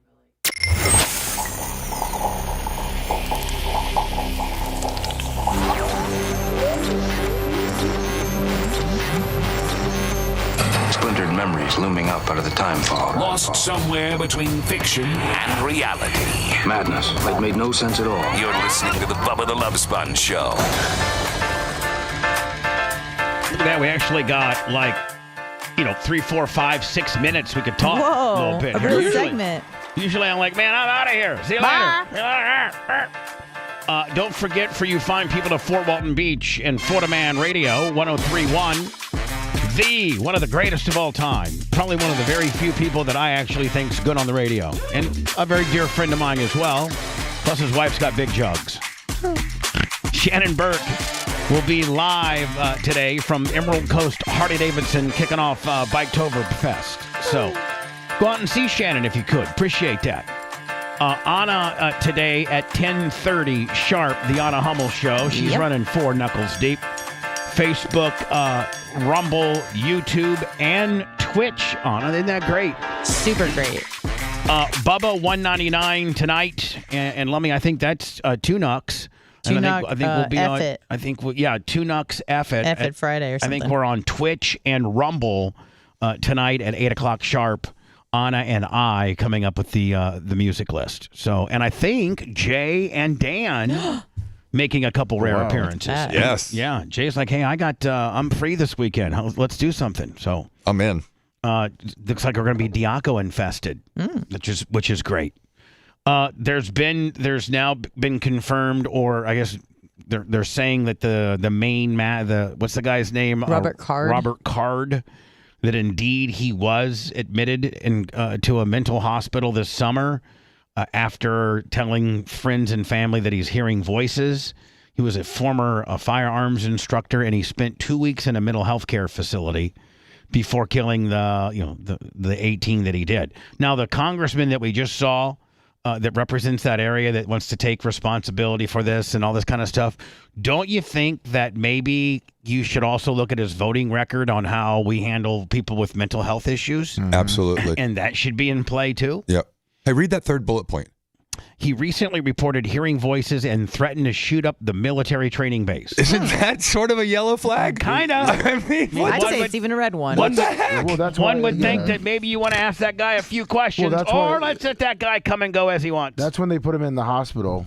I guess he got a new hearing aid, and then that's when he started hearing people. Oh, okay. Yeah, He was got a just new hearing people in the other room. But he thought it was, they were talking crap about him. There's now a border alert because I think he's going to go into Canada. And it's revealed that he left his cell phone behind to throw cops off. This guy is very tactical. Evil genius. He's very, very Well trained. Yes. It's hard to call him a genius. I don't want to call him that. You call him. Well, he's a well-trained, well-armed. Most of these mass shooters, it's spontaneous. They plan it a little bit, but deep down they probably couldn't live out in the woods for a week. And the area that the Parkland shoot, it's not wildernessly where they're gonna find you in Parkland. Okay. Dangerous and competent is a scary duo. Yeah. And this guy is off his rocker. First of all, he hears voices. 2, he was just recently, was in a mental hospital for 2 weeks. He's former military, I think Marine, and very familiar with the area. He's a firearm instructor. Yeah, and a firearm instructor. Yikes! I'm going to be honest with you. My prediction is, and you guys can disagree or agree, but I don't think they find this guy for a long time. Well, they said that I guess he was been worried about a crash in a lot of financial markets, so he became obsessed with stock market crashes and Joe Biden before the massacre. So I guess he's a prepper. He started becoming a prepper, and a lot of people think that he started building an underground bunker out somewhere in the woods and prepped it with wood and all that stuff. So. Yeah, I mean, it's so wildernessly. I don't know if you say that right, but it's so rugged. The terrain is so rugged and rural. It's remote. That, I mean, you're going to need helicopters, dogs, and modern day manhunting teams to be able to find a guy like this. Yeah, it's a lot easier to live off the grid up there than it is in Hillsborough County. Jay has a $15,000 generator, so he doesn't have to live off the grid. Am I That's not right? Think they'll hear me when my generator's going? It only took Jay one storm where he got his power knocked out, where he didn't have the whole damn thing rewired. Generac Willie. Hi, who's this? Hey, this is Tony. I got a question for the lawyer, Jay. Yeah, the lawyer, Jay. Go ahead, buddy. I was recently arrested, thrown in jail, left for dead, and labeled a meth head because my medical marijuana pipe, was tested on the hood of his car. This gay faggot cop. Whoa, dude! You didn't say that to him at the time, did it? Maybe no, before you hold got on. arrested, buddy. You can tell your story, but you can't use that kind of language, okay? If you don't like the freedom of speech. no, it's not not on the radio. dumbass. It's called an FCC violation. Hold on, sir. It's also called hate speech and an FCC violation. So you can you can say you don't I like. have every right to call him that. No, and I have every Are right you to say so goodbye, stupid? okay? I'm tired of everybody thinking you have the right to be on my show. No. Go get your own show, and then you have the right to be on your show all you want, bitch. God. And you don't have the right to say hateful things on the air. Or use certain words. You just can't do it. Idiot. Wow. You're doing so good until that guy. That's the problem with today's society. The younger generation thinks they have a right to do X, Y, or Z. The rules Like maybe people dress up for Halloween. The rules don't abide. They don't apply to them. And no, Anna, we're not making people dress up for our stupid ass party tonight. It's not stupid. It's cool. Quit trying to slough off what you want done for them to do it. Diaco's may show up tonight. Bubba 199. That starts at 8 o'clock. It'll be live on Rumble and on Twitch. We'll see you then.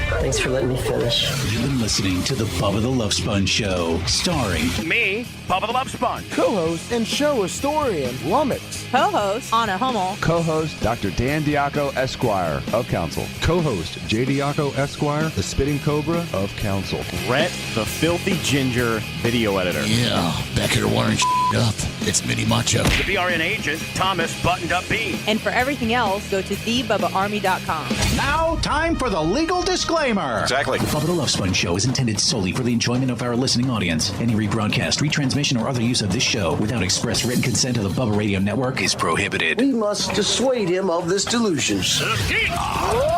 Until next time, always remember. I'll repay the law.